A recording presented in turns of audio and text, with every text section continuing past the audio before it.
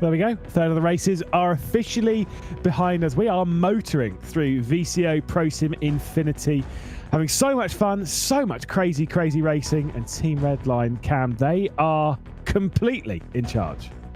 They certainly are. They're just being so consistent at the front. They do what they need to do. They've been smart on the strategy of the races as well. So you can't really fault them, but there's still quite a few races left. Of course, 16 to go until tomorrow afternoon. Plenty of opportunity to slip up.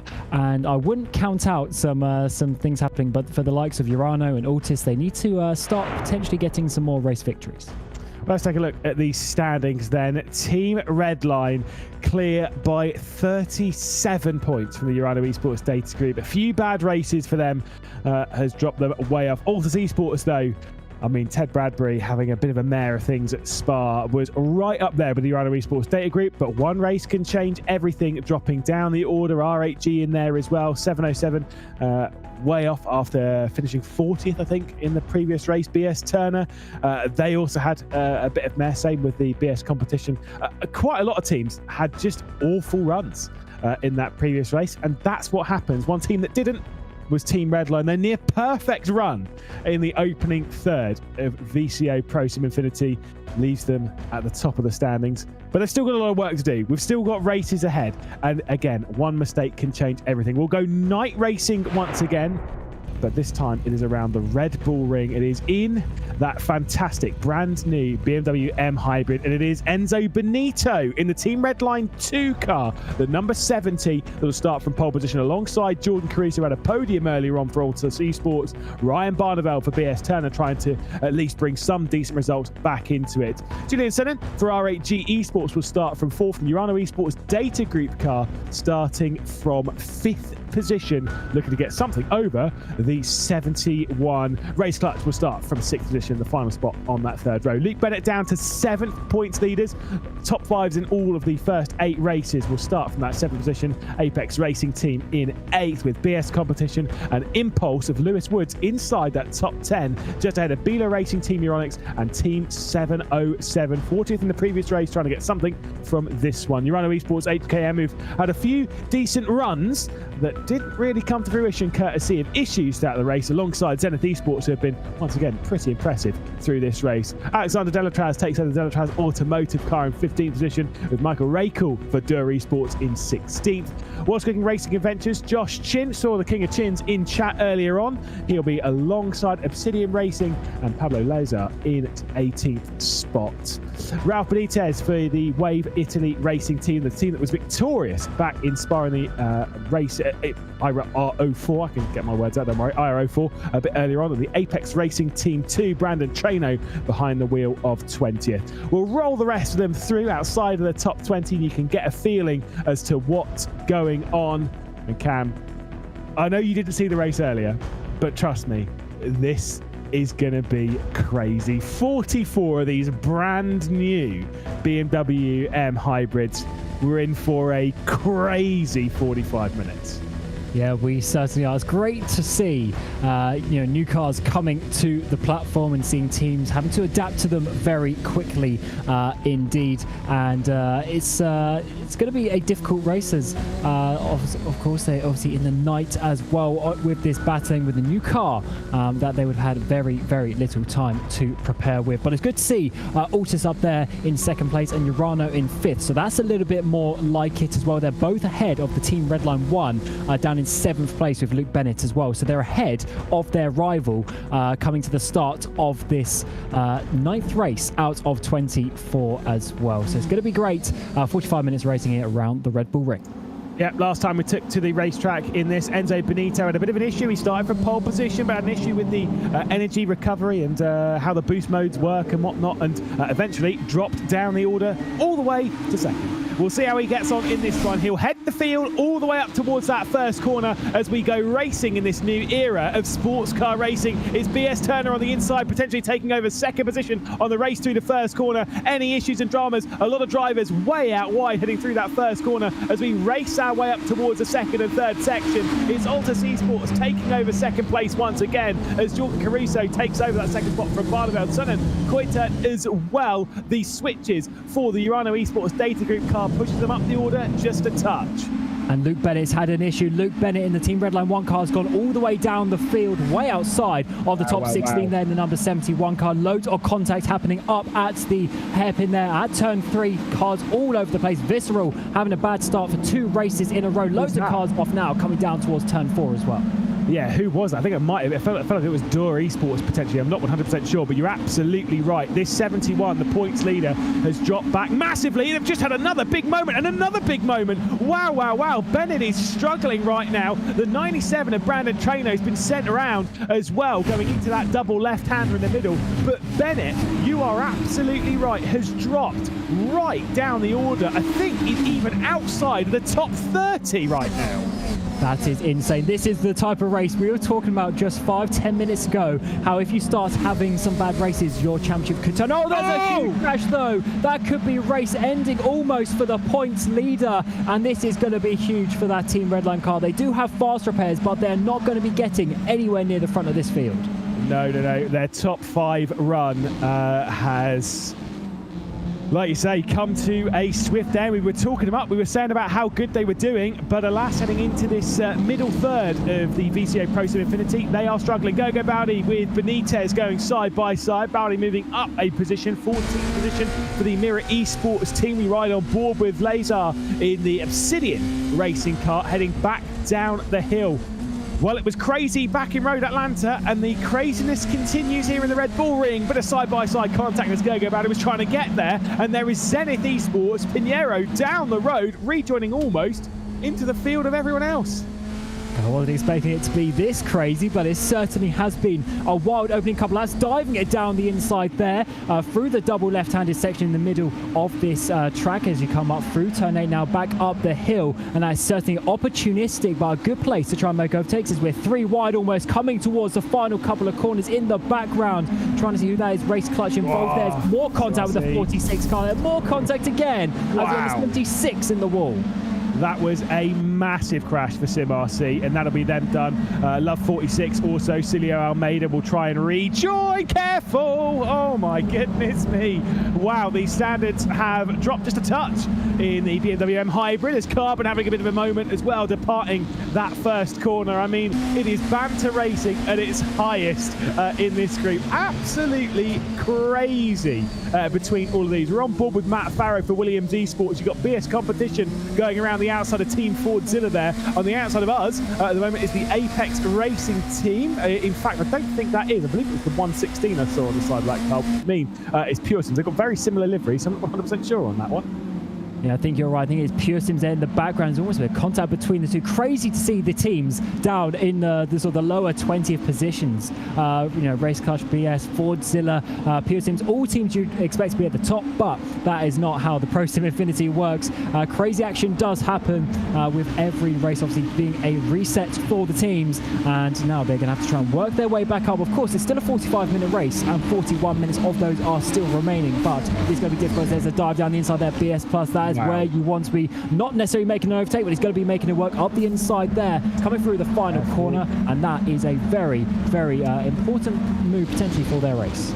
Oh, speaking of BS, Nathan Lewis has had a bit of an issue further up the order in the BS competition 89 as we see the Williams Esports car heading through the first corner and not through the first corner, massively wide. Don't talk about it too much.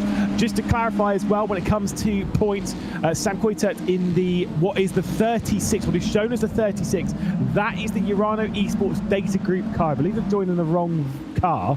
Not sure what the penalty is, if there is a penalty for it, but joining in the wrong car, that is the team that is second in the points, the team that will be taking out an awful lot of the lead that Team Redline 1 and Bennett have right now if things continue on the way they are. Although, let's be honest, if things continue on the way they are, I mean, that car might not even finish, who knows?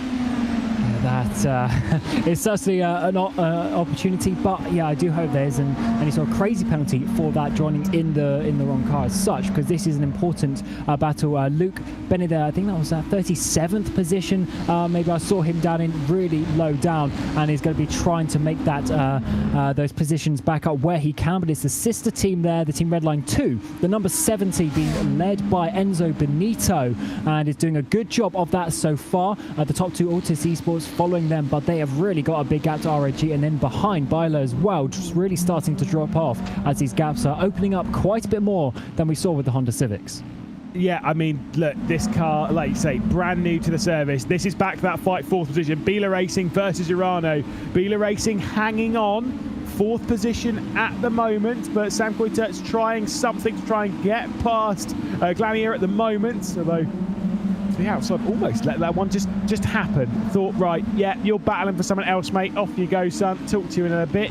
Have fun. The Apex Racing team sat directly behind them in the number 98. That one, of course, belonging to Owen Carroll at the moment, who had some actually very good races in the last VCO Infinity, as Mirror Esports way out wide, and the craziness continues. Wave Italy straight down the inside. And I think Impulse were having a bit of an issue just ahead of them as well. They were going a bit slower as we had about 6 cars trying to go side by side up towards the final couple of corners here. 3 wide almost towards the pit entry as well, as again cars diving down the inside. There's the Wave Italy car there going down the inside again into towards the final corner. How wasn't there contact and crash between the two, as we're now getting the Monaco Esports all over the back of these drivers as well. 3 wide once again coming up towards turn number 1. Fordzilla on the outside there, Wave Italy on the inside. That one is in a place to go side by side, but in the end they're actually losing out again, as we're now getting Brabham Esports getting involved. This is just it's such intense action side by side between two up through turn number 2. Who's going to be later on the brakes in towards turn 3? It's going to be the Fordzilla car there on the outside, but Campbell on the inside is going to get the better exit and keep that position. Oh mate, I told you it was going to be crazy. I can't believe you didn't believe me. Yeah, it's absolute madness. Impulse having side by side with Mirror. Gogo Bowdy to the outside of the Impulse racing machine, trying to send it in. Lewis Woods behind the wheel of that Impulse car, and that was the position switch. Lovely move from Gogo Bowdy. Like I say, normally he's a touring car specialist, a 2-time WTCR Esports champion, but that was absolutely spot on in these high downforce, crazy, powerful, brand new sports cars for the racing world. I mean, again, I can't wait to see these out on track, but it just shows these cars are fast with a capital F. Yeah, that's the first thing I thought on that first lap as well. First of all, go through. That was how the 79 car, 97 I should say, got spun around there. Huge contact on the inside of the left-handed corner there, coming towards turn 6. And here we are side by side in towards the penultimate corner as well. That is Luke Bennett there, the 71. Gets dived down the inside, goes a little bit slow on the exit for some reason, and just gets punted from behind. Was that, I think it might have been 4-man Racing who got into the rear end. I'm going to continue on, by the way, with some of the Luke Crane said earlier on the broadcast. Any guesses in chat as to why they're called 4-man Racing? The 89 straight into the rear end of the car. Well, that was good. Pointed back in the right direction. But yeah, I mean, it shouldn't be too hard to work out why they're called 4-man Racing, let's be honest. I would assume they got 5 cars. That's a huge send up the inside there. Was that the Wave Italy car potentially up the inside? We're now getting side by side 3 rows coming around turn number 5 into 6. Still side by side there on the inside, as the ProSims car on the outside trying to hold on. Not the nicest place to be at this second part, but they can have the bit of camber there, which return to the inside through turn 8 and up the hill. Managed to hold on to that position. The number 15 car there is trying to come through in the back. I think that's the Monaco Esports car as well, still side by side in towards turn 9. These guys going absolutely crazy. They know they got the downforce to rely on. BS competition straight into the pit lane. Doubt that is in time for what they'd actually want. You can see them there just on the right hand side. A reminder as to how this car works as well. There are 2 cars where we are expecting pit stops over the 45-minute races. One of them is the Dallara IR18, and the other is this one. And there is the pit stop out of the box. BS Turner also in, which tells me this could actually be a strategy call to get out of the drama. And I'm not going to lie, Cam, I like that call. I would want to get out of this drama straight away. Yeah, smart decision. Have some clear track, not get involved with all these battles. Everyone's losing time there as Biela there dropped down a position down to seventh place there, as we're getting a Rincon Racing going up ahead through turn 4 and 5 sequence of corners, and they've now got a car ahead there of Apex to start looking at as well. It's again a car all over the gravel there on the exit of turn 8. So they are really pushing this car, and it's just so fast, so much downforce. You just take a lot more liberties and a lot more risks than you would in some other cars. Yeah, it certainly is. I mean, that's just how this kind of racing happens. I mean, we saw this when that Mercedes, whether this year's Formula 1 car that was just released recently, or even last year's Formula 1 car was released, I think it's W13, W12, if I remember correctly. Yep. Oh, nice. I do know my numbers. But yeah, when they were racing last year, particularly earlier on this year, they are crazy fast. It does mean the racing is absolutely bonkers. I'm going to be honest, not in a good way. These cars are just on the cusp. You just need to get used to that speed. They are so much faster than I thought. Realistic. I mean, like I say, you're talking LMP1 speeds, right? They're absolutely massive. Might be slightly slower than what the LMP1 is, but they're in that kind of category. As you would expect, it's the top flight sports car. Yeah, they're going to be at those speeds. But just watching them drive round really reminds you as to how fast these cars are. Absolutely insane. But you have to remember, when we get to the Rolex 24 in a month or so time, there's going to be about 8 of these cars on the track. The rest is going to be, the GTDs, the LMP2s, LMP3s, etc., out on the track. Here we have 44 of these machines going around. It's not necessarily designed to have that much, but of course, in this one class, one make racing, there's going to be a slowdown there for Rachel there in P10, currently for Dirt Esports, losing a place or 2 from that one, and that is how quickly you can lose the positions. Hoffman there goes up, but yeah, for sure this is certainly a little bit more than you would be expecting in real life, but it's great to see this new era of prototypes coming and being more accessible, getting more manufacturers involved. It's going to be a great next few years of sports car racing. Paul Smith was not complimentary to the front end of this car. Arjuna quite likes it. You're a BMW fan yourself, yay or nay? If the grills are a little bit smaller, I think it would be nice. I like the headlights and the design of that, but it's certainly I guess there's the design factor that they're going for, and it's very unique and it stands out. So I do quite like it. But I'd say I'm a bit of a BMW fanboy. I do like other car manufacturers as well, but Yeah, but I mean, you can use this time to really push the idea that you're a BMW fanboy and hope BMW are watching, and then maybe they'll send you a BMW. They won't, but maybe they will.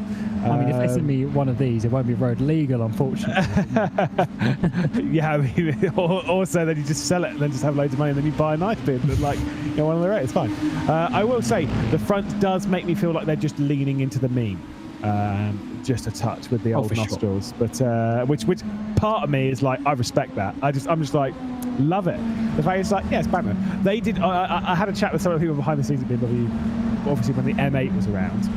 They did, when obviously everyone made all the gifs of how big the M8 was, which I always found hilarious. It is.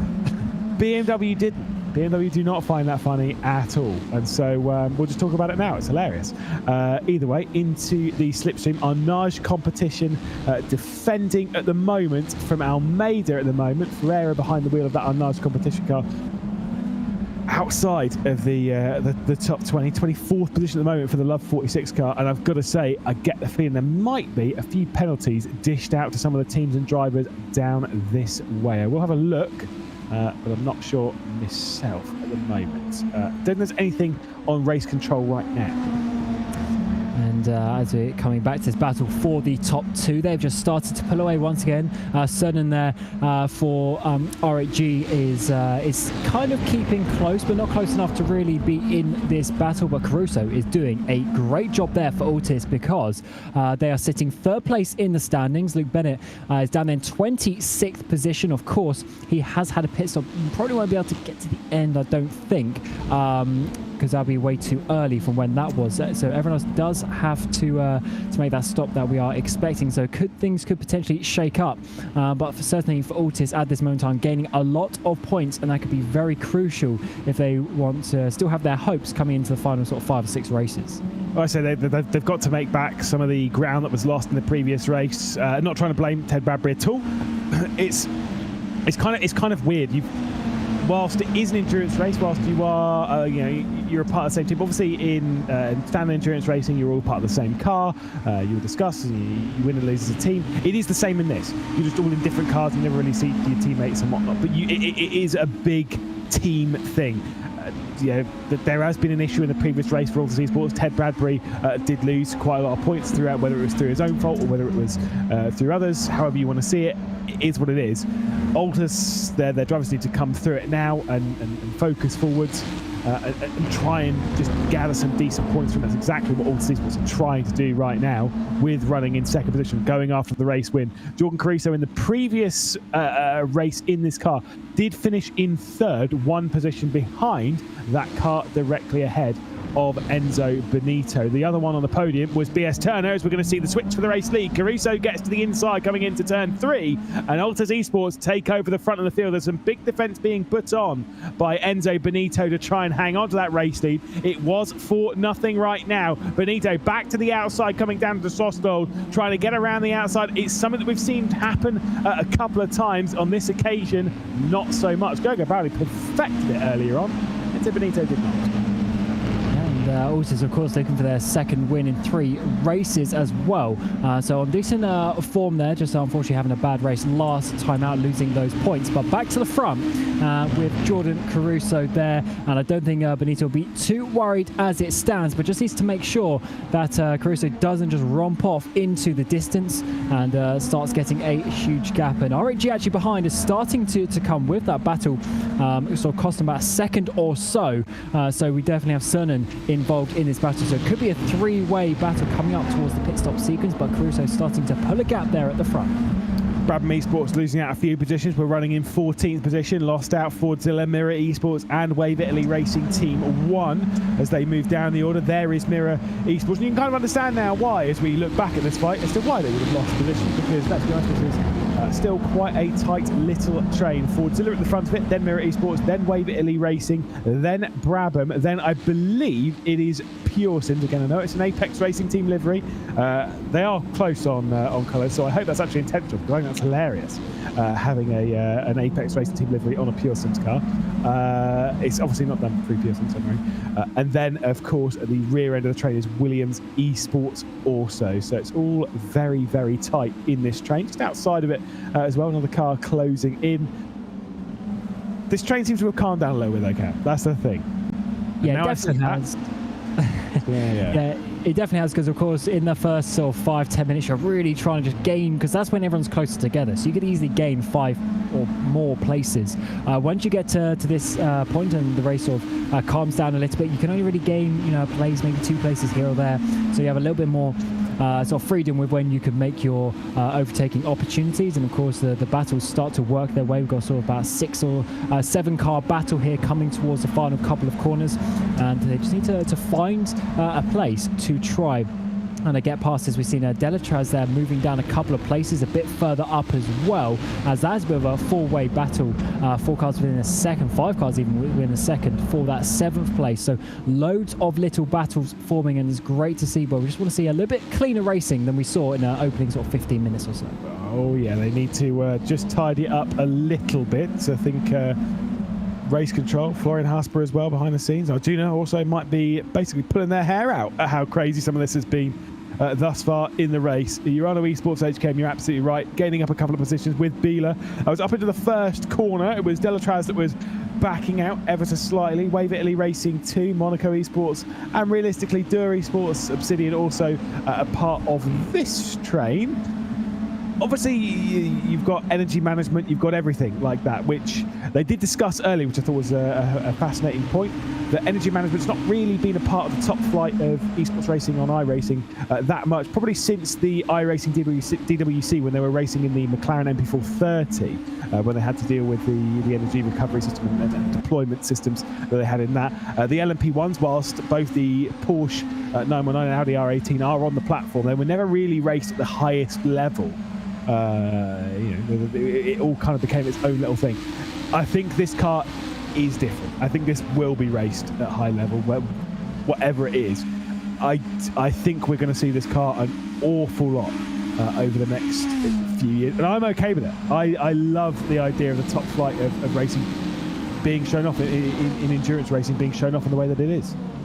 Absolutely, it's going to be a side-by-side down the inside there. Williams going up the inside of ProSims a little bit further down the field. That was a nice, clean move there. But you're right, these cars are to stay. That was the whole point of these new sports car rules. It's been changing a lot over the last few years, of course, with the GT rules coming into effect as well, changing as well. The LMP2s changing around, and now again the new top class as well is really looking like a bright future for sports cars. And yeah, these cars aren't going to be going anywhere. These manufacturers, they've put all the money into it. So many, BMW, Cadillac, Acura, even on the sort of hypercar side with Honda, Toyota, I should say, as well. So there's definitely a lot of these manufacturers around, and they're not. I'm assuming they're not going to just put all this millions into it and then just walk away. So definitely for the next 5 years, these cars are going to be running everywhere, and it's great to see. So if you want to get yourself obviously learning this car on the iRacing platform, it's probably a good time to do so. Get ahead of the game. Yeah, indeed.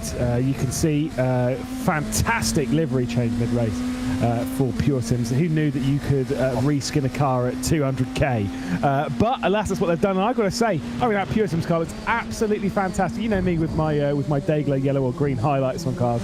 I love that. Absolutely spot on. Livery designers.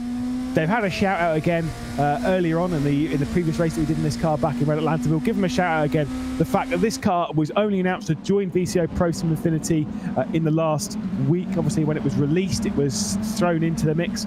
Meant the livery designers, like iLiveries, had to make so many liveries in one very, very short period. Have done an absolutely superb job because these liveries look great. I am all for. I mean, again, massive kudos, massive respect. This was the one car that I wasn't going to criticise liveries on because I thought it was a bit harsh to criticise liveries when they are thrown together last minute. But of all the ones that we've got, I genuinely can't fault many of them. I think they look great.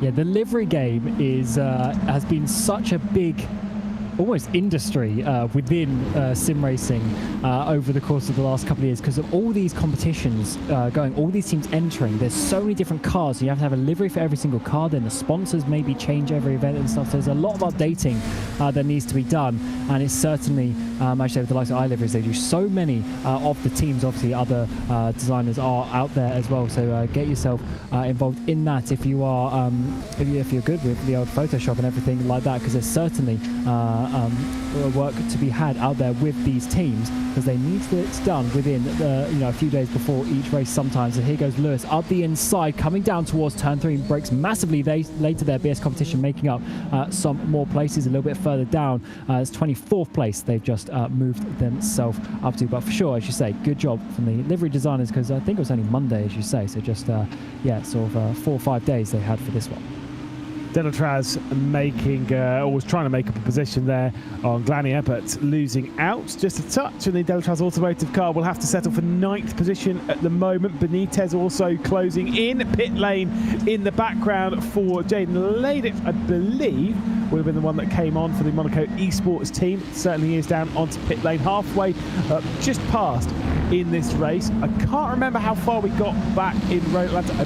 I'm pretty sure it was around the 17-minute mark, which is where most teams came into the pit. And I suspect it'll be roughly the same in this, that we'll be aiming for that kind of period. To the inside then, Delatraz goes once again in a little bit too deep, almost hip checks the Bila racing car, and now has to worry about Benitez behind the Wave Italy racing car, and also Mika Raikkonen, who's closing in for Dur Esports as well. To the outside, it's going to be a brave move to try and make it stick around there. Certainly when there's a bit of slipstream being dished out, but a spin right ahead. Everyone avoids. Wow, wow, wow. Bela Racing with the big spin. Was it Bela? No, it wasn't.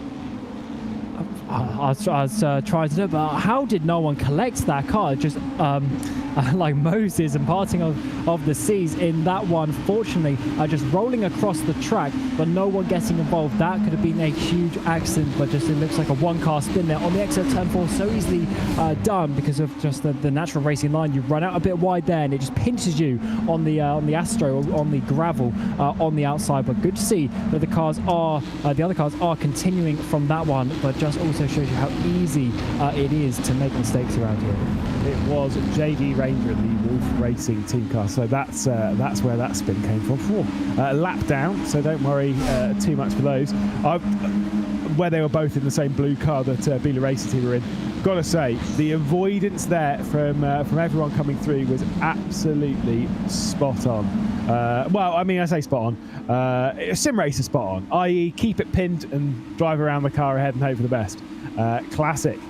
Wave Italy Racing then on the attack. Let's be honest, we're all sim racers, we've all done it. We've all seen a car spun ahead of us, and at no point on the build up to getting to that car has anyone lifted. We've all been there, so I'm not criticising too much. If there was contact, I would have criticised it quite badly, but it wasn't, so it was all right. Yeah, as racers, or I guess former racers ourselves, they're certainly something that people have done.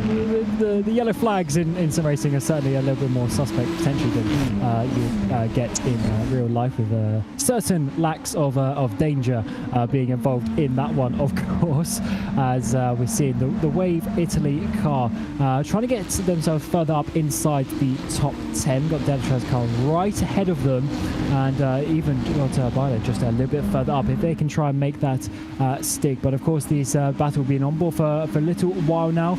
They have been trying to work their way up, but of course it's harder to try and make these overtakes stick as the race goes on, and the gaps will spread out a little bit. So you've got to make the move when you get the opportunity, and it looks like that is potentially also for Fordzilla, who are starting to make this a three-way battle.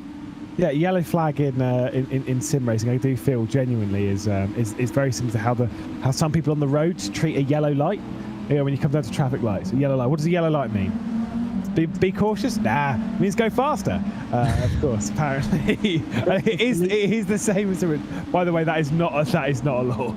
I was going to say for legal reasons, illegal. Stop at prepare to stop at a yellow light. But let's be honest. Me and my housemate were discussing the other day. I genuinely think if you looked at a throttle trace of just random people on the road when a yellow light comes out, I guarantee most of them are a slight increase of the accelerator light, which is just hilarious and dangerous. Don't do it. Ralph Benitez, that is a terrible camera, sir.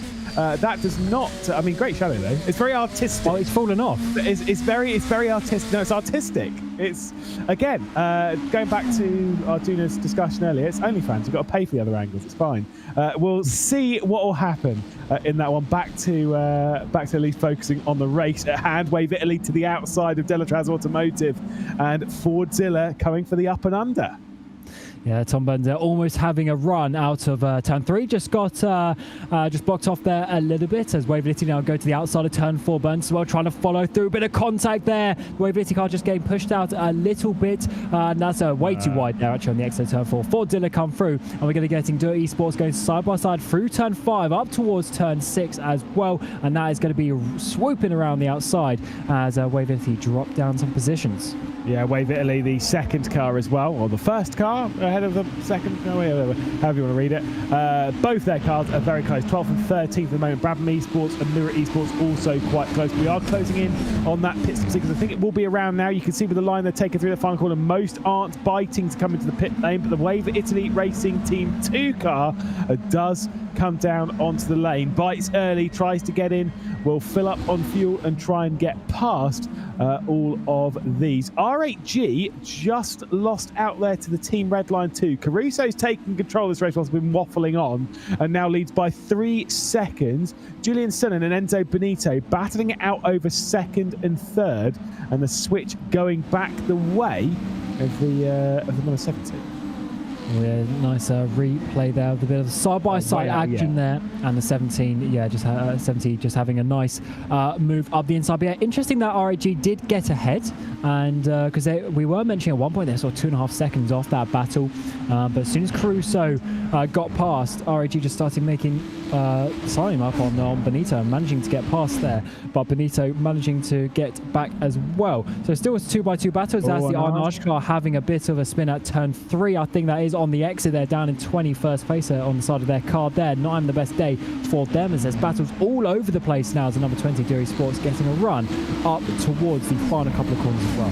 Yeah, let's see what happens to them. Bit of contact with themselves and Carbon, and then a bit more contact. That was a huge boff coming through, and like I said, had to get back going again. Still no one biting for the pit. I think in this train everyone's been able to save fuel beautifully as we head into the final 15 minutes, the final third of the 9th race here in the VCO ProSIM Infinity. I think we should go back to Team Redline watch. Remember all that talk of Luke Bennett losing all those points? Is he coming? Have you seen what position he's in?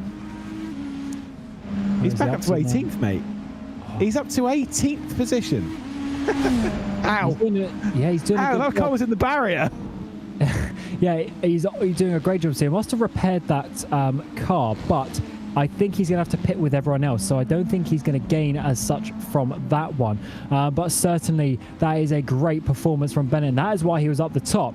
Well, in many races in general, but in this one, that's why he was towards the front in that qualifying session, just getting in the barrier, getting involved in a few incidents on the opening lap or so, and I'm sure he will want to be increasing that even more. But that's a great comeback from him, just showing the pace that this championship leading car has. Yeah, it shows the amazing performance that Team Redline have put on. We'll have to wait and see if we're going to see more amazing performances from them, or if there's going to be some more drama. Yuta Saito at the moment on our screen, Wave Italy Racing, whilst the number 2 car, their second car, again, is trying to work out how to say it really without confusing you, because it's not the number 2, but it is the second of their cars, had already come into the pit lane. And so they are just waiting for their opportunity to do so. Meanwhile, as we ride on board with Campbell, you can see Saito getting to the outside of Sean Campbell, king of the chairs, trying to find his way through. Raikkonen hangs on 11th position. Saito, Campbell, who we're on board with. Goga Baldi not far off behind. Simon as well, also involved in the fight.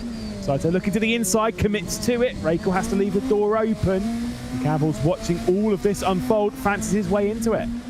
Well, gets a good run through turn 5 or so, coming out towards turn 6. The outside, definitely a lot of downforce to be able to hold it, but not quite, as it's a bit off camber through there. Campbell drops down. There's the picture on the screen as well. Nice bit of Nicolas Cage in the background, just watching on as we come up towards the final couple of corners. And that's a great run once again off turn 8, as Racho there just drops down another position. 2 places lost there, and not the best, as potentially coming into the pit lane as Baldy's trying to make a couple of moves. There's all sorts of movements happening there. Yeah, into the pit lane for Racho. That's why it's slowing down so much into the final couple of corners. As Davison for things that Pure Sims coming in as well. Yeah, again, we'll say with Sean Campbell, king of the chairs. Again, 3rd consecutive race, and up there as well, showing that you can be done. You can have 3 consecutive races, 3 completely different cars, 3 completely different tracks, and still pull 3 pretty decent results out. Shows how good he is behind the wheel for Brabham Esports at the moment. I don't think, like I say, I don't think many other teams, other drivers are going to try anything quite as crazy as that. But sometimes you just got to go, why not? Why not? Just give it a go. Yes, one thing we saw in the first iteration of Infinity was the teams who, because initially some people did blocks, because in a normal 24-hour race, you do like someone does a 3-hour stint and someone else does a 3-hour stint, etc. That's what we saw initially. But as the race went on, one reason why we saw the likes of Redline and Coanda, etc., and in that instance do well is because they were switching every single race. So one driver, they would have a good hour or so to focus on just that car. They could have the practice. But yeah, interesting to see on this second iteration, teams still doing multiple races in a row, and it's quite a task to jump, especially from a touring car to this car. You know, from the slowest to the fastest car. A very big jump in performance. Yes, yeah. Honestly, I can't describe how fast these cars are too much until I never realised how fast the LMP1s were until I drove a GTE in the same race as an LMP1, and it's just the speed. They fire it around the outside. It's terrifying, as we'll see again. A little bit of an issue there for Delatraz, trying to get to the inside of Yuta Saito, and we'll send it in as we head down the hill towards Schosgold, and does gain that position. Sean Campbell sat behind, and then Gogo Baldi's closing in again. Still not made their way into the pit lane, but yeah, that really shows how fast they are. When you sat there, when you're on the absolute limit of grip, and you think you're really going for a good lap time. You've had a great race, and suddenly this obnoxious LMP1, or in this case LMDH, fires it around the outside as if you are standing still. It's terrifying. Big time into the pit lane then. Benito, Caruso, Soinen, Koitert, Blainatz, Hoffman, Glanier as well. Most teams into the pit lane. Not Owen Carroll though for the Apex Racing team. Not Yuta Saito, not Sean Campbell, not Gogo Baldi. They've saved enough fuel to be able to get another lap or so out. Yeah, so the reason why obviously most people are coming in is because they would have started on a full tank of fuel, and they would have just run the tank dry, so they have the shortest pit stop, so you have the least amount of time stationary there, just under 10 minutes to go. But you're right, Owen Carl there, just being able to stay out that extra lap, which is quite an interesting one. But I guess we have had 35 minutes, which is obviously plenty of laps, so plenty of laps to be able to save that fuel. So percentagely per lap, it's not that much to save, but interesting that they're pretty much one of the only cars, obviously a few others trying it, but one of the few cars trying to do that. But this time surely indeed coming into the pit lane. It'll be very rare to see in a race like this someone save more than one, as all the wave car almost hitting Altis there, coming in towards, I think it's turn 4. Yes, very close. Is percentagely a word? Is it? I mean, it is now. I was going to say, I barely think I'm speaking English half the time, so just seeing if I get shocked. Altus retake over the race lead. Caruso in a super performance as the 4-5 come into the pit lane. Apex Racing team, of course, Wave Italy Racing, Race Clutch also into the pit lane as they'll all switch their positions. Just come in, they just need a little bit of a splash of fuel. Don't remember what the fill rate is on cars, but I'm pretty sure it'd be something close to 3 litres a second, and you don't need to put that much. A longer stop though for the Wave Italy Racing car. They're taking tyres. I don't think they wanted to, but they are. Regardless, they're taking them. I mean, they're going to have a very fast final 8 minutes of this race, but I don't think they're going to be gaining back the time that they would have lost from doing that, because of course the tyres are additional to the fuel in a car like this, so it's pretty much just wasted time lost in a 45-minute race. As we're jumping back to this top 10 battle, so many cars here from that 7th place Urano, they're all the way down to, well, what we can see in the tower, 16th place, just 7 seconds covering all those cars, and they could all swap around in the final sort of few laps of this race. 5 or so laps left for them to try and work out where they're going to be as we're getting obviously the pit stop phase out of the way, and it's now pretty much qualifying laps to the end.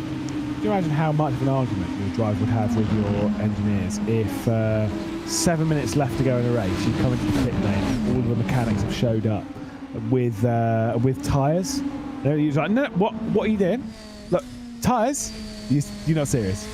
Alas, that could be the case.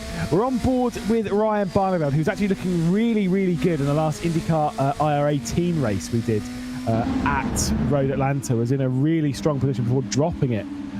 Cold tyres after they'd made up something. They think they do change tyres in that race, because it's you're putting the fuel in. They do fuel and tyres at the same time, so you can take those tyres. You might as well. And alas, I think made a bit of a mistake. But then so did Valtteri Alanda. So did quite a lot of people make mistakes in that race. It was just absolutely crazy. We've seen plenty of mistakes in the opening portion of this race, and it kind of makes me a bit concerned for the other BMW M hybrid races that we've got coming up, including the season finale, our last race, the 24th race of 24 in the VCO ProSIM Infinity, which is These cars are on the Daytona International Speedway, which Ewan O'Leary, for some reason, thinks will be the most boring race of all 24, which I think is total rubbish based on how we've seen these races thus far. I don't mind throwing under the bus on that one, it's fine. Yeah, I think you need to speak to your son about that one, because definitely, I think, especially as it's the final race of the ProSIM Infinity as well, that is going to be absolutely crazy. The slipstream is going to be insane as well, and also saving the hybrid power, because you won't be able to deploy or full deploy for the whole time. So certainly going to be an interesting one for the teams to work that one out. But that is, of course, 15 races away, still loads of races to go over the course of the night. And as we move on from this race, we'll start to be getting some dusk racing. Yeah, that was a bit crazy there as we look at Delatraz Mirror Esports going on the attack same as race club. Did I also tell you that Ewan O'Leary once said that Sebring should be resurfaced? That's an unpopular opinion. He only said it once. He does not stand by that opinion. I know, because I had an argument about it in person with him. As Mirror Esports get to the outside of Delatraz, he still managed to hang on. He does not stand by this opinion as far as I'm aware. We've got it out. I'm pretty sure. I'll tell you what, it would be interesting though to do that, but it would lose a lot of character, because I think it would play the old school circuits. Yeah, it would ruin the track. I think it would totally ruin Sebring. I think the bumps define the track. Yeah, I don't think you can. I think. No. Like I say, I don't think he really believes it. It might have been said and taken out of context. That's normally what I do anyway. If you say anything silly around me, I'll just say it's complete fact, and I'll just keep repeating it on broadcast until people believe that he's a horrible person and is evil. Just ruin his reputation one broadcast at a time. Well, especially as iRacing just done an update to Sebring as well. I'm sure they'd the track team would be very happy to hear if there was a full rescan that needs to be done. We can do it in sim racing. We can make a resurfaced Sebring just to give it a go and see what it would be like. We'll have to do that one day. Delatraz back down the inside of Baldi, who is way out wide, going into 2 and 3 at the hairpin. Kind of, not really, it's not a hairpin, but apparently it is. Baldi way out wide. Simon, Delatraz both come through. Barneveld and Glanier also switching positions to the final spot inside that top 10.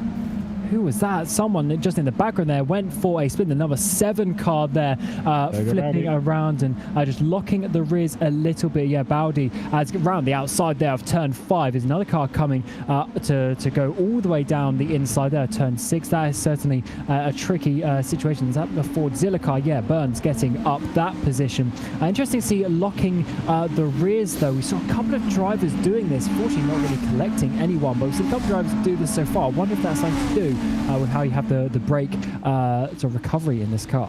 Yeah, that is certainly what our junior was saying in the first race earlier on back in Road Atlanta. There's a couple of those issues, something to do with how, again, the braking and the energy recovery and how sharp that can be. Obviously, your energy recovery system is done mostly through the rear braking structure of the car, and that can make it a bit snappy on the brakes. Ryan Barneveld back to the inside of Glanier on the race up towards 3. Back to the inside, but Glanier holding the outside line. Anyone who tells me you can't make a move around the outside of turn 3, you're wrong. You can absolutely make a move around the outside of turn 3, and that's why you can't just slap someone straight off the road. Great racing between these two. Brilliant show they're putting on. 2 minutes and 20 seconds left to go in this race. About a 1 minute 20-second lap time with where Caruso is. He's just about to cross the line. I mean, there's 2 laps left to go. 2 more crazy laps around the Red Bull Ring in this car. Yeah, it's been great battling so far as well. Tom Burns, that's a nice line. Might get a bit of a run up the hill actually on the BS Plus car there of Barneveld. He certainly does, and Barneveld defends all the way towards the inside. That's going to be a slow run through turn 9, all the way around the outside for Tom Burns. Great position, great commitment there from the Team Fordzilla driver, and he set that one up already through the left-handed corner of turn 7, and it worked out in turn 9. So great setup and good racecraft there from Tom Burns. Yeah, you said it right. That was absolutely perfect from Burns. Just read it brilliantly. But sometimes, like I say, sometimes you make a move into a corner by just diving it down the inside. One corner, one move.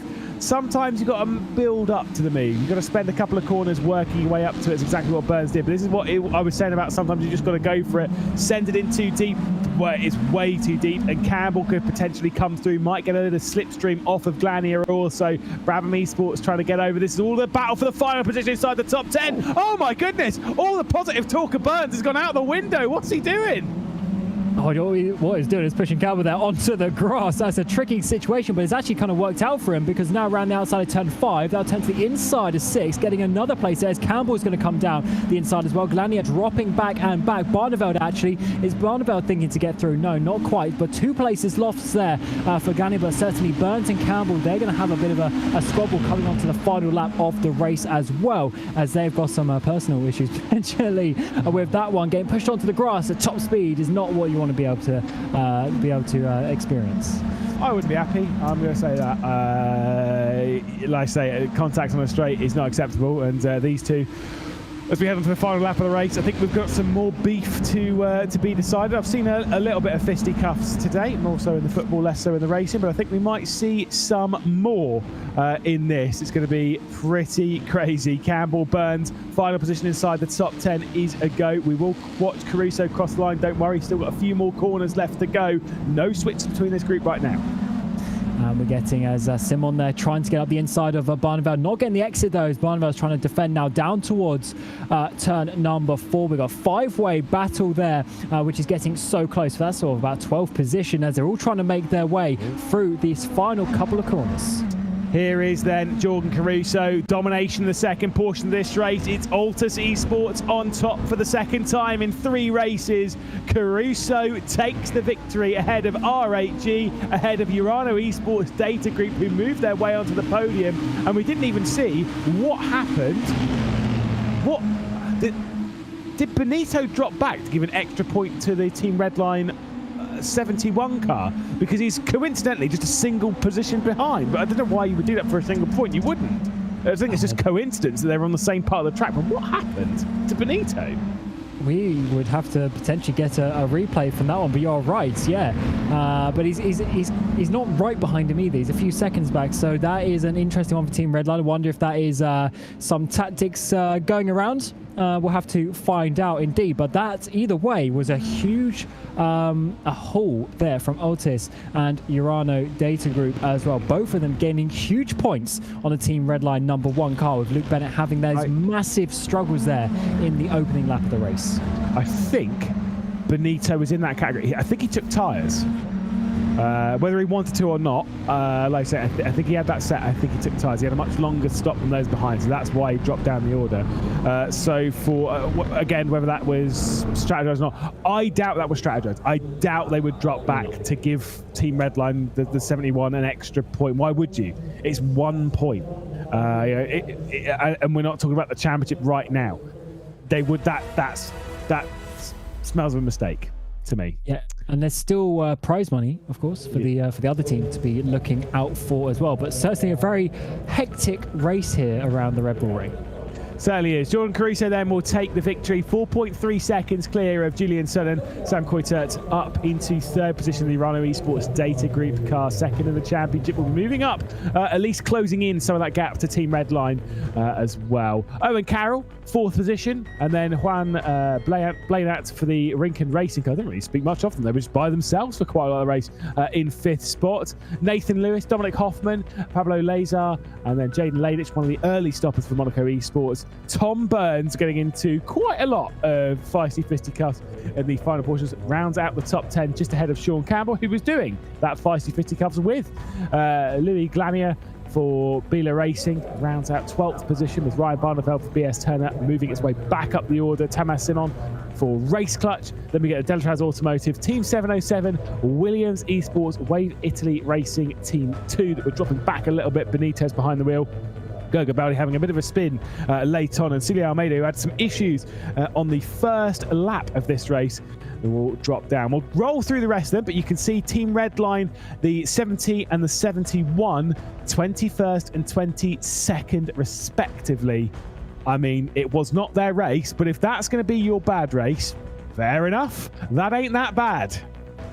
Yeah, you can potentially sacrifice one race out of the 24, but they were just looking, especially the Redline 1 car, they were looking so consistent. I mean, we were saying in those first 8 races, top 5s throughout, so well controlled, but that just shows you how quickly things can turn around. If that happens a few more times, that lead that they've got is going to be coming down very quickly indeed. So hopefully for their sake, that isn't going to continue. But Redline certainly having a very strong opening third of this ProSim Infinity. Well, first off, the double headers coming up for the IRO 4, which is going to be crazy. But whilst you've done your 2 races a day, talk to us. I mean, it was a lot of fun out there. It certainly was. Great format, and I really loved the action. So great to be back on this second iteration of the Infinity after the first one back in May. And hopefully this can continue, because I think the format is great. And of course, you know, little kinks here and there will be worked out over the course of each iteration. It's just going to get better and better. So really looking forward to what VCO can do in 2023. Well, we'll say goodbye to Cam Roger, and we'll welcome in Joey Tebben in a bit. But, of course, I've said before, we've got a double header coming up. Formula IRO 4, we're going to be going back to Road Atlanta and then to the Fuji International Speedway. So anyone who watched the VCO Esports Racing League for the, I think it was the Fall Cup, we went racing there. It was absolutely fantastic. So don't go anywhere. We're just going to step aside for a moment.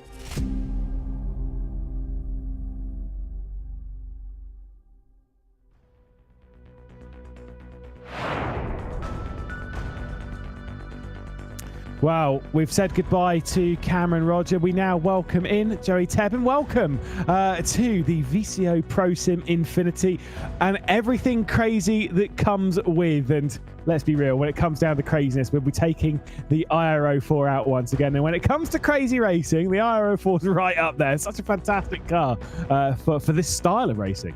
Especially when you're taking it to the two tracks we're going to. We're going to Road Atlanta right up next for race number 10, and then Fuji after that. With these tiny, low-powered open wheel cars, it's essentially road course pack racing in a way. At Fuji with that extremely long front straight, at Road Atlanta, which is just high speed all the way around, high commitment, it is guaranteed to be pretty incredible racing when you put the IRO4 anywhere, but especially at these two tracks. So Team Redline have just had a not so ideal race. We'll have to take a look at the standings to see how far they are ahead, how far they're remaining ahead of the Urano Esports Data Group. We can see here it's down to 19 points over the Urano Esports Data Group car. Then you've got R8G Esports 3 clear of Altus after that victory. Again, 2 victories, and 3 is moving back up just a touch. BS Turner in 5th position, Williams Esports, Team 707, Fordzilla, the first of the Apex Racing Team cars, and then Obsidian in 10th. But obviously focusing at the top, focusing on that gap, Redline, Urano, they were the top 2 in VCO Infinity. They're the top 2 at the moment in VCO ProSIM Infinity. Bit of drama dished out to Team Redline. Do you think that'll be applying the pressure to them coming into this race? I think it's Diogo Pinto getting back behind the wheel. Do you think they're feeling that on their shoulders a little bit? Well, anytime you make a strategic mistake like that, it's certainly going to ride on you. That's what we assume happened to Enzo Benito in the last race of the Red Bull Ring. A call to take tires in the pit stop did not work out, went from, I think, what was guaranteed to basically be a top 2, ended up being a 22nd place finish. So you can afford to have a few of those mistakes. There are 24 races, but you can't afford to make a lot of them. And you can see that the gap is almost been halved by that one mistake in the last race. We did also wonder what happened to Enzo Benito in the previous race because he had a longer stop. It kind of explains with some of the longer stops. Been told by Luca Monroe had a penalty for the pit entry. It kind of makes sense. Anyone that was having the longer stops in those races, it's not tyres, it's the pit entry that's causing the issue. So now we know that. That's good. That's cheers for that to clear that one up and understand. In the next couple of races, though, we're not expecting pit lane entries. The only ones that we expect the pit lane entries on are the IR18 and the BMW M Hybrid. When we go racing in the IRO4, when we go racing in the Porsche GT3, and we go racing, of course, in the Honda Civic. These are straight races, 45 minutes, green flag, checker flag. It is just ruthless around here. Back into daytime. Of course, these cars don't have lights, so straight back into it, which I'm okay with. Yeah, I'm okay with that too. You know, maybe in the future, stick a couple of LEDs on the front wing of the IRO4. Maybe we could bring them around at nighttime. That'd be kind of festive for the holiday season. But for now, I am happy to be back in the daytime. I do try. I hate Christmas, but I do like Star Wars, so the jumper stays. I did tell Arjun that I was going to be wearing a Christmas jumper. I'm jealous. I'm not festive at all over here. No, honestly, mate, I'm not festive. Generally, you see the Christmas decorations in this house; they are non-existent. Anyway.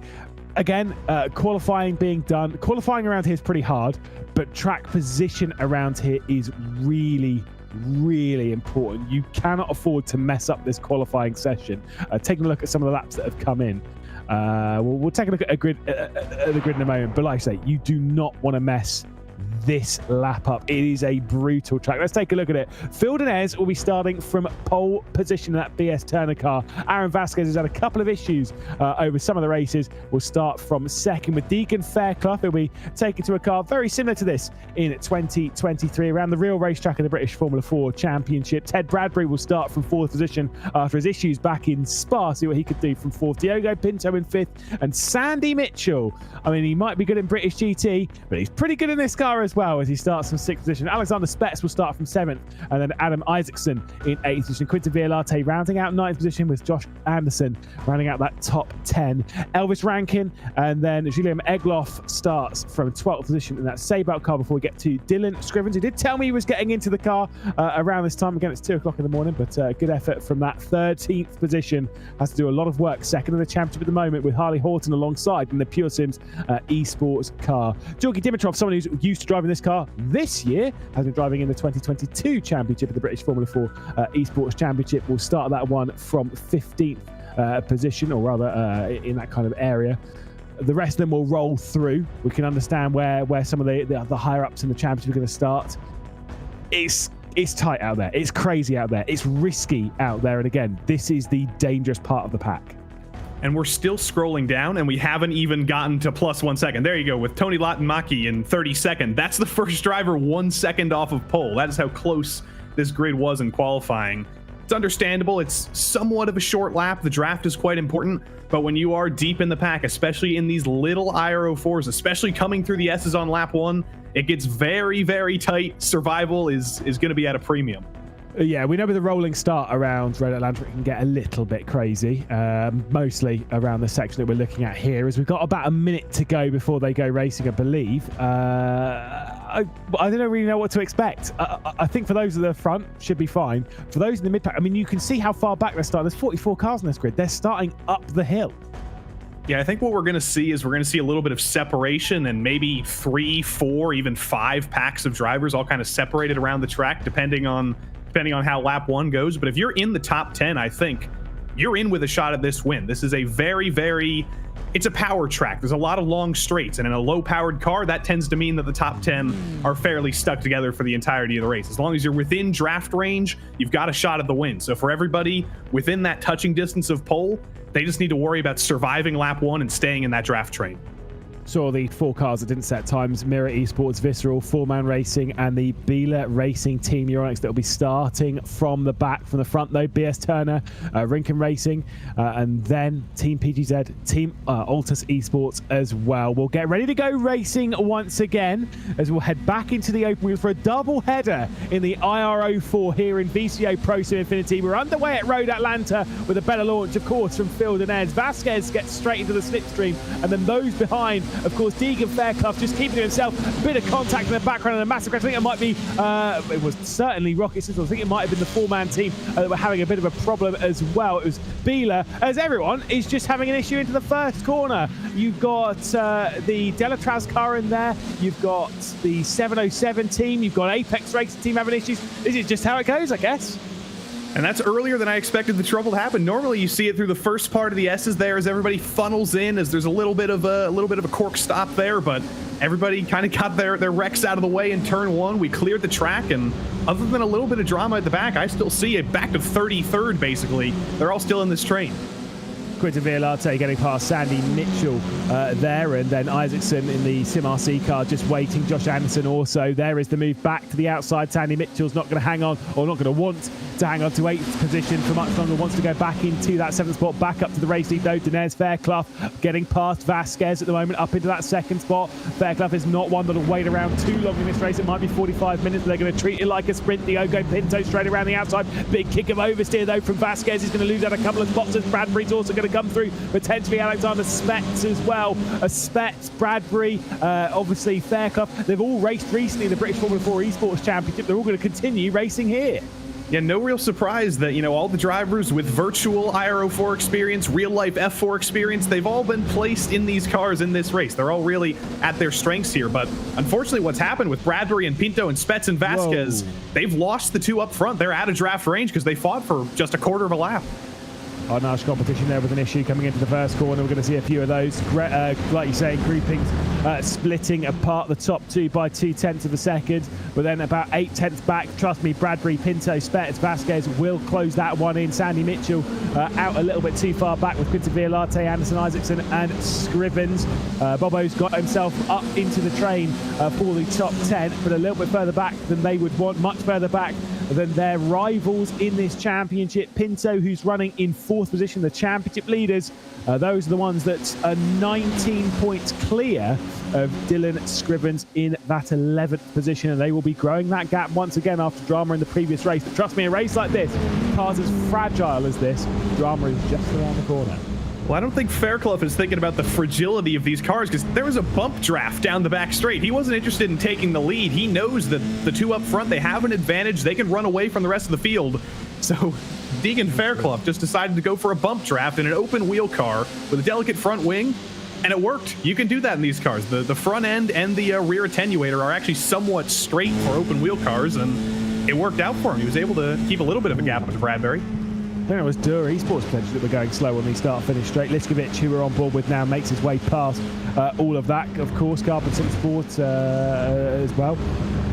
That's just how it's going to go. Up through the tricky corner at turn 5 after the S's, up towards 6 and then 7. And then, as Arjuna did point out earlier, again, the corner numbers and Road Atlanta, we do not agree. Because you come out of turn 7, what's the next corner you come across? Logically, of course, it's turn 10A. Why wouldn't it be? There's all the Road A tracks. Road America, too. You know, why is it turn 3? It's a conspiracy, I think. Oh, no, it's just, no disrespect, it's just American tracks and corner numbers. That's true as well. It's just awful. But yeah, it's fine, no disrespect to America. It's a great track. I mean, regardless of corner numbers, it is one of the absolute best on the planet. And there is going to be a move. Pinto to the inside of Bradbury, sends it in, coming down to the chicane, and does make up the spot. Spets is sat there waiting, looking to find his way past Bradbury also. The drivers fighting for third are kind of lucky here that Dennis and Fairclough aren't incredibly quick and pulling away. They're obviously quickest. They put it first and second on the grid, but they're not pulling away. Normally, with other drivers, if Pinto and Bradbury and Spets and Vasquez were all fighting over third, you'd just be seeing Dennis and Fairclough go further and further and further into the lead. But as they've got everything organized here for third, they're not really fighting for it right now. They've been able to just drive qualifying laps. Diogo Pinto's been on his own, and he's brought that gap back down, so we've got a 6-car battle for the lead again instead of a 2-car battle. Yeah, certainly is. 6 under a second between all of these at the front. It's just, like you say, pack racing at its finest. Conor Malik did say it was the Lewis McGlade rule of 6, and I do stick to it in this car in the Aero 4 for whatever reason, whether we raced it in the British Formula 4 Esports Championship, whether we've raced it in the VCO Esports Racing League. For whatever reason, 6 seems to be the magic number for a group.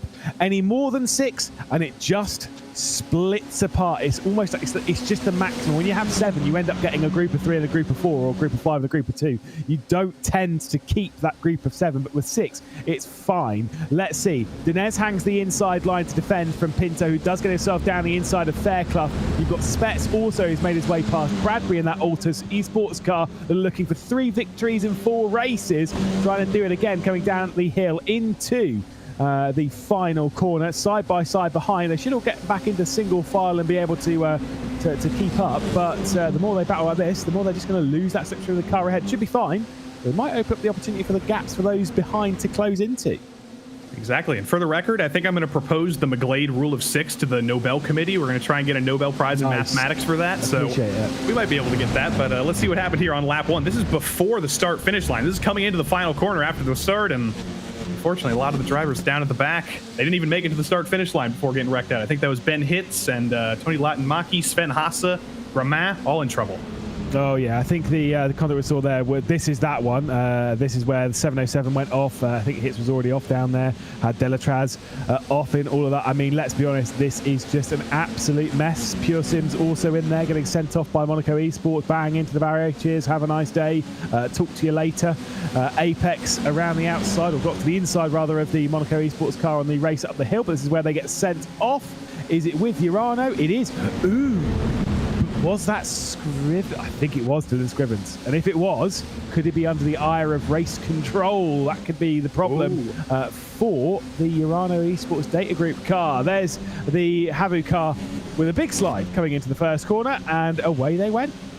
Yeah, Pekka Seppänen doing what I think every single one of us has done before at Road Atlanta, just going a little bit too far to the left, just barely clipping that grass, and at that point there's no saving it. There's a little bit of an issue for Visceral around at turn 10 there, if my corner numbers are correct. I don't think I'm going to be able to nail those corner numbers once all night. And then I think this is actually 10. 10 and 10A is the chicane, and Fordzilla, they're not having a good time at 10A. Is it 10 and 10A, not 10A and 10B? Because if it's 10 and 10A, that irritates me even more. I think it is. It's confusing. There's also Sonoma with 4 and 4A. It's like, what are we doing here? Yeah, it's like, but if you're going to have 4 and 4A, surely it should be 4A and 4B if you're going to do that. It should be, but you know, we didn't have logic when we designed these tracks. Whoa! Ow! That is a stonking hit for Triton, and basically cleared the barrier. I can confirm that car is done for the race. Ouch! Maybe. Ouch, ouch, ouch. Got a protest coming in for Wave Italy and Geeks Energy Sim Racing. I'll talk to you about what I see from race control coming through, because there's going to be plenty of it Well, I know Ted Bradbury's not a fan of waiting around. He almost got to the inside of the BS Turner car, but it's opened up the door for Pinto to come through, who is trying to make his way. I've got to say, I've been super impressed with Pinto. I mean, considering his experience in sim racing, he's been super when it comes to the touring cars, but he's been super in this car as well, as he takes over the race lead for the Team Redline. BS Turner and Phil Denez drop back to second position. Williams Esports and Spets in third. Team PG said that one belongs, of course, to Deegan Fairclough, then the Rinken Racing car, and then Altus, who were battling for the race lead coming out of the final chicane, and now they're sixth. That is how quickly it's going to change. I was about to say, how in the world did that happen? I'm sure that's the question that Ted Bradbury's asking himself right now behind the wheel of that Altus Esports car. He went from 4th to 1st in 10A. He went for the dive, and then suddenly, about 5 seconds later, he's back in 6th. That is just the insanity of this pack of 6 here. Diego Pinto, I think, is actually leading the race for the first time. This is the first lap that hasn't been led by Phil Dennis. And I don't know, this is going to happen for the next 36 minutes. We know there isn't going to be a pit stop. We know these tires are going to be good for 45 minutes.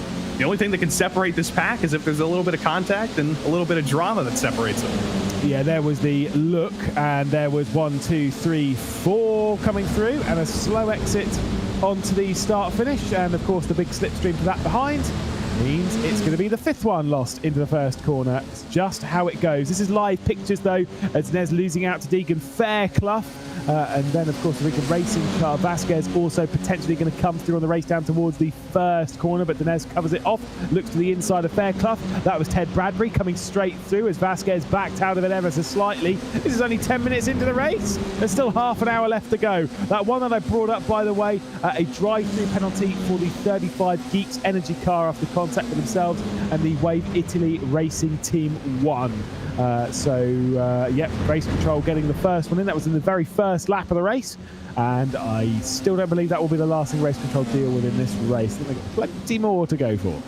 They got a lot of work to do. That's the magic of having live stewards there. The Panopticon misses nothing. You will get pounced if you do make a mistake back there. We ride on board now with Aaron Vasquez at the back of this 6-car train. Just like in the last race of the Red Bull Ring, the Rincon Racing team, they've just been biding their time. They've been riding around. They've been anonymous in the best way possible. And that's, I think, exactly what you want to do. There's still 34 minutes left in the race, as you said. You're in the draft right now. You've got no real reason to go for the dives, to go for the aggressive moves. You can just ride around right now, wait for a better opportunity in the future, and try and keep yourself out of any situations that might result in you losing this chance of the win. Well, first 3-6 separate themselves from the group behind by 2.5 seconds, but that group is now being led by Dylan Scriven's Urano Esports data group, head to the front, just ahead of the Urano Esports HKM car of Sandy Mitchell. Now, will Sandy Mitchell play the team game, try and keep Quinton Villarte at bay, Isaacson, Elgloff as well, try and keep them at bay and allow Scrivens to get on after this group if he can try and close in the course again. The points battle between Scrivens, between Pinto, between Urano, between Redline. That is what we're talking about at the moment. We're almost halfway through VCO ProSIM INFINITY. We're just 2 races away. And don't get me wrong, by the way, you are just 1 race away from losing my voice for a little bit, for I think about 8 races. So then you'll be safe. I know some people are bored of my voice. I've been on for 7 of these races out of the 10. So sorry about that. But you'll be safely in the hands of Arjuna for a little while left to come, and Joe will be guiding you through as well the next couple. I think I did just jinx Aaron Vasquez, by the way. He has lost the train. He made a little bit of a mistake coming into turn 5. But look at this drama for the lead again. This is exactly what Scrivens and Mitchell need. It's exactly what Vasquez needs. If these guys are all running single file, they're in control of this race. If they're running in a hornet's nest of 6, 3 and 4 wide, that's exactly what they need in 7th. Pinto, it was Denez rather, who got to the inside, clipped the grass. Pinto hits to the front of the field, and I've got to say, as much as those behind want this, Pinto certainly doesn't. This is risky, it's dangerous, it's scary, and it's always going to end in tears. You cannot race like this hard for 45 minutes without an issue. Someone is going to pay a price. It's just about who it is. Denez losing out a little bit. He's got Fairclough to his inside. They're now 1 second clear as they come through the S's. Denez not really bothered by any of that. He still knows he's going to get the slipstream from Spets. Is 2 cars for the race lead as the train split apart. But again, more things are what that train wanted. Vasquez has been able to close in 1.5 seconds back to Scrivens. That's just the final parts of the slipstream coming through for the Urano Esports man. This train could be about to get much, much bigger, and then we'll see if that rule of 6 applies, if it has to be 6, or if you maybe can get a little bit more if you play your cards right. I don't think so. I think if that train joins, I think we're going to see more fractures.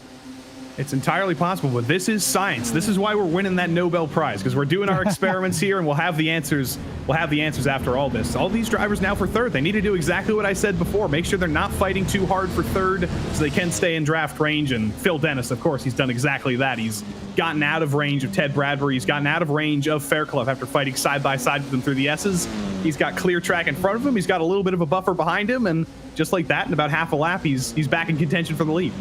Also, I do appreciate that 7th through 13th is 7 cars, but I am still under the belief that someone will drop out of that at some point. You can't, like, 7 is always a little too, unless that car behind, unless Anderson is more than happy to basically just lift off and not be a part of it and essentially just tails onto the train.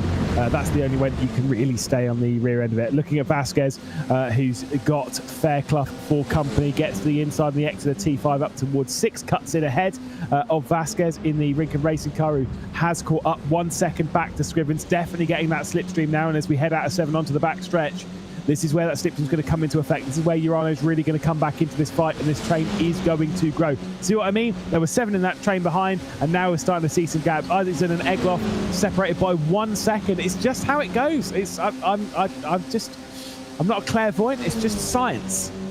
It's just science indeed. And look at what Vasquez is doing here. Very, very smart. Again, down the back straight, going for a little bit of an IRO 4 bump draft. Maybe not a little bit of contact, just a little bit of that air bubble between the 2 cars, pushing Fairclough forward.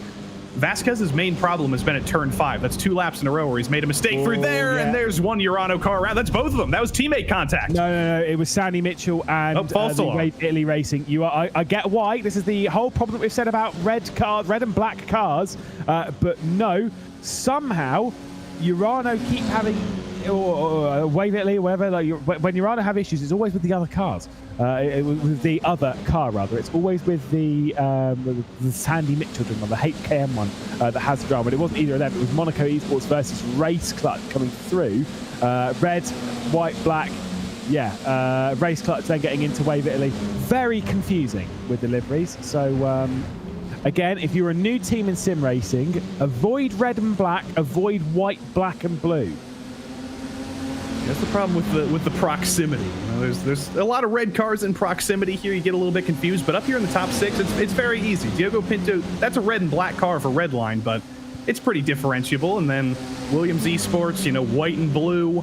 Phil Dennis for BS Turner in that bright yellow and blue and white, and there's a little bit of orange with Althus. It's all standing out here. Which you would say that BS Turner car, it looks nothing like anything else until you get that Altus Esports car behind and you go, what are the colours on that? It's like, it's white, orange and blue. And you're like, yeah. What's the colours on the BS Turner? White, yellow and blue. Completely different. Again, this is Ewan O'Leary was having his old man thing earlier about anti-cuts and curbs and stuff. My old man thing is trying to pick out some of these liveries, and sometimes it can just be very difficult. After doing the VCO Esports Racing League and having that Apex Racing Team versus BS competition race where it was 6 of them, and it was just impossible to tell the difference. I've had enough. Old Quentin Violate here for RHE though. This one kind of stands out. It's a little bit of a dark shade of green. It's easy to confuse it with Brabham, but there's some bright reds on here, so I think old Violate is standing out here. That's a very nice reflective green color. I don't know if they're taking advantage of the new clear coats that we have on iRacing since the last update. They may be doing that, but I'm no spec map wizard, so I don't know what's going on there. I do know that Violate though in Italian translates to street milk. What does that have to do with anything? I don't know, but it might be good luck. Nice. It is also, by the way, it's not. I know the light comes with quite a low sun. It's a little bit orange out there. It's not green. It is blue. Just clarifying before Romain Grosjean does join and then tries to split away. I'm looking out for you. Don't worry. It is a bit. I think the text they've got on it is absolutely spot on. I love it. I think that it is different. It's just, and it shows when you see it go through. When it just catches that sun, it looks absolutely stunning. And it's on the line between green and blue. I'll say that much. Romain Grosjean, if you are listening, I'm sure he's probably saying sacre bleu right now because I'm getting the color wrong. But I might have to argue with him about that. It's pretty greenish. Is it? Goodness me. Don't so. start arguing with... it's an optical illusion. I don't think you're on with him later on, but don't start arguing with Zach Sweeney about colours. Because we had an argument about what he was writing. He did all of his exams in green pen because it turns out he's colourblind. And he didn't even know until he did those tests. Ah, poor guy. But no, I definitely think that is... like I say, the lighting is not helping right now, but I can promise you after dealing with RHG enough, it's more of a blue than a green. We're not going to argue about this. Welcome to the color discussion hour. Our first broadcast together where it's just me and you and no Arjuna or anything. We're instantly having an argument. It's not a good sign. Either way, Urano Esports trying to close in with the Rinken racing car. Their chances of joining the battle for the race lead seem to have fallen foul a little bit in the last few minutes. So that gap's a little bit too big, but they should be able to get up into 6th position at least as we head back up to the battle for the race lead. Denez still leading from Pinto as he's got back up there for the BS Turner car. I guess I shouldn't really be surprised that Phil Dennis has found his way to the lead here in an open wheel car in America. Of course, before he became the driver we all know and love for his sim racing exploits, he competed on the road to Indy. He competed in Indy Pro 2000. He did one of the most impressive things I've ever seen back in 2019. In Indy Pro 2000, he was racing for Fat Boy Racing, which is kind of a gentleman driver team. You know, Charles Finelli, he's a lawyer. He's in his 50s. He's just riding around for fun. But they ran a second car. They got Phil Dennis in the car. And for a gentleman team of sorts, he qualified 3rd at the Indy GP. He was competitive for the win. He got taken out in a little bit of a kerfluffle at turn 1, but he proved qualifying speed in not the best car in the world. And that was one of the most impressive things I've ever seen on the road to Indy. And no surprise, it's translating to sim racing in a similar combination of cars and tracks. Yeah, and he's a dead nice guy as well. I had the chance to meet him last year at Sim Expo. As we'll see, Spets getting his way past Pinto. Super nice guy. Very, very relaxed, very calm and relaxed. And like I say, leading at the moment. And in races like this, trust me, you need to be calm and relaxed. It's something which drivers like Deegan Fairclough and Ted Bradbury have actually fallen foul of a little bit, where they've not been calm and relaxed. They've gone after things that maybe they shouldn't have. And it's got them into trouble. Pace is not part of the discussion. They are incredibly fast. But racecraft and longevity in races sometimes eludes them a touch. I'm very curious to see what Deegan Fairclough does there. I've said it time and time again in the British Formula 4 Championship next year. Also, because I'm pretty sure a friend of mine, who's recently just got a job with Hitech, who'll be running that car, has just got a job with them for that championship. I'm curious if he'll be on that car. I think it'll be a hilarious turn of events. But we'll have to wait and see. Fairclough, they're running in 5th position in this race, sat behind Bradbury and then Pinto. Things have calmed down just a little bit. We were going insane in the first 5 minutes, first 10 minutes of the race, going 3 wide, 4 wide at times, but with 23 minutes to go, maybe everybody's had a change of heart. Maybe everybody's thinking, you know, there's still 24 minutes left in this race. Do we really need to be going 3 wide right now? Well, clearly Alex Spets isn't thinking that because he's going side by side into 10A. It is 10A, by the way. It's not 10 and 10A. It's 10A and 10B. So false alarm there. Okay. But as I say, they've calmed down. They're going crazy again. We're almost 3 wide through the final corner, and it looks like a pace lap now coming down the front straight. Yeah, it's going to cost them time. You can see Scrivens has got through into 6th position, and we'll be seeing all of this thinking, yes, yes, yes, go on, go on, go on. 3 wide into turn 1. Give it a go, lads. Spets nearly gets pushed out wide. Denez and Pinto remain side by side up the hill towards 3 as we head down through the S's. It's so close between them. You can't separate them. And look at that. Scrivens is here now. He's a part of this. He's now the 6th car in this Dream 6. Absolutely crazy as Fairclough and Spets split themselves apart. That 3 wide bid into T1 has brought both the Urano Esports cars into this, has brought Vasquez into it once again, has brought Violate into it, Isaacson as well, as we have a whopping 10 cars for the lead. The Glade rule of 6, maybe it's the Tebben rule of 10 now. We'll see which one wins. There's a little bit of an issue there. It's not going to work. A little bit of an issue into the 90 there, and I think the rule of 6 may just come true again because, well, there's 3 pulling away now, and then we've got basically a pack of 6 and 7 now fighting for 3rd. Scrivens, who was racing for 10th about 5 minutes ago, is now racing for 4th, and everybody's got to figure this out coming into 10A here for the first time. There's a lot of new drivers who haven't been fighting up front so far tonight, and they've all met in the middle now. They have managed to resolve this for the moment, but now they've got to figure out how to get these 6 back up to the front 3. Yeah, once again, there's the side-by-side, getting these groupings split apart as a 3, a 3, and a 4, really, at the moment with where they are. Scrivens, Vasquez and Fairclough being one of them. Sandy Mitchell, Quinton Violate, Isaacson, and Ted Bradbury, who drops back to 10th position in the third of the groups. And then, of course, Pinto, Spets, Dinez, that top grouping as they split themselves apart. The idea is, though, they're going to split themselves apart. They're going to come back together again. I do feel the way. See, I told you 10 was too many.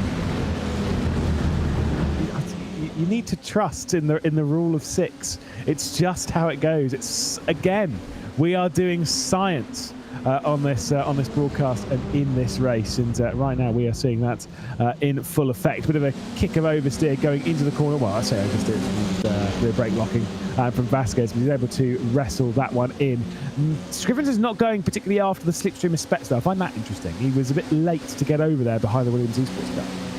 Well, I don't think you're going to get much of a slipstream with 1.4 seconds. The limit tends to be around 1 second for it to really be effective. So I think he's just running his own race, basically. Unfortunately, he can't run his own race now because Vasquez just decided to go for the dive into turn 10A there, and they've expanded the gap a little bit more now. It's now up to 1.6 seconds. Vasquez has pulled a little bit of a gap. He's got a little bit of breathing room, but he's going to have that breathing room for about 2 seconds because I think Scrivens is ready to send it to the inside into turn 1 again. Got a little bit of lap traffic in the DCWR car, a bit of a tech connection issue as well for Bradbury. As gets down the inside of Isaacson going into that first corner, up through 2 into 3. And there is Bradbury back up into 9th position. We'll keep the slipstream of Quinton Violate just a touch. And yeah, the gap to the top 3 has split apart. 6, I think, might have been too many. 3 seems to be perfect because Pinto, Dinez, and Spets are pulling away rapidly. More cars joining this fight once again for 4th.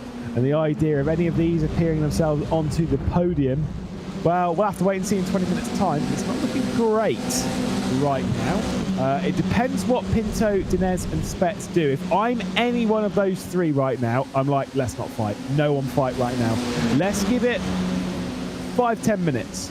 Then we'll start fighting again. But right now, no fighting. Only bump drafting, only pushing, only thinking long game, only getting away from that group behind. That's exactly what I think would, be the thing you would assume you would do. If you were one of these 3 drivers, you would think, yeah, let's not fight right now. Let's not do that. But they've proven us wrong in the last 25 minutes. They have been content to fight for every position. I can't say they haven't been thinking about the long game because, of course, Diogo Pinto, Dennis, Spets, they know they're 3 of the fastest drivers in the race. They know even if they do fight, they're still in with a shot. But I think they've all got to think. 3 separate teams. We don't normally work together, but we do need to think about working together here because we've been gifted a 2-second gap back to 4th. We don't need to fight with any more cars. Let's just think about each other. Let's be collectivist for once instead of individualistic like a racing driver always is.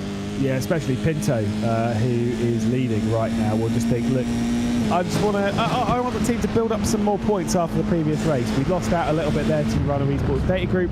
Let's build at least 3 of those back up, 3 or 4 of those back up, and just hope for the best. Right now, that's what they're doing. They just want to build that gap. The harder they fight, again, the more the train comes back into it. I've said it a few times in the race. I'll say it once again, or through the event. Right now, if you don't fight and you pull away, your highest position will be 1st, and your lowest position could be 3rd. If you do fight and the rest of them catch, then it could be your highest position is 1st, but your lowest position could be 6th, 7th, 8th, 9th, depending on how many people join that fight. Be realistic, right? What would you rather finish? Would you rather finish in a guarantee of a top 3, or try and risk it for a race victory with 18 minutes left to go and potentially finish in 6th, 7th, or 8th? It's just, again, play that longer game. I think that switch there is not too much of a bad deal. We know how fast Inez is. That was read by Pinto. He did pull over to the left-hand side, not to directly let him through, but more so to kind of like let Inez get on with it, sit behind, save a little bit of fuel, keep in the slipstream, and use Inez's pace, to be honest. I think what they might do here, we'll see if I'm right down the back straight this time around. They might be thinking bump drafting, doing a little bit of a push. That might not be the fastest way. They might think we could leapfrog for the lead. So Dennis and Pinto, they could switch back and forth, use the draft to their advantage, switch back and forth, switch leading positions every single lap. So we'll see if they do that down the back straight here. Ooh. Oh, more trouble for Apex. Over at turn 5 again. Will Redford was just at the back of that train. He was in 11th or 12th, just barely on the precipice of the draft, and I think he looped it at turn 5. Yeah, super easy to do. A couple of places to do it. It's on the outside curb normally, but it was just lost. It was lost slightly on the inside and then getting onto the outside, slight overcorrection as well. Will Redford sent into the barrier on the right-hand side. I mean, let's be honest, turn 5 is tricky. I think we've all been in the barrier inside, we've all been in the barrier outside. It's just how that corner goes. Urano Esports HKM, Sandy Mitchell almost losing out to Ted Bradbury. Also to the Sim RC car as well that was just coming through there to drop Ted Bradbury back down into 10th spot. So we've got a 3, we've got a 3, we've got a 4, and we've got a 3 now. So again, the math, it's all checking out. It's all checking out. We might have to go over to Norway. I don't know if old Sindre Setsas can bring us over to Norway and get us in contact with the Nobel Committee, but everything looks good here. Look at that. There's the 3 in the lead, 2 seconds back to the 4, and then about a second back to the other 3. That's the separation. Who'd have thunked it that you were going to... Whoa, Ted Bradbury, careful. That you were going to join this broadcast and do some actual science. Who'd have thunked it? That's the joy of sim racing and esports. It's just how it goes. As we saw that pretty sizable moment from Bradbury. We ride on board with the car that he is now definitely behind. Adam Isaacson for Sim RC into the slipstream of the Urano Esports HKM car of Sandy Mitchell, who's a second and a bit off the RHG Esports PGZ, Rinko Racing, and the Urano Esports Data Group car. But Quinton Violate doesn't really want to sit behind Vasquez for too long. He looked to the inside going through 10A and into 10B. Did not make his way through. Why isn't it just 10 and 11? Seriously. I'll call Michelin. I'll call Michelin after this. Here comes Violate on the grass. He gets blocked. Did he get blocked to the grass, or did he send it into the grass? That's going to be. That's probably going to go to the stewards. I think he might have some concerns about blocking there. But well done, Quentin, for keeping control of the vehicle on the grass. This is not an F1 car. There's not a lot of downforce that'll save you on the grass there, but he kept the wheel pointed straight, and somehow he was able to rejoin the racing service there. I mean, there certainly wasn't an overlap. Whether you think the, like I say, it was a block, it was a reactionary defense. That's the important bit there. Quentin Violate for me. I think, to be honest, I don't think he needed to go on the grass. I think he drove onto it. But like I say, it is what it is. Those fights, those things happen so fast. Whether you're the car behind or the car out, whether you're Vasquez or Violate, they happen so fast. Like I say, if it gets reported, race control will take a look. For me, nothing bad actually happened. And so even if it does get reported, for me, it's only a warning. Let them fight. Let them just get on with it. Yeah. I'd probably say exactly the same thing. Just a scary moment, and made even scarier by the fact that we were riding on board when it happened. But Quentin's a pro. I didn't see his face change once. I didn't see any little bit of scaredness or any bit of emotion there. He's just like, yeah, a little bit of Road Atlanta Rallycross. Back to the old grind. Yeah, the old classics. Don't worry about it. It's only an open wheeler, as we'll see the battles behind. We've got Sim RC in there. You've got Sandy Mitchell as well. Quentin Violate returning the squeeze, but that one to Deegan Fairclough, who's dropped now to 9th position, just ahead of Ted Bradbury. Fairclough getting around the outside and trying to send one into Quentin Violate, heading into turn 3, who then goes out wide. Ted Bradbury also comes through, and there is the emotion from there Quentin Violate. He is not pleased by that at all. Yeah, I'm not the best lip reader in the world, but I think I can probably tell what he was saying there when he got forced into the grass for the second time in 2 laps there. But that's how this race is going to go, with 13 minutes 37 left to go. The elite racing drivers of the world, they know that the win is on the line here. They know that these positions are going to start actually mattering soon, and thought things were getting aggressive before. They're probably going to get even more aggressive, and we might finally see the elusive 4 wide for once. Yeah, I can't lip read, and I certainly can't lip read in French. So we'll have to wait and see as to what Quentin Violate said there. If you can lip read in French, maybe don't drop it in chat, because I don't think it's chat appropriate. But I mean, you can give it a go, see if the bots allow you to post it or not. As we'll see, Quentin Violate trying to get back to the inside of Ted Bradbury, gets squeezed over. You can see a bit of a huff there. He's not pleased about some of the race that's happening here. It's getting feisty. 13 minutes left to go in the 10th race here in the VCO ProSIM Infinity. We ride on board with the RHG man. On board, blue or green? It's definitely blue on board. I think what might be happening is when we're off board, there's a little bit of an optical illusion because the grass is green, the trees are green, the asphalt is kind of a grayish blue, and I think that's making me inclined towards blue. But now there's the blue of the chair, there's the blue of his shirt. Now my eyes are inclined to see the blue. We're doing science here again.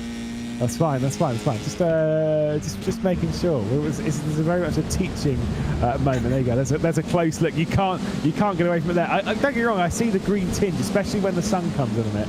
But no, that's good. I feel like I'm in a mind maze here. I just love that texture. It's that.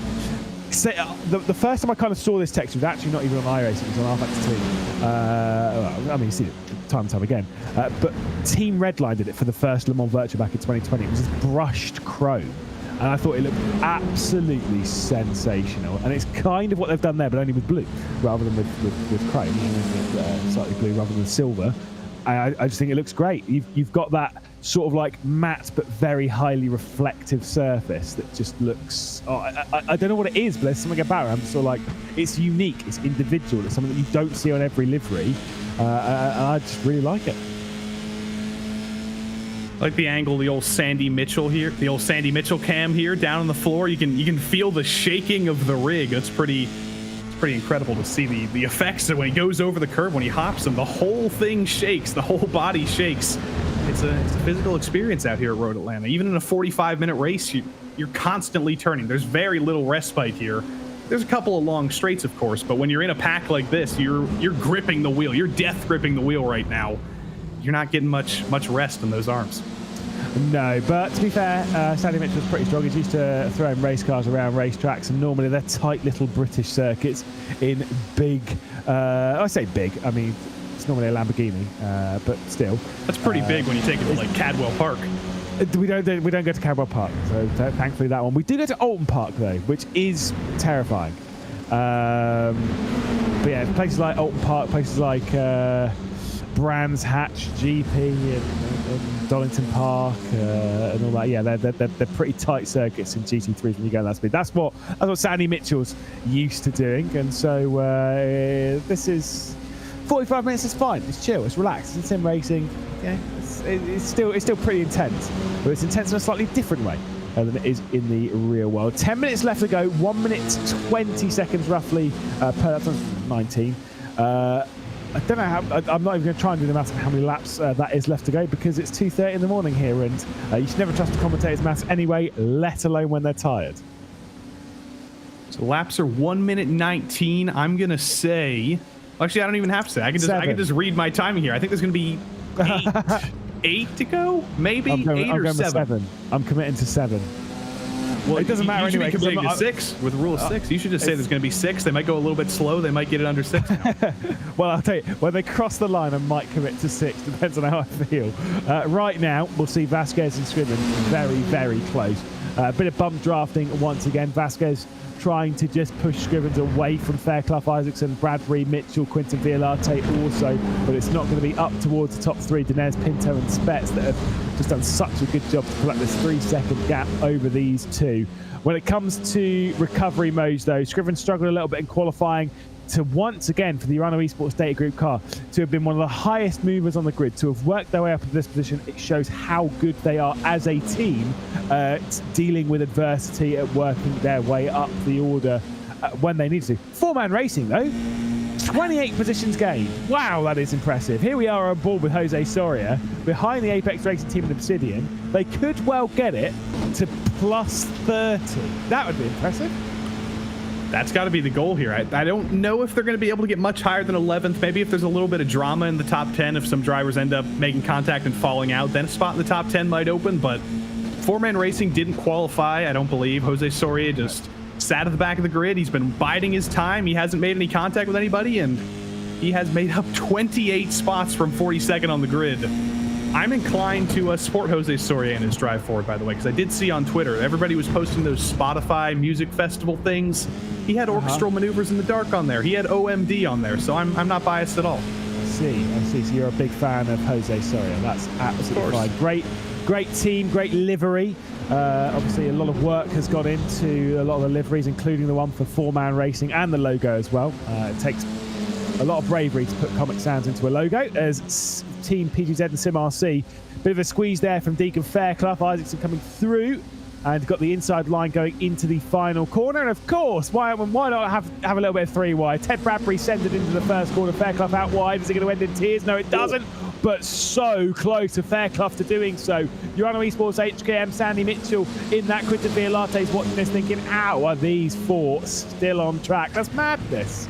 I'm asking the same question. You've got to be so careful in that turn 1 curve. Deacon Fairclough, he took like the most of that curve you can take without it just being an instant spin. There's something about these IRO 4 cars in that curve. You put the 2 wheels on it, and the difference in the coefficients of friction or the elevation or whatever is just an instant loop. So I think Deacon, he's a cool guy. I don't think he's too frightened by that scary moment. But that was as close as you can get without destroying an IRO 4 turn 1. Oh yeah, half an inch more and it was round. That's the kind of margins we're talking about. As we'll see, Sim RC getting past Ted Bradbury, getting past Altus Esports. But will it last? Because we might see some more 3 wide. It's, of course, Fairclough that'll try and slot his way through the middle of it. A little bit of a brush between them. Bradbury to the inside as he sends it into 10A, into the chicane. Almost too much. Fairclough gets through as well. Bradbury backs out. Sandy Mitchell is finding his way past Quinton Violate to the outside, heading through the penultimate and now into the final corner as we've got 6 minutes left to go in this race. It's just absolutely crazy in this group. The Bradbury dives have been incredible. I mean, he's playing with fire, but I guess I shouldn't be surprised that a Bradbury's playing with fire. A little bit of Fahrenheit 451 action back there, but he makes it work every time. They're aggressive moves. They look crazy on the screen, but they're calculated. All of those dives, not all of them have worked, but he's managed to stay out of the back of some of the drivers ahead, which hasn't been the case for every one of those aggressive moves in this race. Right, we love the Apex Racing team, we love Obsidian, we love What's Cooking Racing Adventures, but let's be honest, we all want to see plus 30. At the moment, it's plus 29 for Jose Soria and the 4-man racing team. Come on, just one more position, one more to be made up, and then we'll be happy, especially as I know our junior will be keeping his eye on it. When it comes to Apex Racing Team, we say one thing about them. We really want to see some track maps in the background of Jamie Flute, of his rig and whatnot. Well, there are some track maps in the background of Obsidian, so I'm almost backing them just a touch. Who are getting the slipstream from the former racing car, from the Apex Racing Team. Might well be able to clear both. It's back down to plus 28. Oh, so that's rookie numbers for Jose Soria. Well, I guess Jose didn't have the critical thing that Paulo Espes had there. He had the world's tiniest Barcelona track map. Maybe that's the key. Maybe that's the good luck charm. Tiny. But I mean, to be fair, like I said, I'm disappointed no teams printed off all the track maps that we're racing here in VCO ProSIM Infinity and slapped them on the wall just so we can talk about them on broadcast. Any team who does that, in some of the races, I don't, because I'm not going to be watching every single one of them because I'm going to go to bed. But anyone who posts that, take a picture of it, send it to me. I will give you big shout outs when I'm back on the broadcast. I'll hold the promise too. I'll be here for the next 2 hours. You know, if somebody sends me that, especially if you print every track out 5 times so you get the whole order, I'll give you a shout out. Yeah, just print them out. Just print them out and slap them on the wall. I'm not asking for big, massive 3D cutouts or whatever. Just literally A4, print them out, slap them on the wall, and you are going to get some shout outs on the broadcast as long as it's shown. So, you know, be at the front as well. I don't know. Actually, so needy. No, to be fair, Hugo Luis, he keeps his eye on that Zoom call. He keeps his eye on this. If it happens, I'm sure he'll, no pressure, I'm sure he'll put it on broadcast as we'll see. Once again, battle for the race lead. 3 laps left to go. I have no idea how many laps is compared to where we were saying 5, 6, 7s and 8s. But yeah, 3 from now. And now they've decided to start fighting for the win because look at that, 3.5 seconds back to Dylan Scrivens. They could fight 3 wide for the entirety of these next 3 laps, and I don't even think that would be enough to be slow enough to bring Dylan Scrivens back into the fight here. So it's every driver for themselves here now. In Pinto, Spets, Dennis, 3 best drivers in this race. Pretty equal on pace here. They've been very, very kind to each other over the past 10 minutes. They've just been riding in their nice little train, and now it's all going to fall apart now. There's going to be there might be 3 wide into the final corner on the final lap. Yeah, it's going to be very, very dicey indeed. On your screen at the moment. Oh, he's even popped it up with the names. That's how good. That is how good our broadcast director Hugo Luis is, making it up on the fly. And fittingly, they're 3 wide down there. Indeed. Fildenez, Spets, and Pinto. You can see Pinto there on the right-hand side, throwing it over the curb just a touch. I wonder how much Pinto's going to get involved in this too much. At the moment, in third position, outscoring Urano by a single point. We'll take it to a 20-point championship lead as things stand. I'd take that. Absolutely. I'd take it too, but I'd also want to win. But the thing that Pinto needs to actually think about here is, we're not in the train anymore. We're not fighting for 4th, 5th, and 6th, trying to stay within the fight for the win. But even when you are third in a 3-car pack, you don't want to fight too hard over second with Spets, because the second you go side by side through the S's, you lose a little bit of time. That's Phil Dennis out into the lead with about a second, or completely out of draft range. So you still need to think about fighting for third, and you don't really want to go for that move for second unless second is going for the move on first as well. Hugo Luis does say that I can praise our junior for the 3 Zoom setup that we have here. I can, but I won't. So glory to Hugo Luis, our broadcast director. Sorry, our junior will be on in a moment to rip me to pieces, don't worry. Fildenez, Spets, Pinto. Pinto's going for it now. Spets has taken the inside line on defence as we head down to complete the penultimate lap down into 10A. That wasn't fought too hard. Spets maybe wants to be in third position. Like I say, right now, you want to line yourself up to be in the position that you want to start that race, the position where you think that you might be able to make those couple of moves. Are you going to be defending? Are you going to be attacking? What side of history do you want to be on? White flags in the air as we'll have these 3 battle for victory in the 10th race in VCO ProSIM. I don't think we'll see any attempts at the lead until turn 10A on the back straight. These 3 are going to ride in line here. Pinto's going to make sure he's as close as possible to the back of Phil Dennis. He doesn't want to be this far back. 4 tenths might be a little bit too much. He might be a little bit too far back. He wants to be within that 2/10 range, really, to have a chance to slingshot to the outside, to peek to the inside rather in turn 10A, and actually have a chance to be more than side by side into that chicane for the final time. He's a little bit too far back, I think, here. He's got to nail this final corner onto the back straight. Yeah, you got to get a good drive, get into that slipstream. Bit of slipstream from black traffic as well. That might help just a touch for Phil Denez. We'll keep our eye on board with a driver that was in that third position. It's going to be tight. The slipstream, by the way, coming from Team 707, who had issues in that very first lap. Is anyone going to be making a dive? Denez, with that slipstream, hangs on to the race lead, coming up to the final couple of corners. Surely there's going to be nothing for Pinto at the moment. Vasquez and Scrivens have switched over, and it is going to be a couple of point swing in the championship. As we head down through, it's going to be victory for BS Turner, victory for Denez from pole position. Pinto and Spets round out the podium. Vasquez and Scrivens 4th and 5th. So super stuff when it comes to the championship, but a few points more being taken out. Back to outside the top 10. Jose Soria has got up in the 12th position. That's 42nd and 12th as it's 3 wide behind. Espes, Rankin, Stanaway also going to come through in all of this. Big snaps of oversteer from Elvis Rankin, but got to be said, Jose Soria, 42nd to 12th. Plus 30. You can't write it. Are they going to do it again at Fuji now is my question. Are we going to see, try and beat 30th, try and beat 30 spots up, maybe go for 40 spots up. Maybe that's the next challenge of Fuji. Well, 40 spots up. Well, if you start from 41st, you've got to win. Exactly. Yeah, I'm not sure. I wouldn't want to do that too many times. It's hard to work up positions consistently, but I got to say, Jose Soria, driver of the day thus far to have gone up that many positions, plus 30. Can't get over that. Absolutely crazy. Don't get me wrong, there's a couple of good ones in there. RPC Esports went plus 20 pretty much, but still, BS Turner victory here in the 10th race of VCO ProSIM Infinity. Phil Denez taking it by a 10th of a second for Diogo Pinto. Strategic masterclass from him when it comes to wheel-to-wheel racing. Alexander Spets in third. Aaron Vasquez, Dylan Scrivens rounding out the top 5. Sandy Mitchell, Deegan Fairclough, Ted Bradbury, Adam Isaacson and Quintin Violate rounding out the top 10 as we'll see them roll through. In 11th position, 4-man racing.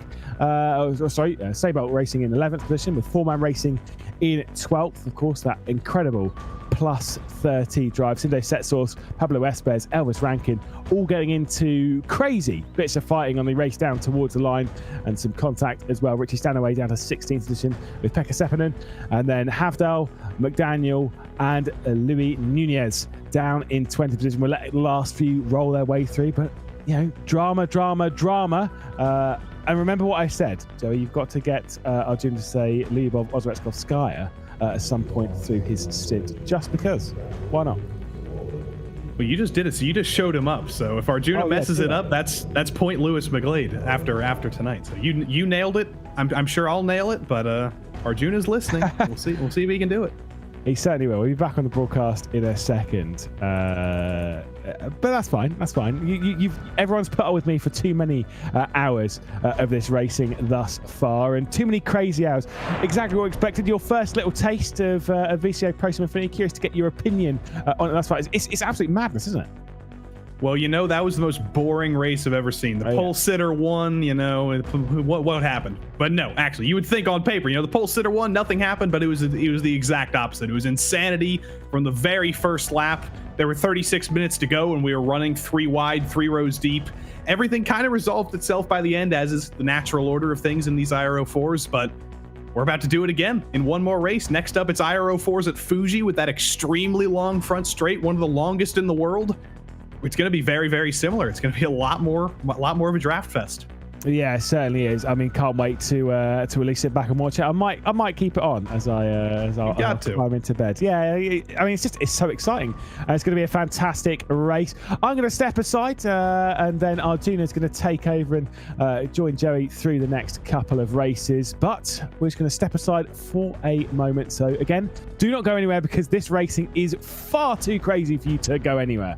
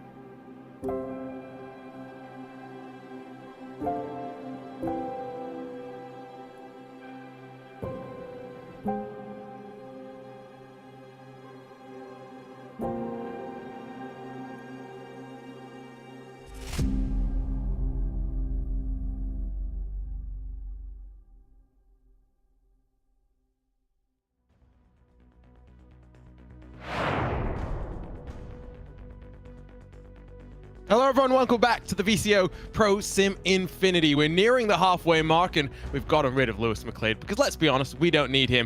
Joey and myself will walk you through another couple of hours here. And Joey, good to be back together, and now we head to the land of the rising sun and we break out the IRO4. Now, the last time VCO brought this combo out was in the VCO Esports Racing League. Some of those races are highlighted on the VCO YouTube channel. I would highly recommend you go and check those out. However, right now, we're in for some more craziness, and what a crazy 10 hours or so we've had so far.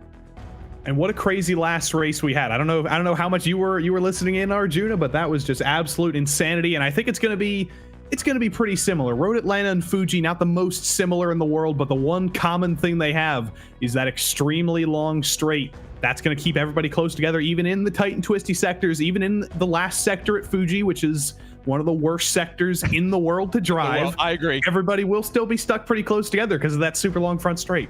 It's going to be a lot of fun, that's for sure. Let's see if we can get the points. I'm going to throw our producer Hugo Luis under the bus because I'm not sure if we've got them just yet. Not just yet. Race Control going to be working through a couple more things, but I think the last time that I checked in, Joey, and you made this mistake on social media, Redline were looking like they were going to continue the trend of top 5 finishes, but all it took was one race. I had literally jumped into the Discord to chat with Lewis and Cam Rogers just before 5 or so minutes before they went for that race, and I was saying, you know what, we need to hype up the commentator's curse, and guess what? It happened in that race. I got the commentator's curse before I even came into the booth. That's how bad it was.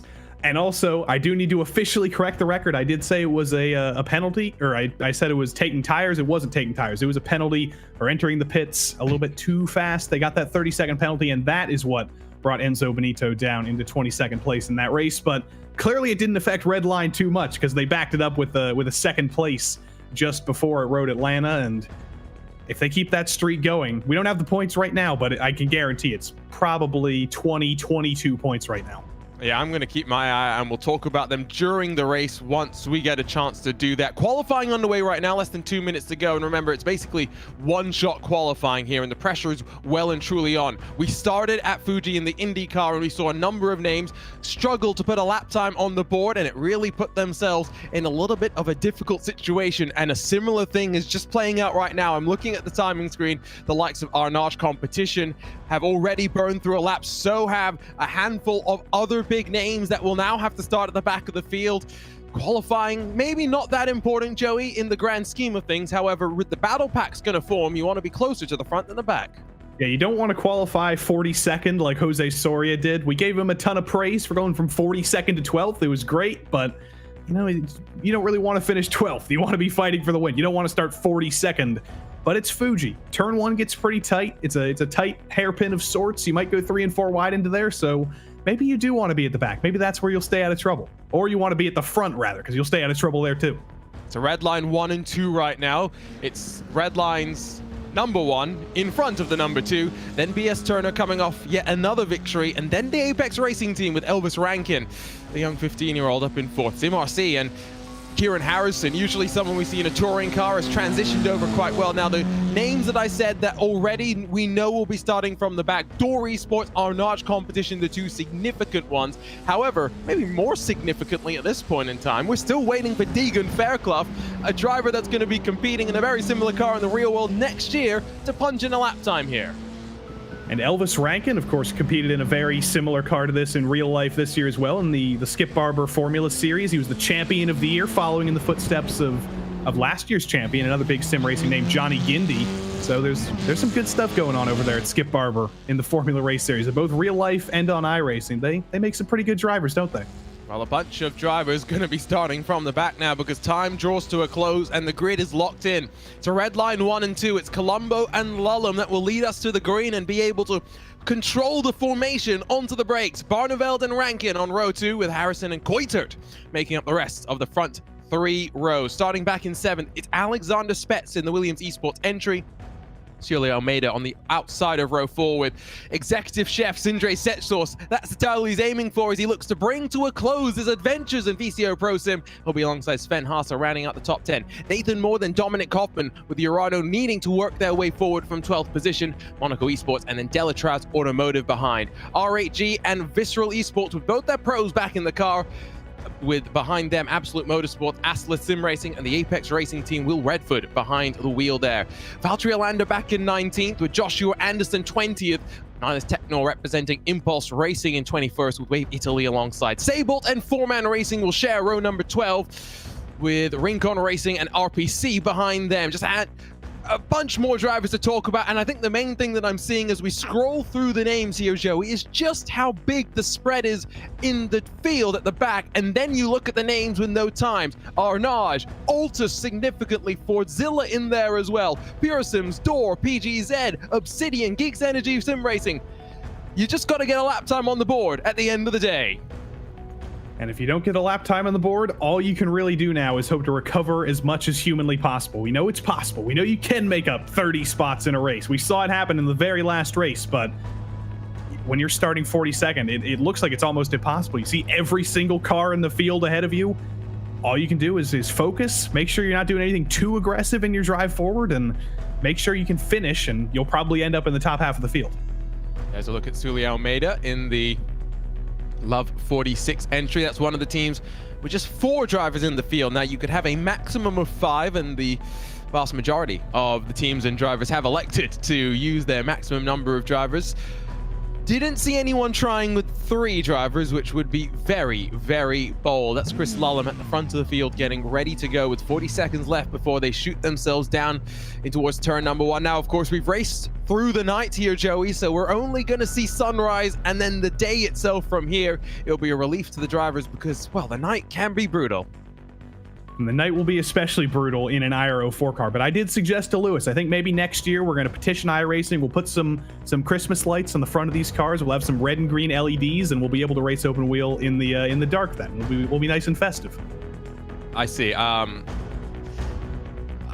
glad you got on with Lewis McLeod, but I'm also very concerned about the various things that you guys have planned out for me that I'm now going to have to deal with. We're ready to go though here for race 11 of 24, nearing the halfway mark as the engines roar in symphony with the Fuji International Speedway playing host to the iRacing Formula 4 machines. Redline 1 and 2 get a great start at the front of the field and instantly tuck into line, and will work to see the BS machines and Apex fighting behind them. Cars trying to look aggressive, but not much 3-wide fighting as they fly through the corner, down the hill, and now begin to fly into that opening sector and that crucial left-hander at turn number 3.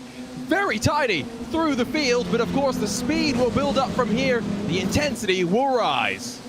That's Rankin off the road there, coming into Coca-Cola. A little bit too wide on lap 1. He won't get a slowdown for that, I don't think, because he was just barely within the track limits there. I don't think that will be a slowdown for Elvis Rankin. Oh, and there's trouble behind him.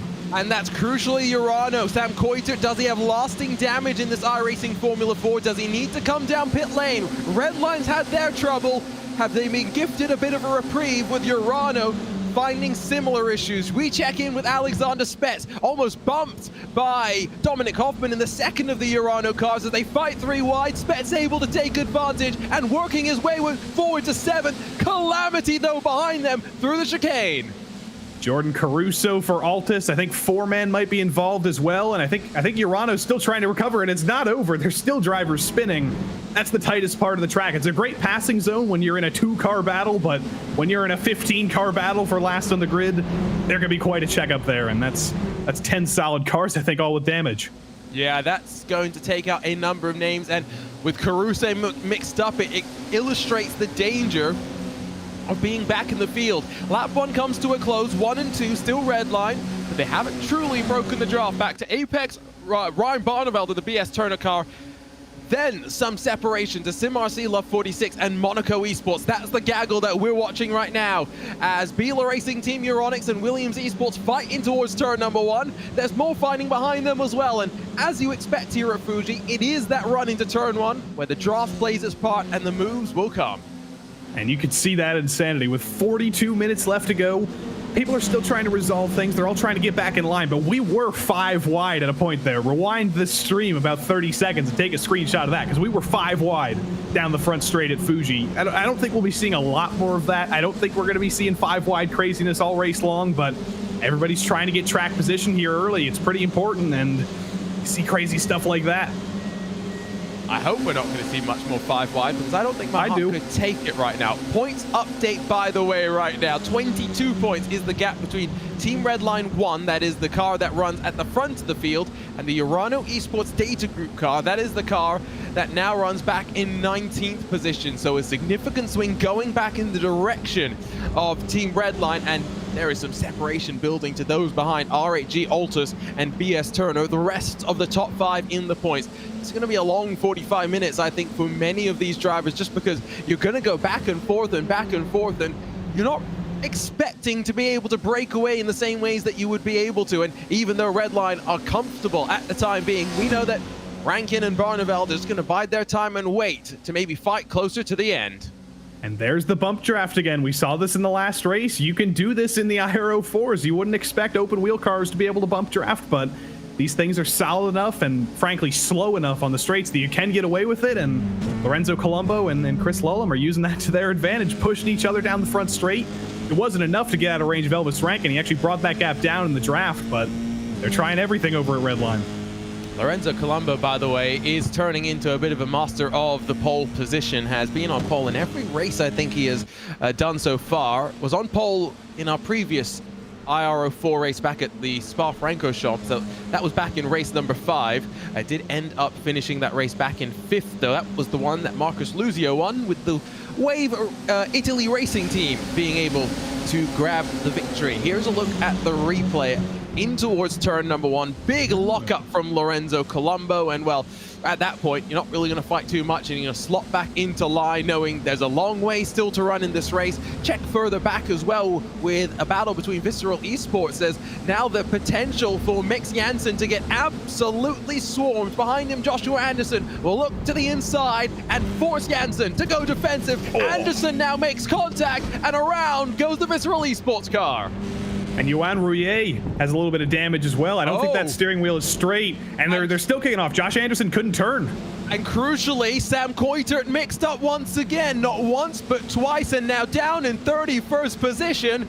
It goes from bad to worse for Urano Esports. There was a slight bit of contact, and without a shadow of a doubt, there was drama and a little bit more between Sabled Esports and BS Competition. But my oh my, as now, is that BS Competition in the wall with Sabled? I think it is. They tangle on the main straightaway.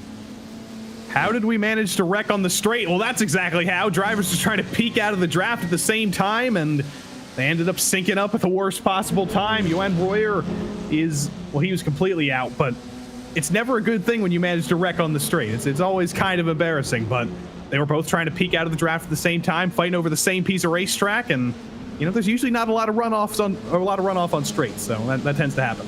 Yeah, usually not a lot. Here's another look at this one. The BS. Ooh, yeah. Unlucky. A little bit of a racing incident there. The racing gods not smiling down on them. Sam Coitert down on pit lane. We'll try and get a live points update for you when we can, but I mean, one bad race for Redline now answered by one bad race for Urano, and the bad race, by the way, for Redline was actually mitigated quite well despite the penalty that they got. Side by side as they battle, it's Almeida trying to fend off an attack, but also further back it's Techno going on the offense, slides his way through the corner, able to hold on, and now finds his way forward into 17th spot.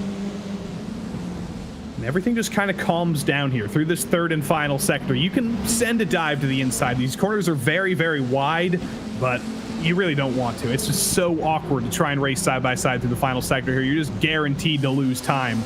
So you can see in the number 10 there, Timek Kucharczyk for Triton just hanging back, riding in the run. I know how to say my foreign European, my Eastern European names, of course, and yeah, he's just waiting for the straight, and he's got a way better chance here. And of course, all these drivers running identical setups, which makes it slightly easier. Spets, by the way, falling backwards to 11th spot, now fighting alongside with Dominic Hoffman on that run down into turn 3 on their own. So plenty of fighting up and down through the field, and this is exactly what we love about this combination. It was the Apex Racing Team and BS Competition one-on-one matchup. When I say one-on-one, it was really 3-on-3, 3 drivers representing each side that we loved. However, BS Competition, the Apex Racing Team, they're both blue and white, and at times when you're trying to commentate and you're looking at things which don't have many pixels, they look like they are the same car. So we do always encourage teams to make our life as simple as possible here in the commentary booth. Spets, though, really starting to struggle as he continues to have to fend off advances. Delatrav's Automotive also looking down the inside. Don't even get me started about similarly colored cars. Literally, like the first thing I said on the last broadcast, my first time speaking on a VCO Infinity broadcast, and I completely misidentified the red and black car out of the 50 red and black cars in the field. I was like, oh my God, the two teammates have taken each other out. Lewis comes in. Those aren't teammates. Those are just two of the other red and black cars. Yeah, well, Paddy Wolf made the comment in the VCO YouTube chat that technically for Redline, it's not black and red anymore. It's deep blue and red, but bygones be bygones. Bila Racing Team, by the way, at one point, Sven Haase was fighting up inside the top 5. He's now dropped back down to 8th position and finds himself a little bit closer to this gaggle than he really would have wanted to be. He's got SimRC in front of him. He's got the RHE Esports entry down the inside as Elliot Veyron tries to look his way forward, but Sven Haase is not having any of that and forces Kieran Harrison to give him racing room as well. But as they ramp down into turn number 1, the outside switches to the inside as they fly up in towards turn number 3, and Harrison should be able to squeeze and hold on. A lot of real-life F4 experience in this group. Elliot Veyron in French F4. Georgi Dimitrov has F4 experience. It's understandable. Again, I mentioned this at Road Atlanta that a lot of drivers with real-life F4 experience have been put in these IRO4s. It's a little bit of a ringer situation, and it is paying off. They are only fighting over 8th right now. They are fighting a little bit lower in the field, but understandably, real-life experience in a car like this does pay off in the sim. Here's a replay from up above, and well, the sandwich there was always going to end in tears. And one by one, they pile into it like a Michael Bay movie where there's no budget to worry about, and we destroy a bunch of nice race cars. Meanwhile, live pictures, Sven Haase passed Kieran Harrison with assertiveness as well. No livery, unfortunately, for the Bila Racing Team because very late replacements. But while they've been late on and short on preparation, by no means have they been short on preparation on pace. Look at the lock, by the way, that Kieran Harrison had to put in to get that car back into a straight line. Doing a nice good luck chew of the glove there. Sometimes that's what you got to do. You got a little bit of a break here. I mentioned at Road Atlanta that you don't have a lot of a break there. There's some straights, but you're still just constantly focused on the pack you're in. You're constantly turning. You do get a little bit of a break at Fuji. You get to calm down. You get to take your hands off the wheel for a moment, but he is back focused here as we go into braking into turn 1. Kieran Harrison was in 8th about 3 seconds ago, but that straight is so long that Veyron and Hoffman were both managed to take advantage there, and they both were able to dive it into turn 1. He's going to be side by side with Hoffman though into turn 3 at Coca-Cola. It's hard to go side by side through there, but they managed to solve it. They figured it out. Harrison seems to be able to sort it out multiple times. Now, Alexander Spets has had to bring the Williams Esports car down on pit lane for a drive-through penalty. It was for contact with the Urano Esports number 90 machine. That's the data group car that, of course, now has Sam Coitet well and truly down the field in 34th position. Of course, our live race control team having to work through the long event to keep on top of things, and so we thank them behind the scenes. A lot of them coming off of Sim Racing Expo, not feeling the best, as many are not coming out of Sim Racing Expo, unfortunately, and so I do not envy the task of race control at any time, especially today. Here's Matthias Havdahl in the RPC Esports car. He's got Fordzilla and Josh Poulain trying to find a way through, but always as you get through that part of the track, you got to be careful with those sausage curves because the sleeping policemen are there to bite you. Fortunately, despite being up in the air and all sorts of crisscrossed up, he sorts it out in time as Poulain fires it to the inside.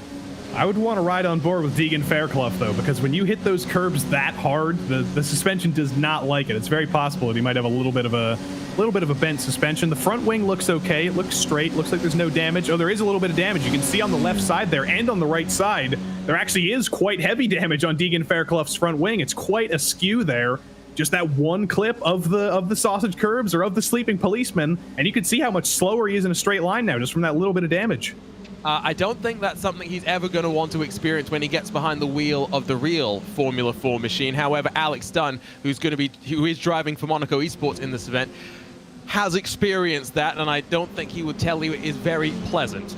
These cars are not built for those sort of landings, to put it mildly. Now, Sulio Almeida, what's happening there? To Love 46 car, from 4th to 11th in the blink of an eye, and it was as quick as that. And he continues to drop down the order. Is there damage? That's the question I need to answer right now, but my word, that car looks okay. It just must have been an almighty incident. I'm trying to think where it could have been. Did he clip the grass? Did he spin at turn 1? Did he hit a sausage curve? It could be anything, but we need to break out the Panopticon to finally see what Sueyo has done here. Not usually a driver who makes a ton of mistakes. He's rock solid. No drivers in this race are known for making mistakes necessarily. I think he did it by himself, by the way. Yeah, here we go. We'll get a great look. And he's all by himself as we look from up above in between the trees. Had already lost it before he had really turned it in, and then, I mean, credit where credit's due, was very, very patient on the rejoin, which we've seen a handful of those. You're right, he did. It's a little bit too far to the right there. You want to go as far to the right as possible to set yourself up for turn 5, or turn 6 rather. But as always, that grass, it likes to lull you in. It likes to lull you into a false sense of security, and it even bites people like Sueyo. It's Finland versus Poland on the run down into turn number 1, with more Finland behind as Team 707 on the inside will force the Triton Racing entry to try the up and under, with Havu able to take advantage to slide the move on past Triton Racing there. Great move there by Havu to take advantage, and that's the opportunistic moves that you've got to do. But unfortunately, these drivers now 4 seconds separated from those in front, and you do notice they're taking some liberties with the track limits here. Joey, now all these races do have an incident limit, so that's one thing that on multiple occasions already in this event, teams and drivers have fallen afoul of. They've got to be a little bit more careful than I think they're being right now. I don't think Korhonen's thinking about that right now. He probably should. There's still 30 more minutes left to go, but on the outside of turn 6 and 7 there, I think if you go too wide there, I think that can be a slowdown. So he's got to be careful that he's not just racking up the incident points, that he doesn't get a slowdown here, because he wants to stick with his fellow Finn, Valtteri Alander here. They can work together, a little bit of Finnish power to pull away from Timu Kucharczyk of Poland. I'm also interested on the side pod of Valtteri Alander's car there. There's some kind of Santa Claus figure, some kind of wintry festive figure. What's going on there? Do we tell the story? I think we should tell the story. Now, you're going to have to give me a few minutes here, because I've got to scroll through my... You got 30 minutes. Yeah, that's true. I do have a lot of time. Now, this is actually a paint that the Finnish club used to run in the iRacing World Cup, or whatever it used to be. World Cup of iRacing, I think, was its official name. As well, okay, we'll get back to this, because this is not the fight to be really talking about. Look behind us. Sven Haas's back up into the top 5. There's an almighty swarm heading down into turn 1. Whilst Cooking Racing Adventures, you've got all sorts. This is a different battle. This is the Biela Racing Team Euronics car in 6th, trying to work its way back forward. Sim RC trying not to lose out too much. Elliot Veyron around the outside trying to hold on. And just wait until this pack dives into turn 10. That is going to be absolutely insane. Everybody keeps it on the well and good through turn 6. No contact, but I think this is kind of deliberate here from Sven Haase in the 450. He's setting up a little bit of a run here on Georgi Dimitrov. Georgi, I think, is going to block to the inside here. Completely understandable. Sven's going to have to go around the outside, the long way around. It'll become the inside in the second half of the chicane, but he can't go around the long way around. He's got to back in and get back in the train.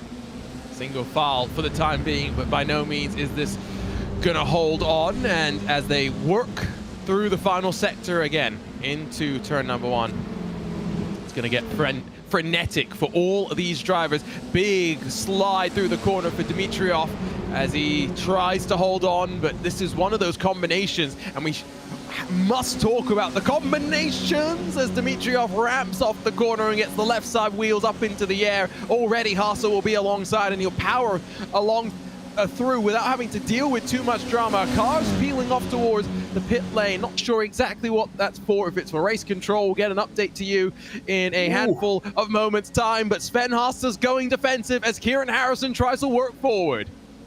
We don't often talk about spotters in road course racing, but I think some of these drivers better be listening to their spotters here, because that was almost a Talladega style wreck where you're not quite clear. They figured it out. Luckily, I think Sven Haase did know that there was another driver behind him. He didn't just drive him into the wall like we saw a little bit earlier in the opening stages of the race, but when you are 3 wide, when you are 4 wide, when you're doing all sorts of swerving to try and break the draft on that front straight, you better be listening to your spotter because there's going to be a lot of cars in a lot of the track. So we've got a drive-through penalty for Love 46, and that was for contact with the Was Cooking Racing Adventures car on lap number 1. So Sully Almeida brings the car to pit lane to serve that one. SimRC and RAG once again side by side as they sweep down in towards the chicane and onto the brakes. It's going to be the inside line for Veyron if he's going to be able to hold, and Harrison will give him just enough racing room, but then force him the long way around. Now, Haase and Dimitrov almost had a bit of contact as they continue to squabble, and the more they fight, it's a lot of fun. They're 13 seconds separated from the race leaders right now, who continue to run single file and are waiting for their time to fight.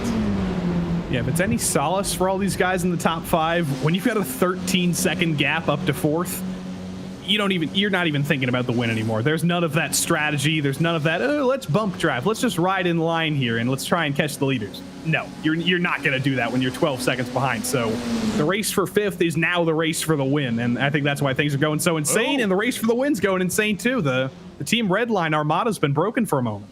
Now, was there a mistake, or is this Barneveld and Rankin thinking, you know what, I don't want to wait too much longer. Not going to get to the front of the field, but they'll separate out the teammates momentarily. Now, Colombo almost ran into Barneveld. Rankin tries to take advantage, but the switch has been flipped, and maybe they're going to start being a little bit more aggressive. Colombo trying to get his way back on through. Yeah, Barneveld went a little bit wide there into the hairpin. I wonder if he just wasn't used to racing side by side. It came as a little bit of a shock there that he actually had another car to his inside. Colombo is also very, very aggressive into the hairpin there, but under braking into turn 10, it's going to be a 3-car battle into turn 10. Not quite, though.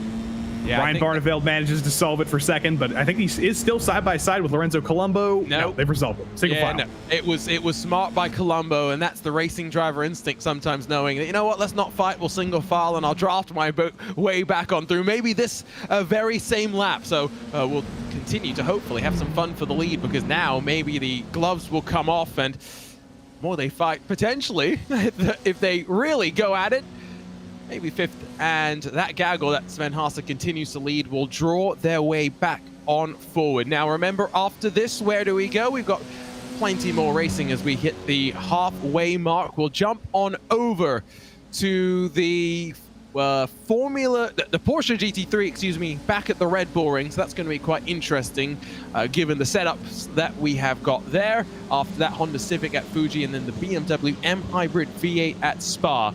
That's the next handful of races that we've got as we race right now through the night in Europe. Monaco Esports are back up to 5th.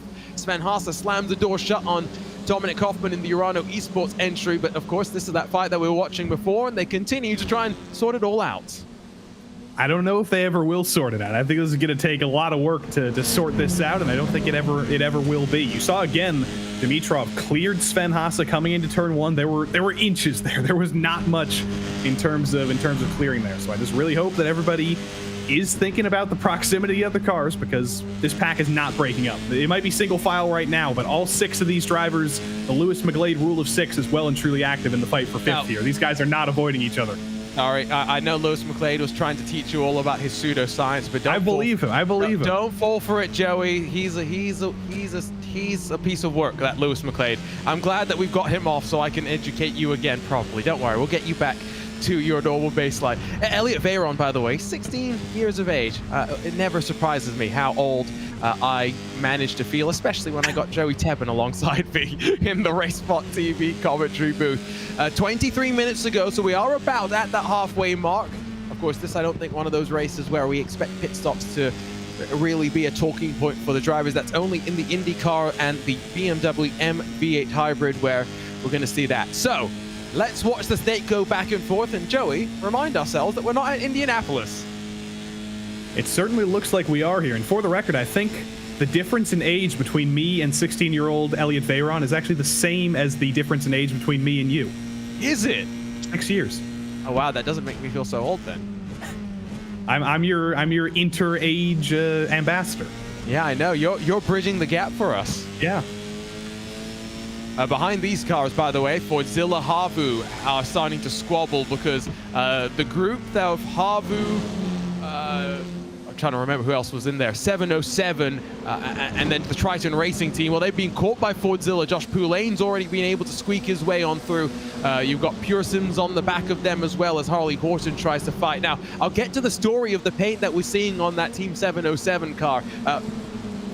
The paint used to be run in the World Cup of iRacing by Club Finland, and so when Kova as a team disbanded and the drivers were looking for something to run in the commitments they had for the rest of the year, they decided to go back to this. It is a Finnish demigod, a central character in Finnish folklore.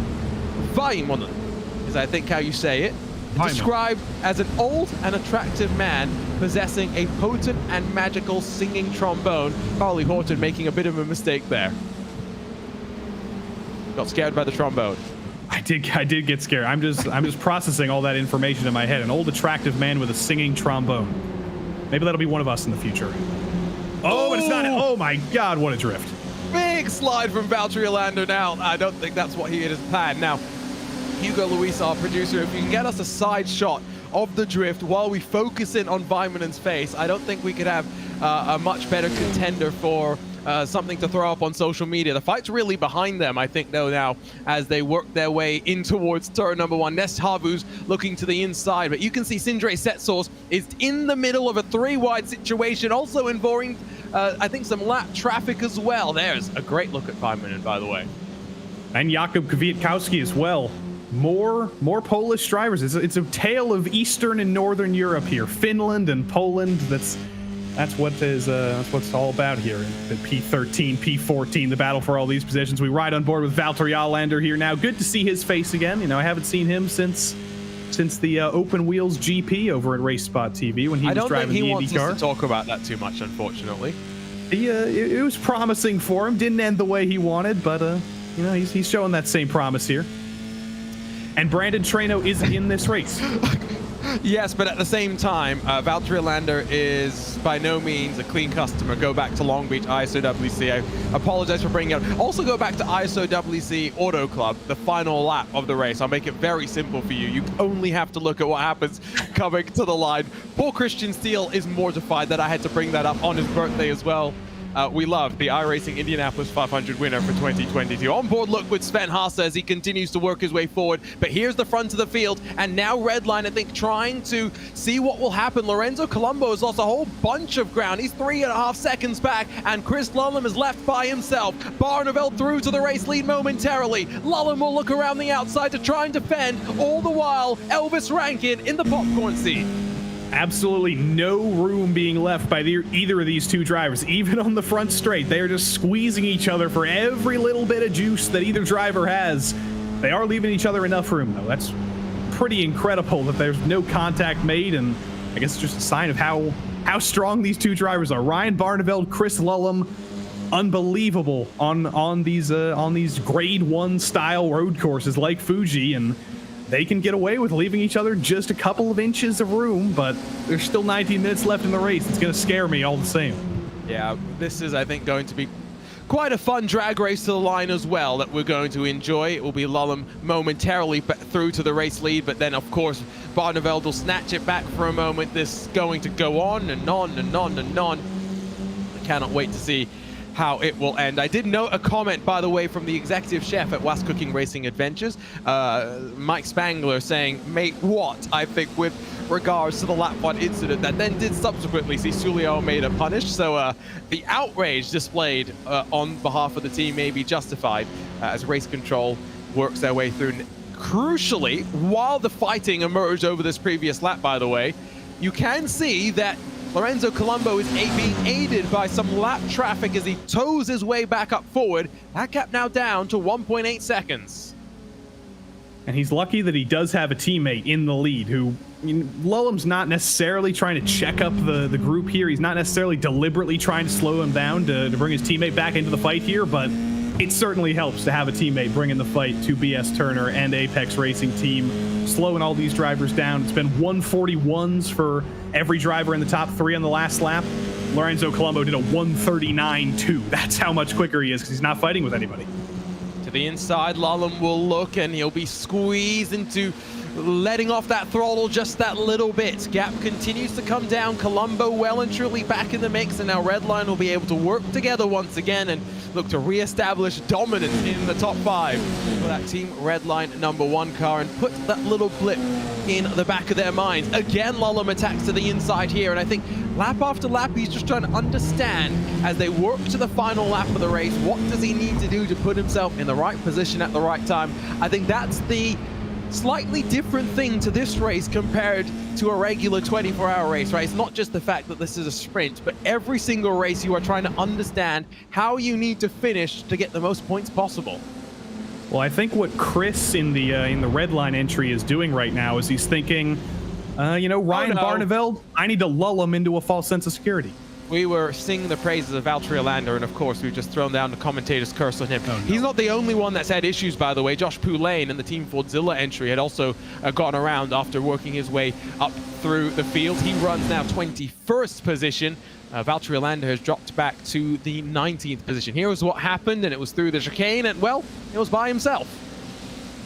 That's probably connected to the drift we saw through the final corner a little bit earlier. If you start to overheat these tires, there's a long straight at Fuji. You can do a little bit of tire cooling there, but once you get into that endless cycle of tire overheating, it is hard to break the streak.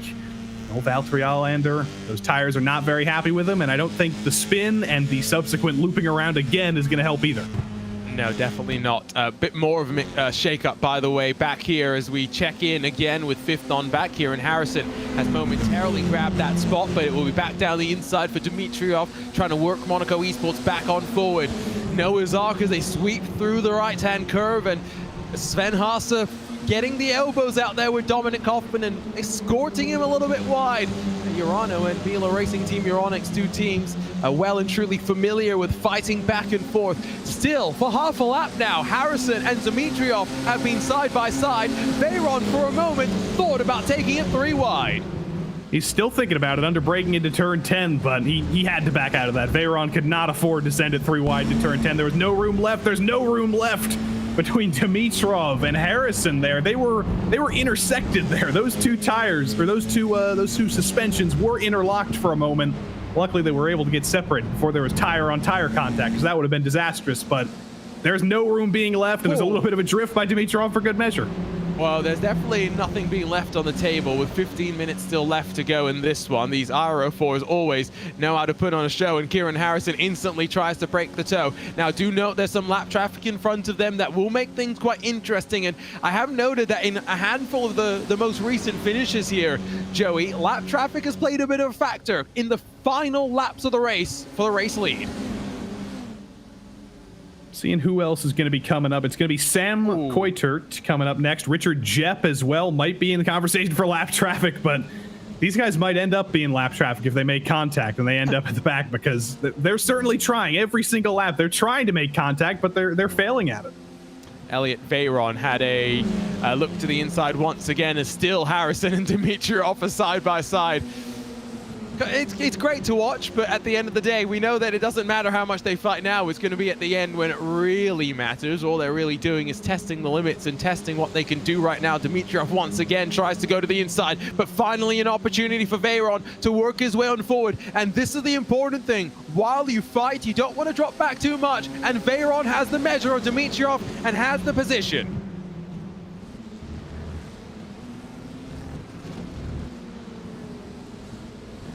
Into the chicane, a look for Veyron to maybe even get on pass. Haase into the back of the Monaco Esports car, but once again, even despite the contact, they figure it all out, as I think Triton Racing may just have got disqualified. Oh dear. Yeah, they are dropping down instantly. No other thing seems to have befallen them, and so yeah, it does seem as though maybe the disqualification and the incident limit coming into play. Hitting the incident limit with 13 minutes to go, that's pretty tough, but old T-Mac must have been really extending the track limits there to accumulate that many, but it's always possible, especially at grade 1 tracks like this with all that asphalt runoff. It's very, very attractive to run out there. You want to use as much of the track as possible, but sometimes you end up being like me and you end up accumulating 19 incident points in a 30-minute race.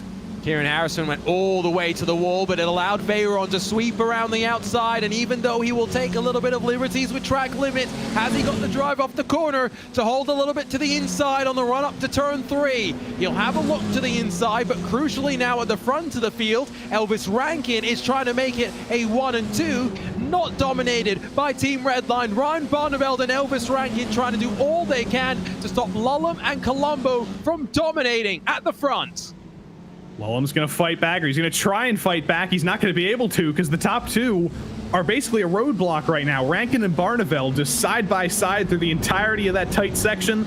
Now Colombo ends up peeking to the inside of Barneveld, coming up into the third sector here. He has to back out, though. The constant switching of the track, you're constantly on the inside in one corner, then it becomes the outside in another corner. You've got to make sure to stick side by side with the other driver, but it's almost impossible with all the elevation changes there, and somehow nothing managed to change from turn 10 onwards there, despite all that side by side.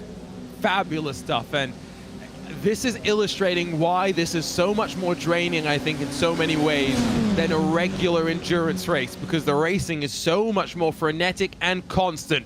3 wide, 12 minutes to go. Fuji, as we get closer and closer to the halfway mark of VCO ProSIM Infinity. It will be Redline that retakes the lead for a moment, but it's the Apex Racing Team car that tries to sweep its momentum around the outside, only to bobble and let Barneveld get back second spot. Meanwhile, 3 wide as well in the battle for 5th. You take your pick. Which 3 wide battle do you want to watch? You know, we're gluttons here. There's too much to watch. There's too much going on. Dimitrov again has managed to get in the lead. Harrison's going to be side by side with Veyron through Coca-Cola in turn 3.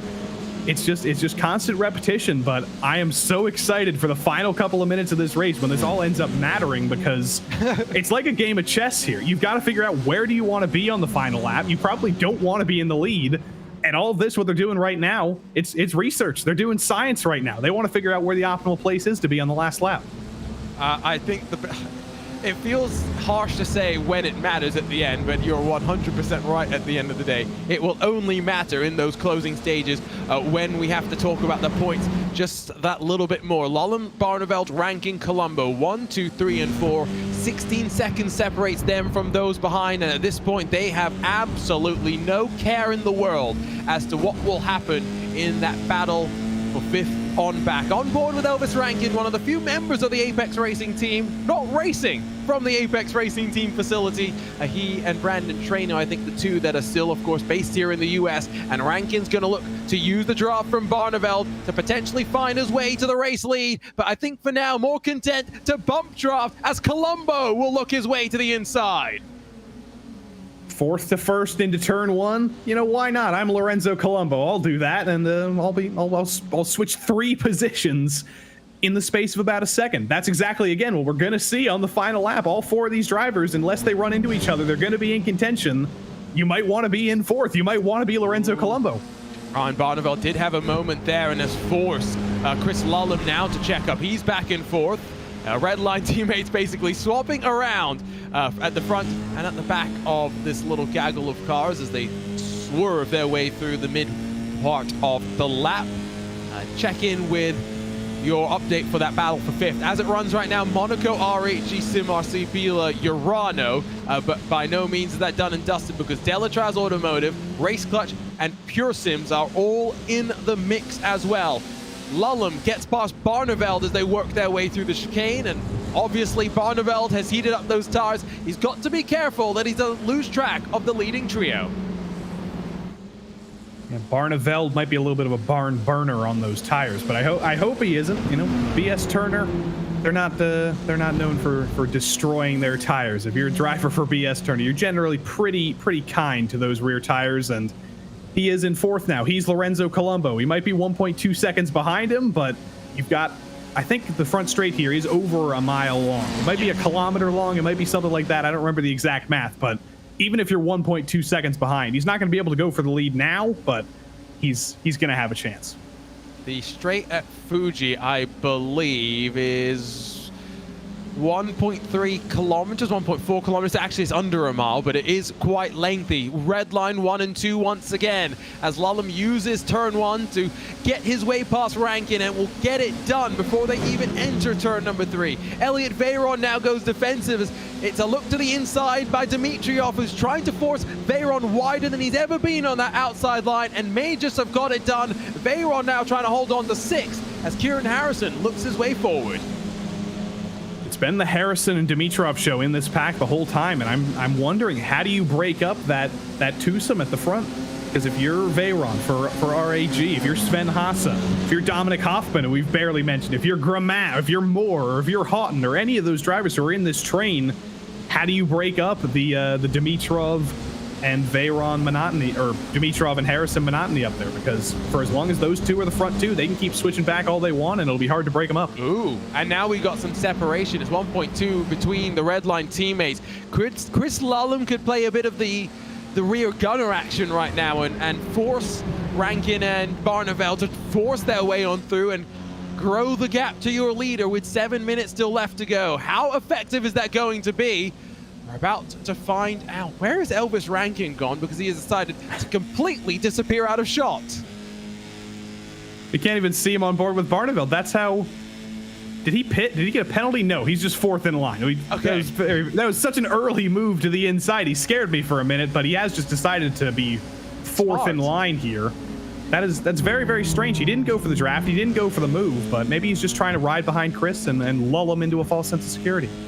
I like what you did there. I will also point out that this is very reminiscent on how our Esports Racing League Masters played out when we saw Redline and Apex going head-to-head. It was Johan Harth, that was the 3rd member of the Apex crew, that basically played a party spoiler to the Redline trio, and there's a fantastic clip heading out of the hairpin at Hockenheim with the draft having been broken in these cars. Johan Harth fighting with all 3 of the Redline teammates who have been unable to find their way past, and he just waves to the camera and says goodbye to his teammates. Similar situation right now. It's a 2-second advantage that Lorenzo Colombo holds. Ron Barneveld will look to the outside into the chicane to look to get the way forward to 2nd, but the damage has been done. The gap, 2.5 seconds. I don't think that gap can be brought down now. I hope it is. I'm sure all 3 of these drivers are hoping that they can figure out a way to form up again and bring down that 2.4 second gap, but frankly, I think that might be too big, and you know that Barneveld and Lulham and Rankin are all going to be fighting over 2nd here. It's going to expand the gap even more, but I think they're probably thinking what I'm thinking as well, that gap's too big to bring down now, so they're going to keep fighting for 2nd now, and Lorenzo Colombo might have just been gifted a free couple of laps here. A nice free track day for 5 minutes. Yeah, Lorenzo Colombo working through the minimum 6 races that he has to do in the 24 here in VCO ProSIM Infinity. Barneveld and Rankin, of course, are going to try and work together to bully Lulham out of the way, and then maybe they'll try and bump draft together. But time is not on their side, and all Lulham has to do is keep fighting, which is what he'll do. Around the outside, he'll keep holding on to the position. It's amazing stuff to watch. It's frustrating stuff, I'm sure, if you're not a Team Redline fan.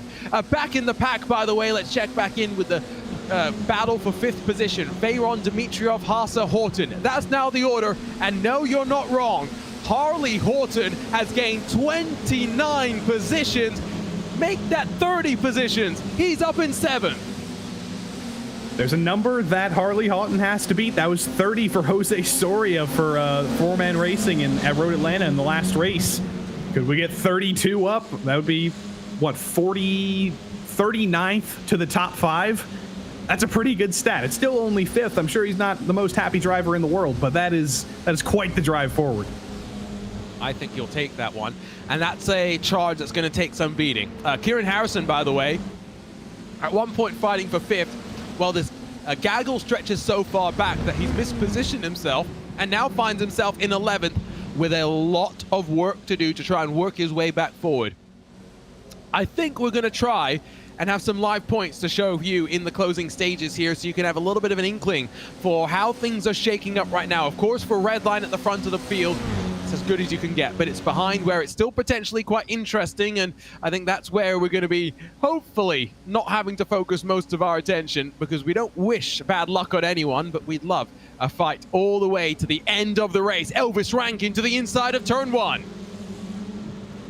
Barneveld again was just barely clear of the front wing of Elvis Rankin. There's an aggressive turn into turn 1.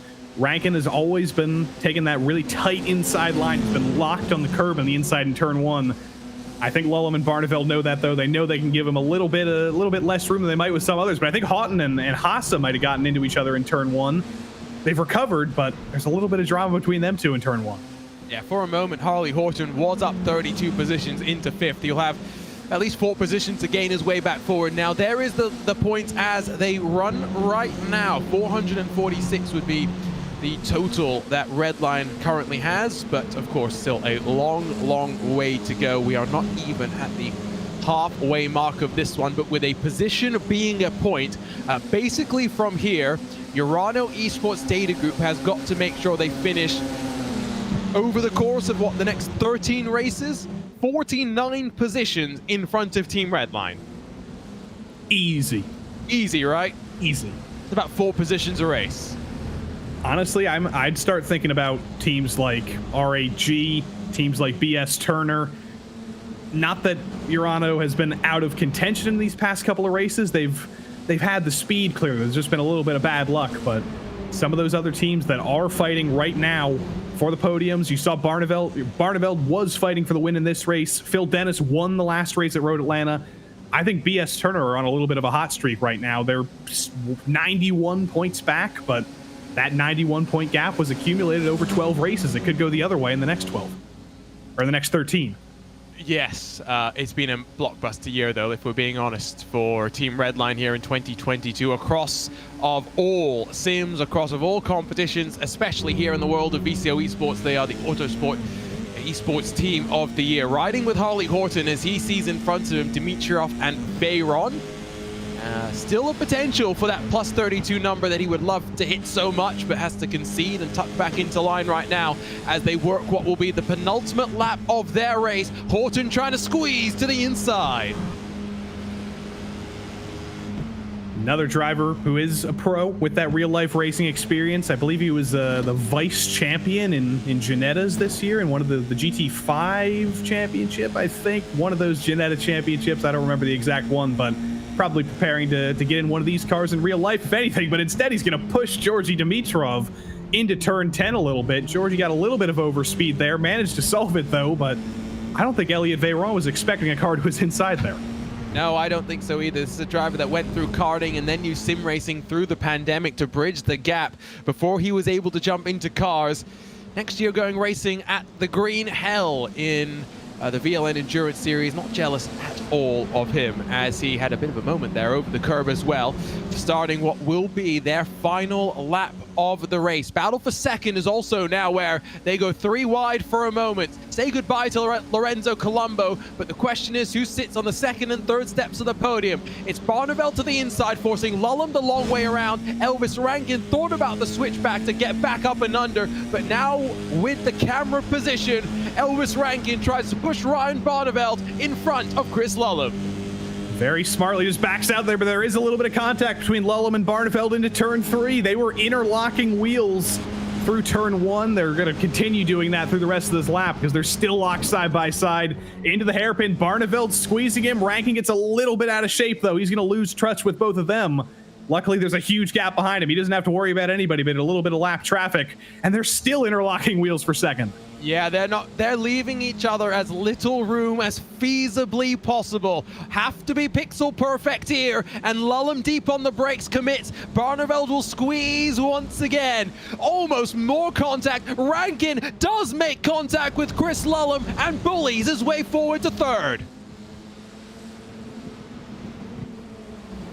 Lulham will try the up and under to switch back to get it, and this time he's the one that initiates the contact. It's Rankin that bobbles over the curb, but as they funnel through the final corner, a drag race to the line. Lulham using the draft of Rankin to his advantage, but the front of the field sees Lorenzo Colombo take the 3rd victory of the competition for Team Redline 1. The championship advantage is extended, but in the drag race to the line, get the cameras out. out. I can't tell you who finished in front. Elvis Rankin scored by the narrowest of margins on the podium. Joey, a blockbuster affair once more here at Fuji with the IRO4. Rankin got saved there coming to the line by Barneveld. He had just enough of the draft there at the line. It was 16 thousandths of a second between Rankin and Lulham for third, and that draft certainly helped Elvis there. We're getting photo finishes all throughout the field. Valtteri Allander and Vierspicki to the line. There's not 16 thousandths between them two. There's 0 thousandths between them two for 14th. Still plenty of battles. It's Zenith now that funnel their way to the end of this race with Sindre Setsource behind, who had to use a fast repair after the incident on lap number 1. 23rd position going to likely be the best for Sindre Setsource, who I don't think is scheduled to be back in the car for the remainder of the competition with a real world race to focus on this weekend.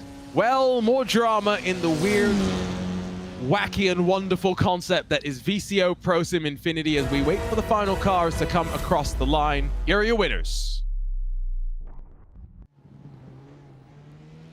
Lorenzo Colombo takes victory number 2 of his 2022 VCO ProSIM Infinity campaign. 5 seconds clear of Barneveld. Elvis Rankin 1.5 hundredths of a second clear from Chris Lulham at the line. It's Harley Horton then in front of Elliot Veyron. Another photo finish there, half a tenth between them. Haase in 7th, Romain in 8th, Hoffman 9th, Harrison 10th for SimRC, but shout out there to Harley Horton. Plus 32 positions, your hardest charger so far of the event. Race Clutch in 11th with Door Esports in 12th, Carbon SimSport then 13th with 4-Man Racing, Team 707, RPC, Arnage, Apex's second machine, Havu, and Altus rounding out the top 20 with Jordan Caruso able to salvage some sort of points from what was looking to be a very difficult round. Impulse, Zenith, Was Cooking Racing Adventures, Rincon Racing, the Wave Italy Racing Team, and then Urano Esports Data Group and DCW Racing, the final cars on the lead lap. The biggest surprise, of course, Sam Coitert, Urano Esports second, coming into this one, dropping more ground to Team Redline number 1. Fordzilla, the first car 1 lap down after Josh Pulane had to make his way down on towards the pit lane. In front, though, of Visceral Esports and Mex Janssen, as well as Williams Esports and Alexander Spetz. We'll cycle through the rest of the names. My oh my, Joey, I think I lost my voice in that one race alone, and I've got about 7 more hours of this to do. Break out the honey and the echinacea and whatever else, because your throat is going to be doing quite a bit of work, Arjuna. And next up, of course, we take basically the same car and we go to a very similar track. Yes, the iRacing Formula 4 gets replaced with the Porsche GT3, and we head to the Styrian Mountains and to the Red Bull Ring. Lots of straights there, plenty of elevation change, but I don't think you could make any sort of an argument that these two tracks are anything alike. They're grade 1 tracks, and that's, I guess, about the only thing that's similar between the two of them. And of course, we are switching the car, so the craziness of the road course pack racing of the IRO4, it's still going to be crazy stuff in the Porsche GT3s at the Red Bull Ring. It's going to be a great race guaranteed, but it's going to be a little more normal of a race, if we can say there is a normal race in VCO ProSIM Infinity. But it's the normalest thing we're going to see for a little bit. I think I'm very excited for this one, just because as well, the way that the Red Bull Ring kind of races, I think this car is going to lend itself to potentially seeing some side-by-side moments, even through the mid sectors of the lap. The reality, though, starting here is going to be so important. And I think qualifying, I said it before we had the iRacing Formula 4s, just because we may see some separation, you don't want to be too far back in the pack. You don't want to be too far back, and I don't think we're going to see, plus 30, plus 32 here. It's just so much more difficult, because there's just so much more racing you have to do in this car to move your way through the order. But the Red Bull Ring, if I had to pick, I'd say it's top 3 F1 tracks in the world, top 3 grade 1 tracks in the world. Wow. You got that, you got Bahrain, you got, what would I give the 3rd spot to? I don't know, I'll think about that over the course of the race, but those are certainly the top 2. I'm a bit surprised to hear that, to be honest. I think the Red Bull Ring can race well. And it races well in an iRacing Formula 4 car. It races amazingly in a touring car. We did see a lot of chaos when we brought the BMW M8 Hybrid here, so I'm not sure if we can necessarily say that was a combo that worked so well. In terms of points, we'll get to that in a moment, but I think the reality is, as we get closer and closer to the halfway mark, one race away from having 12 races complete here, Joey.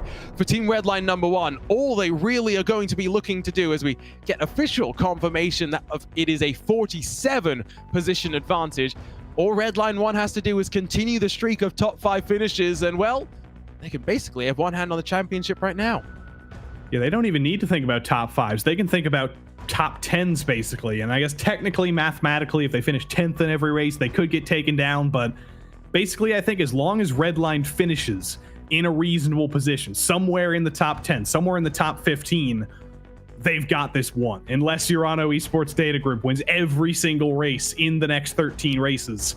Redline has one hand in the trophy, but you could say that about a lot of teams earlier on tonight, and everything can change because there's still half of this event to go. I believe we might even get the chance to quickly chat with Elvis Rankin, by the way, who is waiting to come and chat with us. Let's see if we can dial up the young 15-year-old who is standing by after finishing 3rd in a photo finish at Fuji. Elvis, how are you doing here? Racing towards the night right now and coming off a very exciting one there.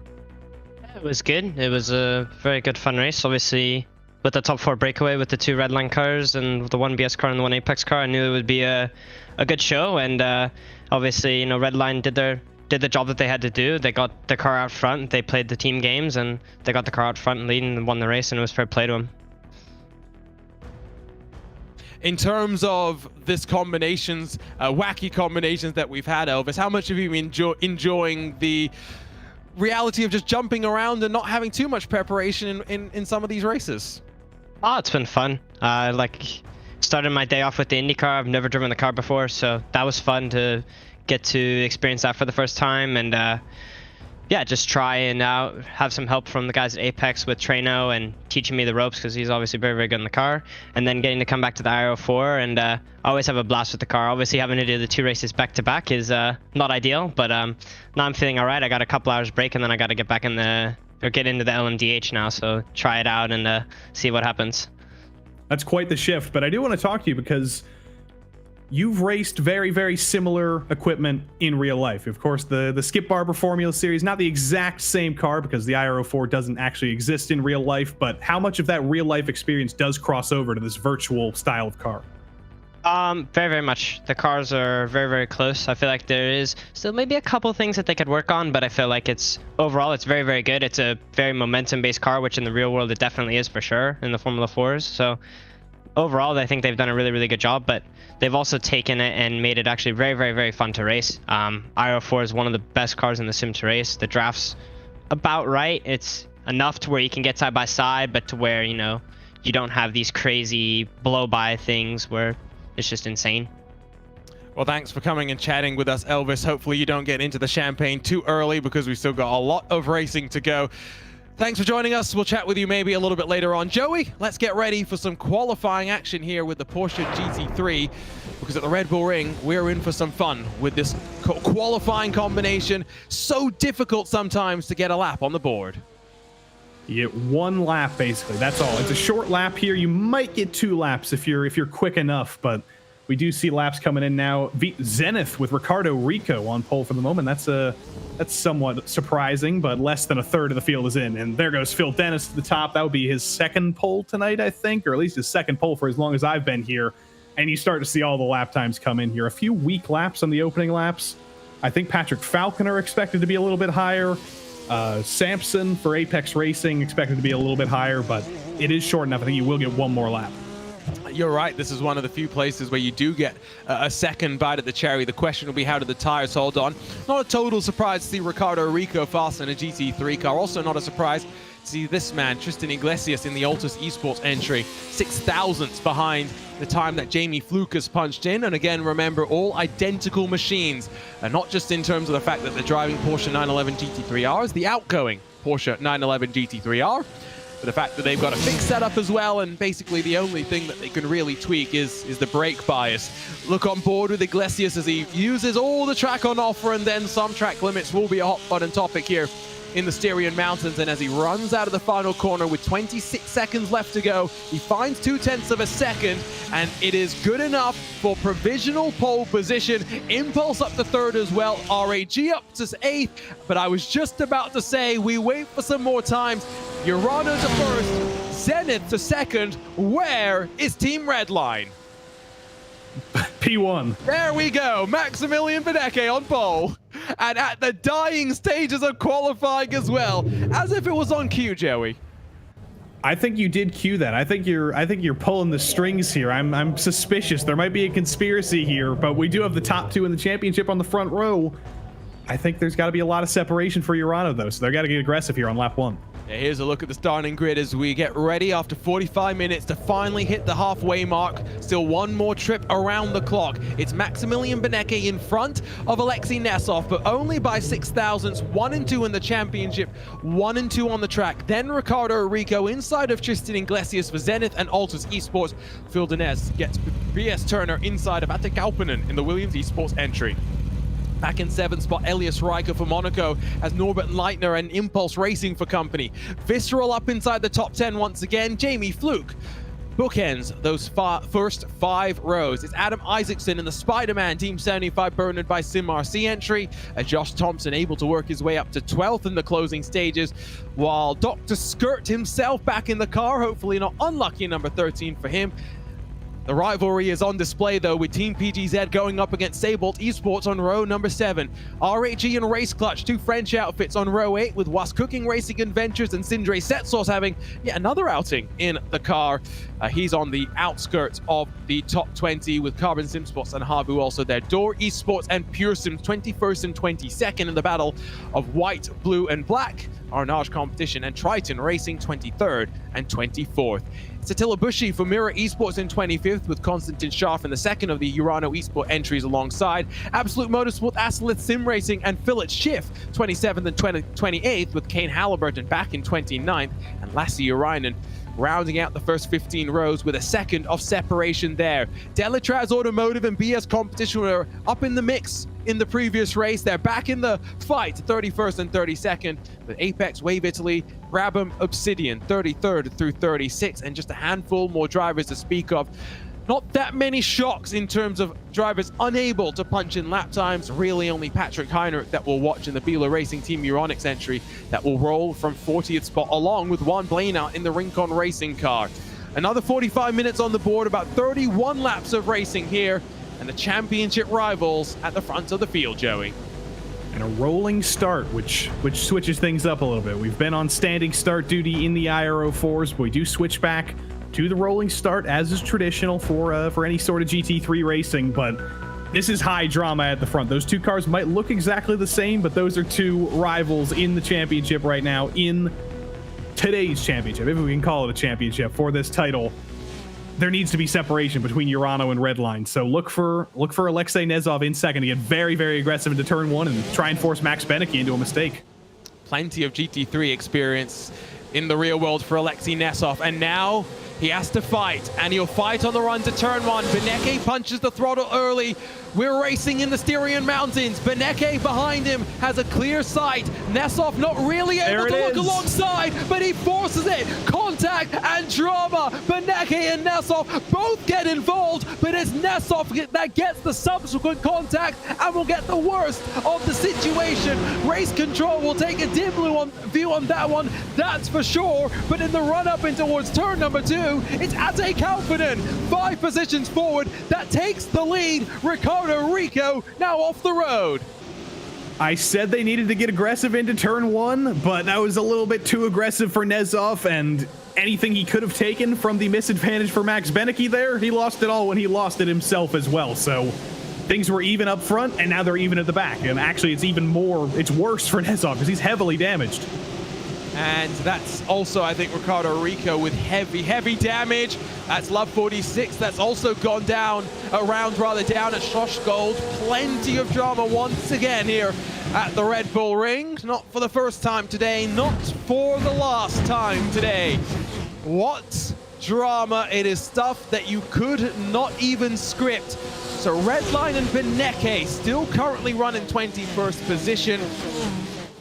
Not the worst situation still for them, for Urano Esports, and for Alexei Nesov, 39th position and pretty much guaranteed to have to make a trip down on toward the pit lane. End of lap 1 though, Williams from Monaco, from Apex, from Impulse, from Visceral. What a mix-up we've just had. I think the two drivers who got the worst of it were David Sampson and Martin Skripchak. They had to take a tow. Kostowicz is in, Leidinger is in, Nezov, of course, is in. I think Rico might have to come in, but lots of trouble on lap 1. We have resolved things for the moment, though, but we're already too wide again. Jamie Fluke and Norbert Leitner side by side into turn 3. A little bit of door rubbing as well. Jamie Fluke will try and hold on, but the Impulse Racing Machine gets a great drive off the corner, and now it's Nicholas Last that might even try and follow. There's the live point situation being brought into the equation. RAG and Altus, at least with respect for second, still 47 points back from Team Redline, who are still gaining 25 points as they run right now. There you can see the position switches as well in the top 6. Williams Esports, if they can hold on at the front, will also bring themselves into contention. They still, I think, will be considered quote-unquote dark horses in this event, but by no means have Williams been towards the front consistently like maybe we would have expected. Side by side for the last spot in the top 10, Set Sauce. Didn't expect him to be here, but he is still in the car for What's Cooking. He's still, getting one more race on the board, fighting off Violate, and we ride aboard with Tim Jarschel to the inside through the final corner. Really caught Violate off guard, I think, there, and that door was way open, and Violate is now under pressure from Simon, from Iglesias, Reese Carroll as well. They're all in the scene. They are all. Violate is going to drop back. That slowdown has well and truly dropped him through the field. There's another mix-up to the live point situation, just like that. It's not plus 32 like we saw in that last race from Harley Horton, but Door Esports, Tim Jarschel up 10 positions so far. Also up 10 is Wave Italy Racing Team 2 and Michael Slash behind the wheel there. Sam drivers have taken plenty of advantage from the chaos. There you can see the train, and by no means is it a draft party like the IRO4 at Fuji, but we are very much locked in step right now here, Joey. Basically first through about 25th, all separated by about half a second there and thereabouts. A little bit of a Porsche parade, but there's battles within every single part of this, and the thing that's going to make this most interesting, I'll get to that in a second, because we got to see turn 1 first. Alexei Nezov on the inside. There was actually a little bit of help from third place there. Yeah, I think I want to see that from Ricardo Rico's on board if we can. There's the subsequent shot, and I think that was actually with Pure Sims, by the way. Spencer Kostowicz was behind the wheel at the, for that car at the start, and this was Maximilian Benecke then having to jink to avoid further drama. Here's a look slightly further back. You see how early Benecke got on the throttle as well. Quite important, I think, for trying to maintain the single file. And here's a look on board with Ricardo Rico. He's known for being aggressive. We'll go slow motion. And yeah, there's definitely contact there, but I'm not trying to say Rico's responsible for the contact that Nesov has with Benecke. I think that contact's happening anyway. Yeah, Benecke didn't leave much room into turn 1 there. The problem is Rico got into another accident up into turn 3. He was like, maybe that's the last accident I get into. I got away with that, a little bit of damage, but under braking into turn 3, I don't remember if it was his fault or if it was somebody on the inside. They were 3 wide coming into turn 3. I don't know if Rico was quite clear there. He turned in, and there was a car on the inside there. 100% on him. You did see, by the way, the BS Turner car did slide backwards as well. Because on the exit of turn 1, tried to take the rejoin, Fildenez back to 7th. Here's the battle with Leitner, though, trying to hold off a potential pass, and able to do so as Visceral will slide back into line right now. But some separation starting to build. Kalpanen 9/10 clear of Elias Reicher, with then 1.2 seconds or so, 1.4 seconds between second and third spot. Exactly what you need at a track like this where draft is so prevalent. An opportunity to break away. A great run there through the second to last corner from Nicholas Last, and then a little bit wide through the final corner. If you go too wide there can be a slowdown. I don't think he'll get one for that. You can see him breathe a sigh of relief. I think that might be because he avoided getting a slowdown there. Under braking into turn 1, back in the run for Visceral Esports. He got away with that, but remember, we saw somebody get disqualified for track limits at Fuji just 1 race ago, and you can accumulate just as many off tracks at the Red Bull Ring as you can there. Yeah, this is definitely a track where even though you can take copious limits, you will also get punished if you try and find out too much what those limits are. Look on board up through the crest at turn 2/turn 3. It depends on who you ask. Lewis wants to call it turn number 2 for the entirety of today, but the track map, unfortunately, does call it turn number 3. What's your thoughts on that? It should be turn 2. That's the thing. It should be turn 2 until you realize that one of the major things that race here are motorbikes, in which case that little curve up into the braking zone is definitely a corner. Road America turn 2 shouldn't be turn 2 either. Good, There's a couple, agreed.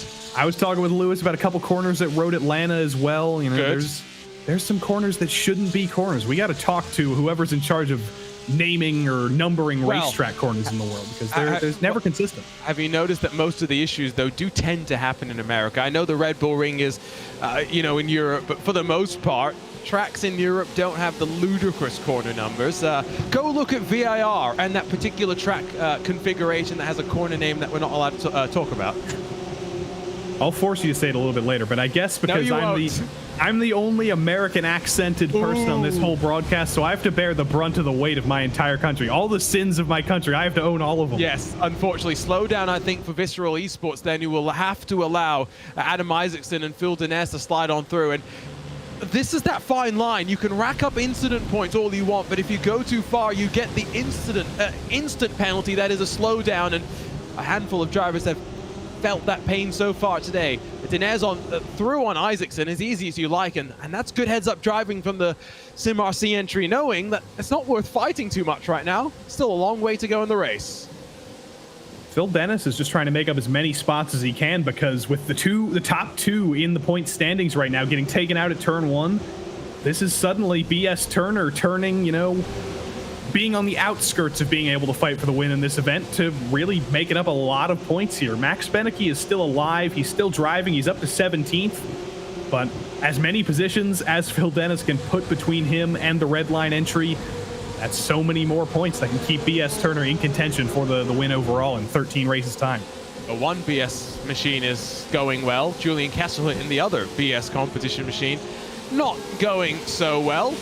They unfortunately are now down to 34th position in this race and continuing actually to lose ground as well. Potentially will drop outside of the top 40. Here are your two leaders who are now very much bumper to bumper. Kauppinen being urged on by Elias Riker. Jamie Fluke trying to hunt them down, and Fluke almost out of touching distance from Norbert Leitner, who is trying to follow and bringing the likes of BS Turner, SimRC, and Visceral along with him. Here's the look with Elias Riker, and it's proof that you don't need a fancy triple screen setup to go racing. He's racing on what looks to be a 23-inch monitor, and about as close as he can get it.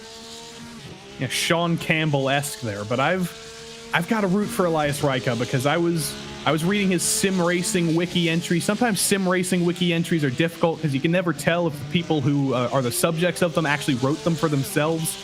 But Elias says that in the races he's done with his new team, with Monaco Esports, they have done a sterling job, leading to absolutely spiffing results. And this is quite a spiffing result. Well, that sounds like Arse Jeeves, to be honest, there. So go over to Sim Racing Wiki. A great fight going on, by the way, a little bit further back. Once again involving RHG Esports for the second consecutive race. They're leaning on the Team PGZ entry right now. Race Clutch as well involved in that one. They're fighting a little bit further back. This is the fun thing that I enjoy. You will always have fights through the course of these events. But a lot of the time, you'll fight with different cars. Sometimes you'll make friends and you'll find yourself just locked with them over and over and over again. That seems to be what's happening right now with the likes of Door Esports, Fordzilla, and Race Clutch. They're getting very, very sick of each other, and they're not going to stop getting sick of each other because they are just in a train here. They're all similarly paced. Nobody's really able to go for any moves. You've just got, I think, Race Clutch at the head of this train. Just kind of parked there. Thomas Simon, he's got speed.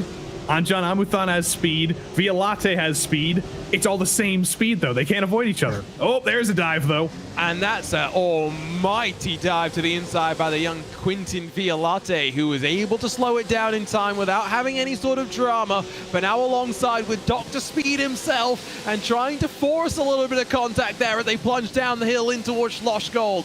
Violate is going to be aggressive, but not as aggressive as the lunge from Attila Bushy in the Mirror Esports car. He gets past Reese Carl just in the nick of time, and now looks to try and pick which line to take as they funnel into the middle part and the twisty double left-handers that lead to the final sector. Bushy's the camera car now as we jump on board with him. Still Violate trying to find a line, and the outside will give him the momentum, and the inside for the next quarter. I'm very intrigued by Dr. Speed. I'm a sucker for a good nickname. Dr. Speed, I'm gonna pick that one up.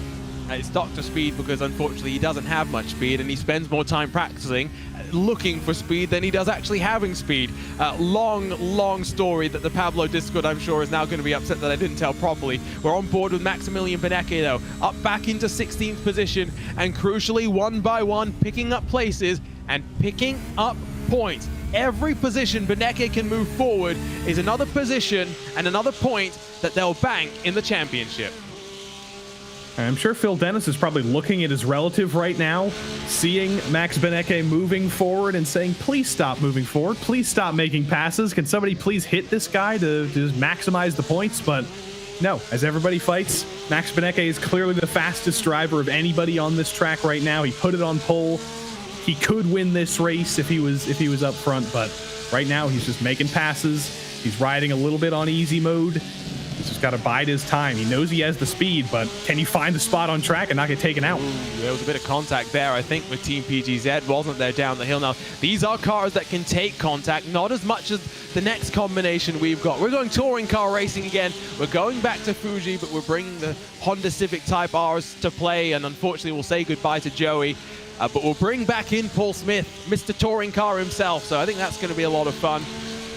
And then BMW M Hybrid V8 at Spa, of course, the final race of at least my portion of the broadcast. And also for Hugo Luis, who has been on a monster stint behind the scenes. 10 straight hours of production. He will then be Mike Yao in for a handful of hours before we head into the closing stages of the race. Here's where I think, in a race like this, the bigger teams show where their strength is. And that's the calmness that you see on Maximilian Benecke. Even after what happened into turn one on lap number one, it would have been very easy to get hot, heated, and hot and bothered about all the drama. Instead, he's not letting it get to him.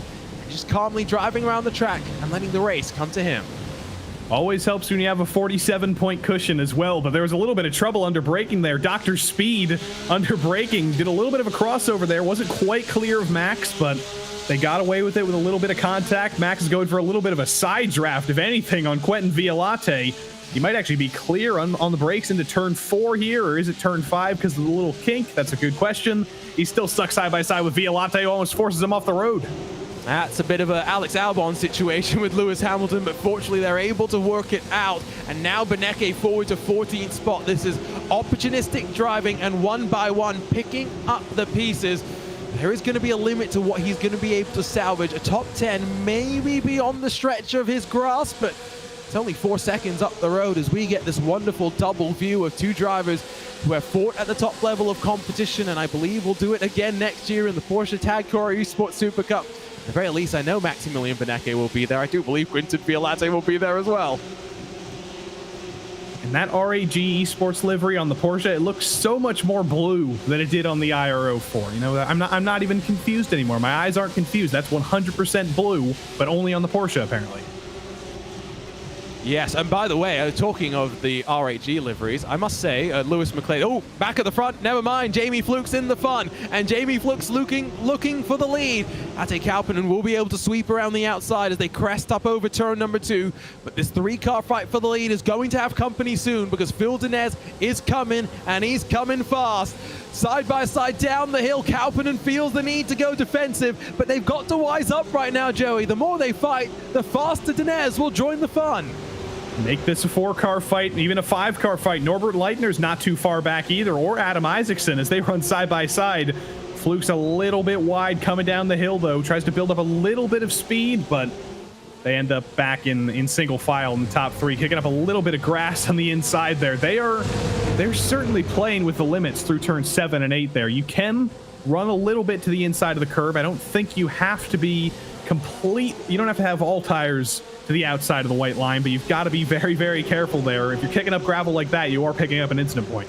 Yes, you very much are just pushing the limits a little bit too much. Now, Norbert Leitner had a bit of an issue. He's dropped back from 5th position to 7th, and the gaggle behind has dropped just a handful of tenths, but it was a crucial tenth at this point in the race. Look how wide both Jamie Fluke and Phil Denez chose to run out of turn 1, but it's all about that crucial momentum that you build all the way up. Now 3 wide, we look at the drivers embroiled in the fight. In the front 3 positions, Jamie Fluke has a semblance of a track map behind him, but you also have Kalpanen with the triple screens surrounding him. What a stark comparison to what Elias Riker's got on that right side of the shot. I'm just trying to determine what that track map is next to Jamie Fluke, because it's so thin, but he's going for the lead again around the outside. He's going for the Albon move again, but there is room there. The speed isn't there, though. The momentum isn't there on the outside. It's so difficult to go around the outside there in a GT3 car. He's going to peek to the inside into turn 6, but again, he's got to get back in single file, and there's Phil Dennis joining the 4 as well. So it is now officially a 4-car fight. Lewis and myself have concluded that we believe it's the Circuit de la Sarthe, and we also believe that they've just put it there to shut me and Lewis up, because every time we look at Jamie Fluke, we make sure we bring it up. Well, Lewis and I we demanded that some of the drivers, one driver just needs to print out every track we're going to in this event, and also print it out 5 times. That's my thing. I want a whole matrix, 24 tracks, 5, 5, 5, 5, and 4. Put them behind you. You don't win anything, but you get the get the praise of me and Lewis. Well, I'm just going to say unofficially, I have absolutely no control on how this works, but I'm just saying if anyone does do that, I'll award them 5 unofficial points. Ooh. 5 points to my heart. How about that? Sounds like a fair deal.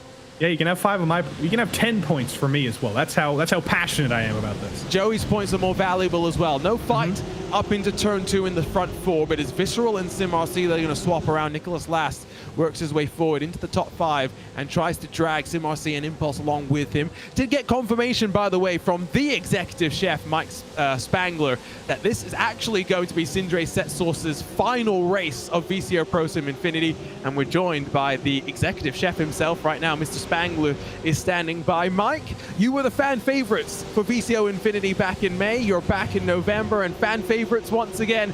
How's it been going so far, other than Josh Chin's lack of performance? Let's see if Mike Spangler is able to unmute himself as well, because there we go. Hey, what's going on? So, I would say it's not really our best go here yet. We've had a lot of self-inflicted wounds and some bad luck, but things are turning around here a little bit. You're not blaming Joshua Chin enough. I'm going to give you another opportunity to do that.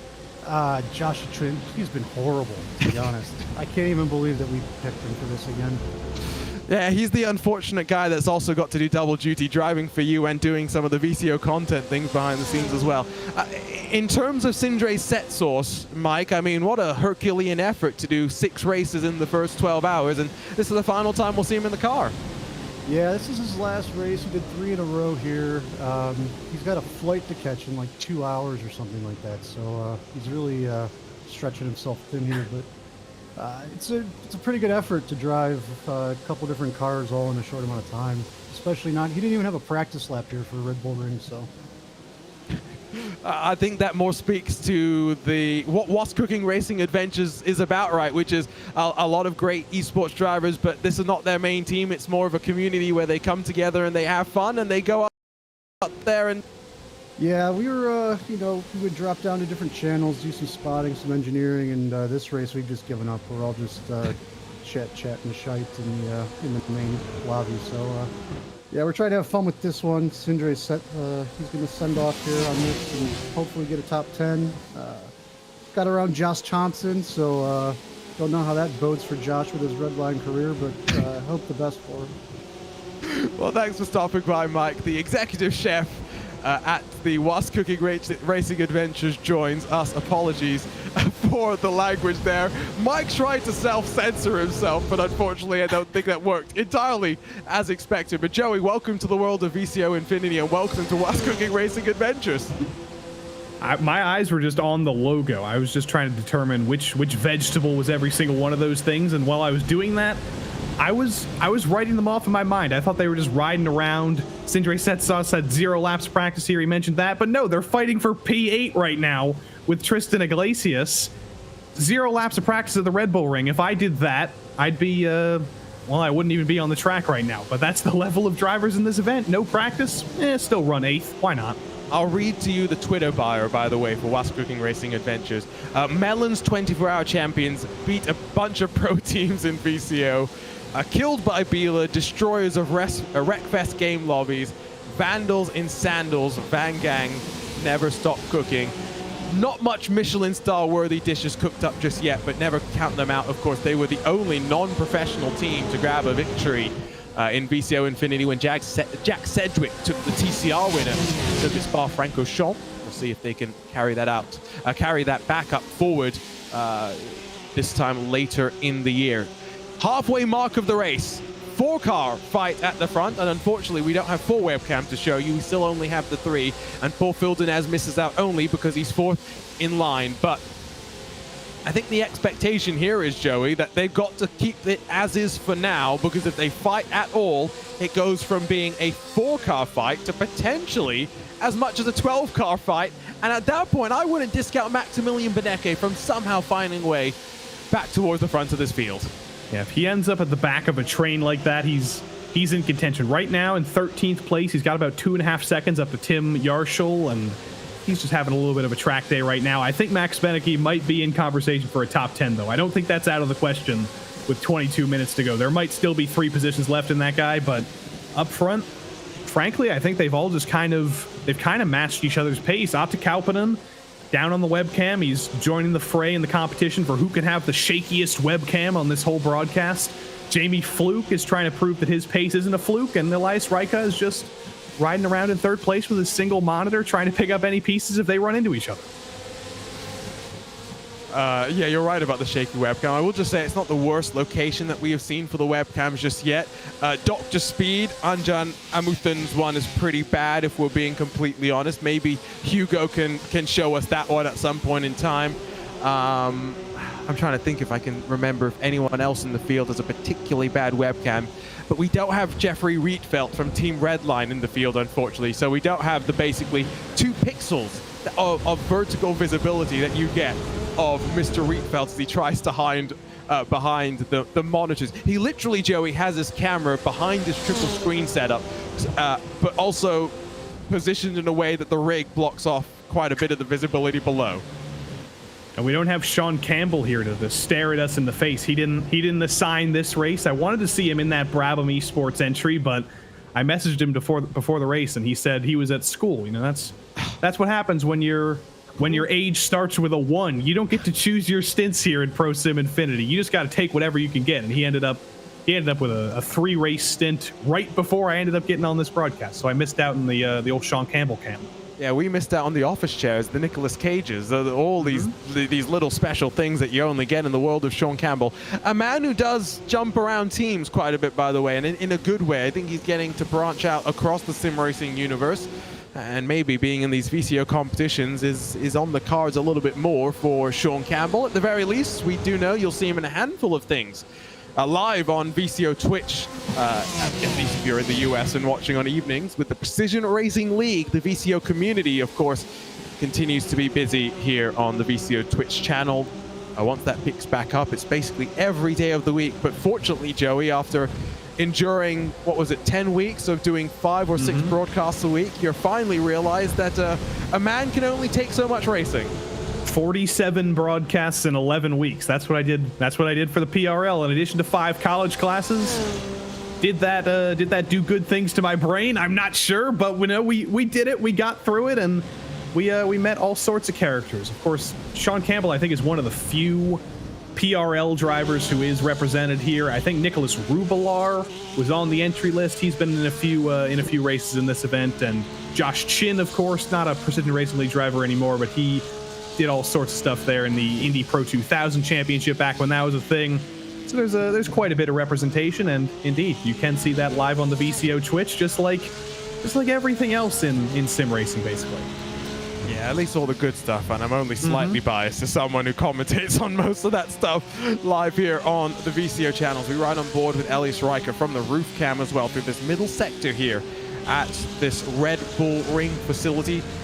I do enjoy the way that we've carried forward two of the tracks from 2020. Ooh, this is a nice little fight. We'll get back to what I was going to talk about. Four-man racing on the outside as they try and fight with the likes of Havu. This, again, through that double left-hander that jinx back right now. Bila Racing Team Euronic, Zenith, and Arnage competition here. Of course, remember, Zenith involved in that lap one, turn one shenanigans. Arjuna, do you know what nationality Philipp Schiff is? German or Swiss? He's Czech. I was not even close. I was just checking. Very punny. Can we get Paul Smith in 18 minutes early, please, Hugo? For those who are wondering, Hugo Luis just laughed in my ear as well. Now, Philipp Schiff is going to be forced out a little bit wide. Do believe you can follow Mr. Schiff's coverage in the VCO Command Center. If you pull that up, excuse me, on Twitch, you can go multi-view and take control of your viewing experience. 3 wide almost as they climb up the hill. Ricardo Rico, the former Arnage competition driver, trying to stop Arnage competition from working their way forward. And we've been giving all the credit to Max Benecke for the drive forward through the field, but Ricardo Rico's got to do exactly the same thing. I mean, it was more of his own doing that he ended up at the back of the field, but he does have a drive forward through the field to do. He dispatched of Philipp Schiff. I think Patrick or Jarno de Houw as well is who he's dispatched of, and he's got 2 drivers side by side in front of him, and Matthias Wittekainen and Patrick Heinrich, who are honestly probably not as fast as Ricardo Rico. He should be able to make easy work of them too, but I think his limit's probably going to be P20, honestly. He might be able to catch Patrick Verbovi in the Carbon Sim Sport entry in P20, but after that, there's not much more on the road for Ricardo Rico. 16 odd minutes left here to go as we continue watching the gaggle for 21st on back as they funnel through the final corner. There's the look at the live points as they run right now. It is still a full victory. That Redline have separated themselves from the rest of the pack. RHG up into second, Altus to third at the expense of Urano, with with Alexei Nesov having to come down to pit lane, get the fast repair. He's out on track, albeit in 34th position, scoring quite minimal points in the grand scheme of things. But yeah, you can see for Redline number 1, despite Benecke's troubles in this race down in 13th spot, doesn't really look that bad. 3 wide, by the way. It looks that bad now. Josh Thompson gets out of harm's way as Door Esports fights with them. Tim Yarshell trying to fight against the might of Maximilian Benecke, but he's got the inside as they fly to the left-hander. Fighting pretty well on the outside in turn 6. Max isn't going to leave him much room, though. Just barely enough room for that number 20 car to not end up in the gravel, and Max is just barely clear of the number 20 entry for Door Esports there. Now he's got his teammate behind him. I don't think Josh Thompson will fight too hard here. He knows that the championship, or if we can call it that, the point standings here rely on Max Benecke making up as many points as he can from this bad situation. So I don't think Josh Thompson will fight with him too hard. I'm just saying I think championship is the best way to describe it. We got 24 races in the course of that championship. Yes, they all happen consecutively, but I think it's the easiest way for us to kind of describe what an event this really is and what a unique event this really is, where we can finish up a championship in 24 hours. Elias Riker defends as the Monterey, California native. Vildenez to the inside. You mentioned his Road to Indy experience when we were seeing them in the open wheel slightly earlier, Joey, but Vildenez is someone that has raced in GT3 cars. Get back to that in a moment. Josh Thompson loops it around up at turn number 2. Have to imagine he got some help there. I can't imagine he did what I frequently do when I drive a GT3 car at the Red Bull Ring, and that's just completely looping around the rear under braking into turn 3 because it's such a tight braking zone. But we'll see if anything happened to Josh Thompson there. We'll see if somebody did indeed punt him around. But yeah, like you said, Phil Dennis, he might have real life open wheel experience. He might be especially good in the open wheel cars on iRacing, but we know from the IMSA Esports Championship as well, which you're of course familiar with. No, that's what I was trying to say. It's not even just in the virtual world where he has GT3 experience. Going back to 2018 in the International GT Open, he was back in a Mercedes AMG GT3 car. He's someone as well that even as recently as this year was able to get into a GT4 car in the DTM Trophy.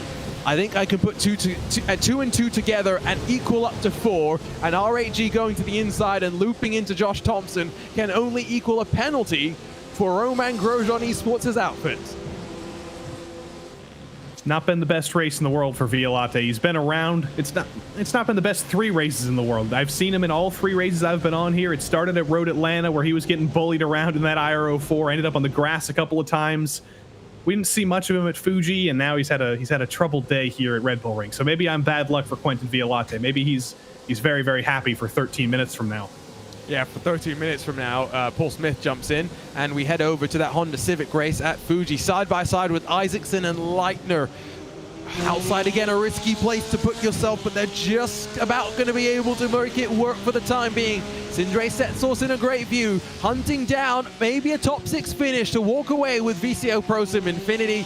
12.5 minutes still left to go. Isaacson with the smallest of overlaps and noses inside, but if Leitner can commit to the throttle that tad bit earlier, he'll be able to squeeze, but some contact, and Sindre Setsource takes it 3 wide and fights his way forward to 6th. Somebody load up the dictionary, load up heads up driving, and put that right next to Sindre Setsource's move, because that was incredible. Just a little bit of side-by-side through turn 7. Both drivers checked up. Sindre says, there's a Porsche-shaped hole there. I'm going to go for it, and that was incredible. That was one of the best moves of the last 12 hours. Well done. Put that in the highlight reel. Yeah, put that in the real-world highlight reel as well, and now pulls off to the side. We check back in up front. Fluke and Kauppinen, a bit of separation right now, but of course expect that to close back up momentarily. I don't know where I'd rather be right now. We haven't seen Fluke really being able to close, and this is one of those tracks where even though draft is important, Joey, you can defend the lead of the race if you play it out well.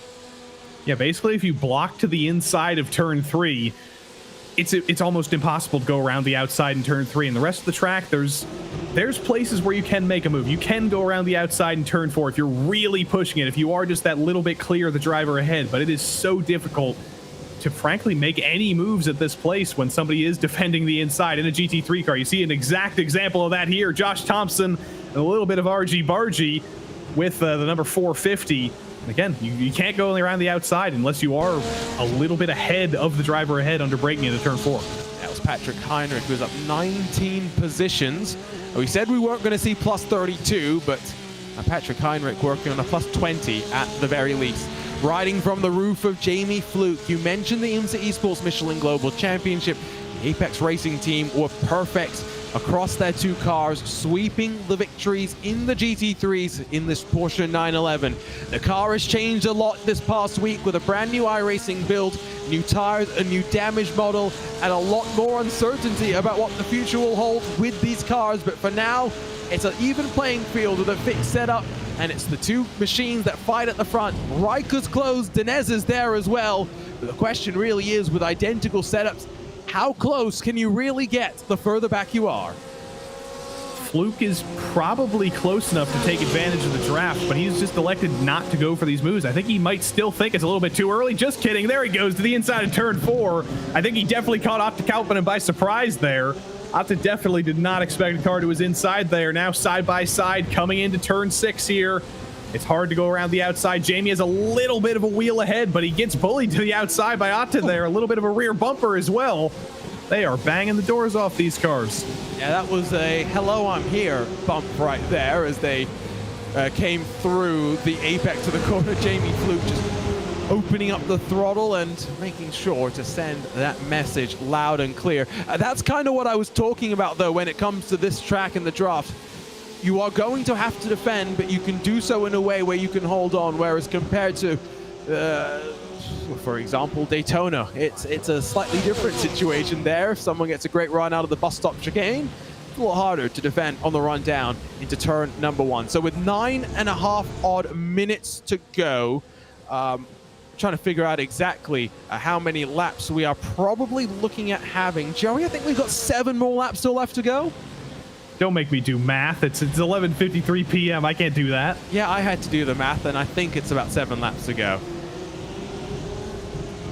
We tried to do math at Road Atlanta as well, but even did you? Even with Nobel Prize in mathematics winner in the future, Lewis McGlade, we couldn't do that math. Thomas Shimon is off the track. Adam Isaacson, by the way, for SimRC is down in 12th position, so a handful of cars starting to drop backwards. Sindre Setzels, of course, is already up into 6th as he's now trying to close on Visceral Esports, only 1.9 back from the lead. Take a bow, Nicholas Lash, by the way, because for Visceral Esports, I'm just going to go ahead and take a look at my notes. They've been in the top 10 once today, but this is by far their best performance of the competition.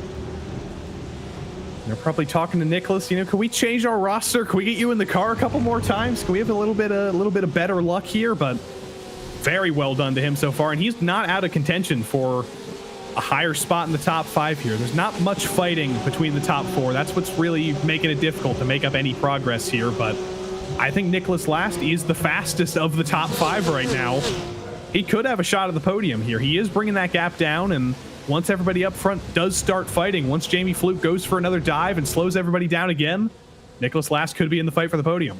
And maybe that's one reason why they can't afford to fight so hard right now, but he's in the draft. He's just got to close. That's the thing that he's got to do as we get to the halfway mark of VCO ProSIM Infinity. Now, Championship, again, will just remind you that even though Maximilian Benecke and Alexei Nesov had their issue running 1-2 in the championship, 1 and 2 on the track into turn 1, Benecke's been able to rebound to 10th position through all the drama.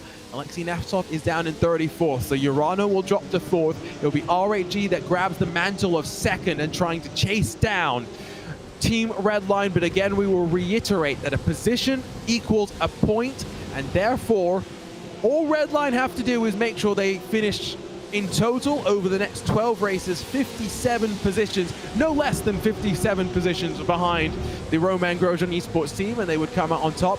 Basically, they could be anywhere 5 positions back from Romain Grosjean Esports for a team that's averaged a finish inside the top 5.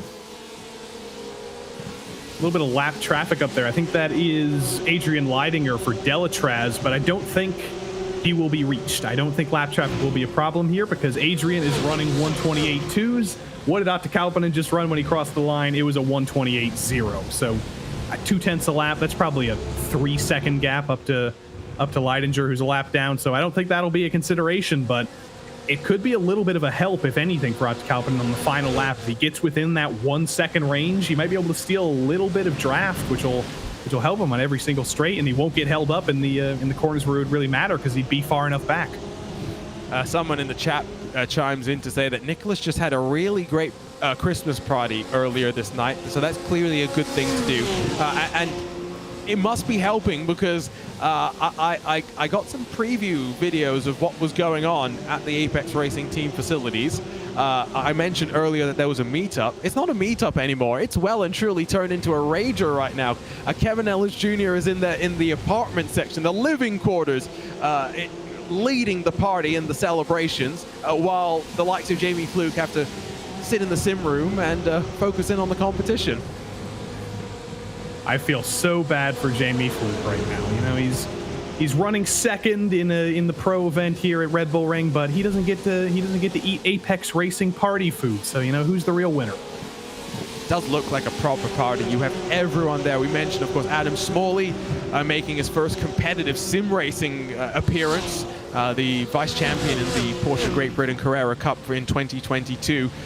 You've also got David Sampson, Owen Carl, Guile Valero. I think I even saw Johan Harth there. So yeah, they're going to have some fun. And especially because it's going to feel a little bit weird when we get to the end of this event, Joey, and it's 6 p.m. in Europe on a Saturday night, and drivers still have 1 day of a weekend to rest and relax. I hope it's thematic. I hope they've got some like Austrian food over at the party. You know, a nice schnitzel party, some Spätzle, good Austrian food. You know, that's exactly what you wanted. at a party. Just deep fried pork, dumplings, the most exciting food in the world. By the way, being requested to send a message to allow, to ask Apex to give us footage of the party. So Kevin Ellis Jr. has been sent the request, and this would be the second best content of the year, closely behind Weatherman Kevin Ellis Jr. from the iRacing Daytona 24. Is that something you're familiar with, Joey? Weatherman Kevin Ellis Jr.? Oh, I only know Weatherman Adam Young, so there's a new iRacing Weatherman apparently. Yes. Oh, no. This is something where we'll have to go and send you the images because we went deep for the iRacing Daytona 24. Down through the final corner with less than 4 minutes to go. Traffic is close, but I think Delatraz Automotive will get the message at some point that, oh, you've got some cars behind you. Let's pull to the side and let you go. 3 minutes and 30 seconds to go, though, Joey. We've got 3 laps still left to battle. Can do a little bit of studying here on Jamie Fluke's ability to get a run down the straight between turn 1 and turn 3. Is the entire straight turn 2? That's a mystery that only the designers of this track can answer. But you can see there, Jamie Fluke only brought that gap down in the draft by about 1/10 of a second. So that's not going to be the most effective thing in the world. There is Leidinger getting out of the way, so there will be open track for Atte Kauppinen, and there won't be any draft help. So just that little bit of a moving chicane there might help Jamie Fluke, but he doesn't dive it to the inside like he did a few laps ago. He's not quite close enough. He needs to be like 1/10 closer coming out of turn 3 if he wants any chance at even peeking to the inside of Atte Kauppinen, because he's just riding pretty right now. He doesn't even need to defend. I feel pretty confident right now that this is going to end in either Kauppinen or Fluke on top, assuming there's no contact. I don't get the sense that Raikkonen or Dinez are even close enough or confident enough in the behavior of the car to be able to close. And Fluke's made a small mistake there and to relieve the pressure, albeit slightly, off the back of Kauppinen as we dive down through the penultimate corner to start what will be the penultimate lap of this race. 4 cars split by 1 odd second, 5 cars split by 2 odd seconds. As much as I'm enjoying talking about the very pointy end of the field, I want to continue pointing out what a spectacular job we're seeing from Nicholas Lasht in that Visceral Esports entry, riding inside of the top 5, well and truly latched on to those at the front. Back up the hill, though, in towards turn 2 they come, Joey. Fluke a little bit too far behind.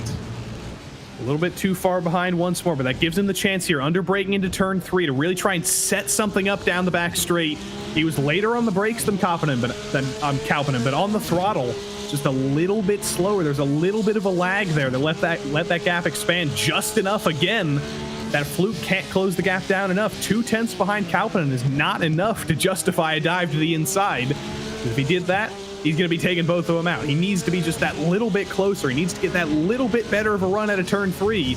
And that's going to be so difficult to do at such a slow corner like that, where Atte Kauppinen can just park the bus in the apex. Yeah, so I think 2 battles to watch. Kauppinen, Fluke, and then Raikkonen, Dinez. Separate those out, and I think that's maybe how we can cycle this to the end of the race. Sindre Setsos, if you gave him 2 more laps, I think he'd be in the fight as well. He's only 1.2 back from Lashed in that Visceral Esports machine. But we'll dive down the hill through the final corner for the penultimate time today here, Joey. 1 more lap to decide it all. It's Williams Esports that run at the front, trying to break the toe. This is the closest Jamie Fluke has been through the final corner. It's not going to be for anything because he can't go for the move into turn 1, but this needs to be the turn 1 run of his life. If he can get a better exit than Atte Kauppinen, he might have a shot coming up the hill, but no, he's just that little bit worse, almost completely equal to Atte there. He's got to wait for the second straight now. He's got to maximize the exit off of turn 3.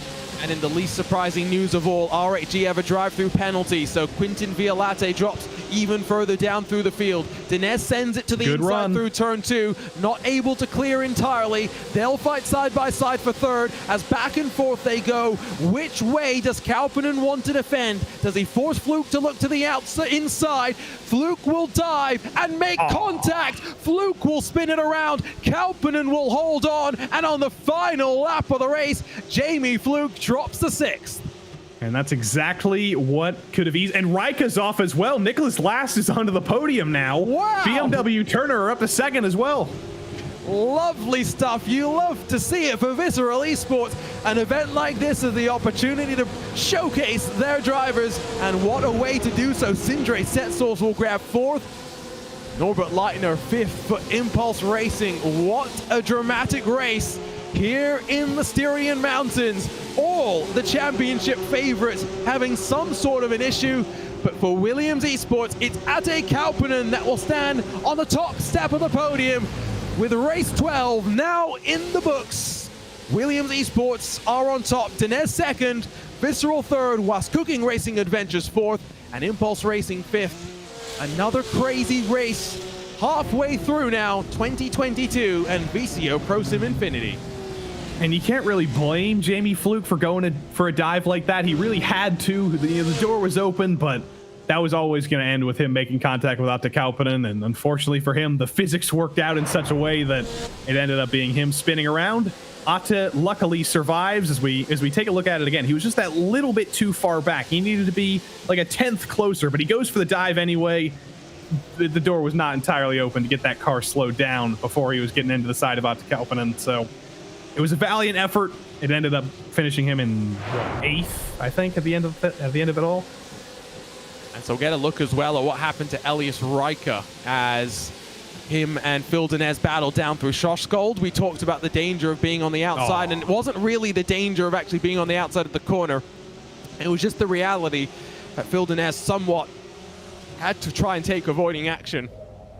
Unfortunately, the avoiding action took him into the path of the unfortunate Elias Riker. Monaco Esports end up finishing down in 12th position, but your winners, William Esports. So here's the results. It's 9/10, the margin at the end. Williams Esports on top in front of BS Turner, who will grab some much needed points.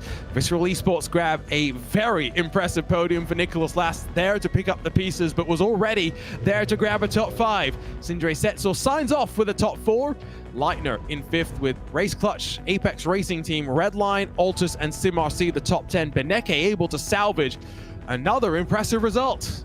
Yarshel for Dor Esports in front of Riker, who drops to 12th, with Dr. Speed 13th in front of Attila Bushi, Reese Carl, and then Patrick Heinrich for the Bila Racing Team Euronics.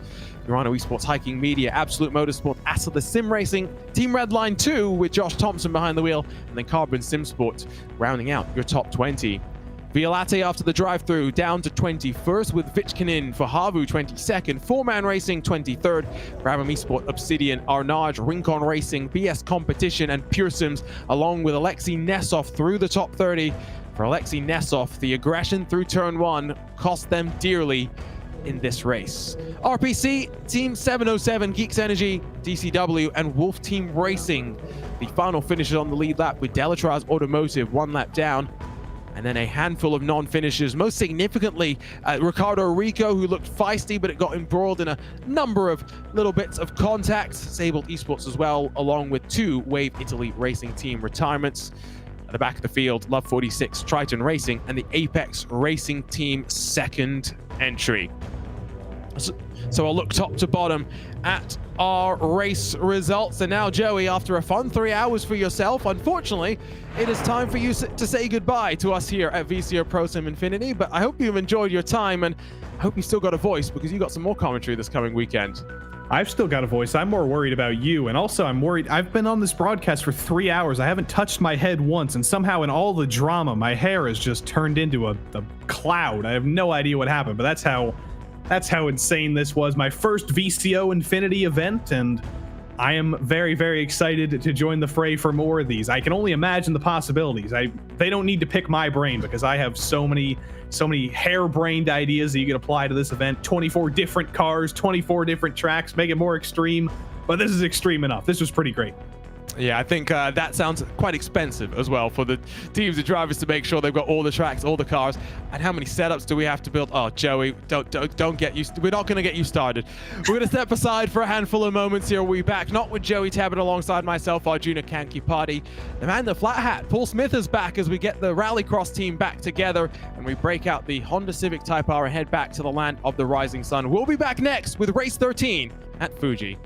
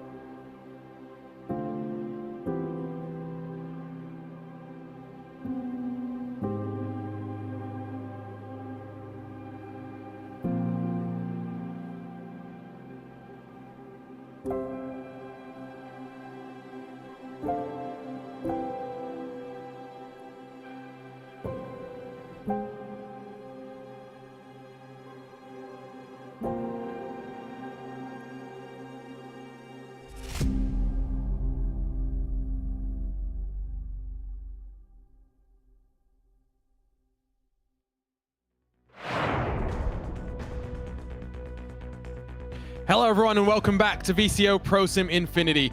Officially 12 rounds in the books, 12 races still left to come, and we head now to the Honda Civic Type R and to the Fuji International Speedway. Said goodbye to Joey Tebben. We say hello to Paul Smith, and Paul, welcome back. It's been a while since you're here.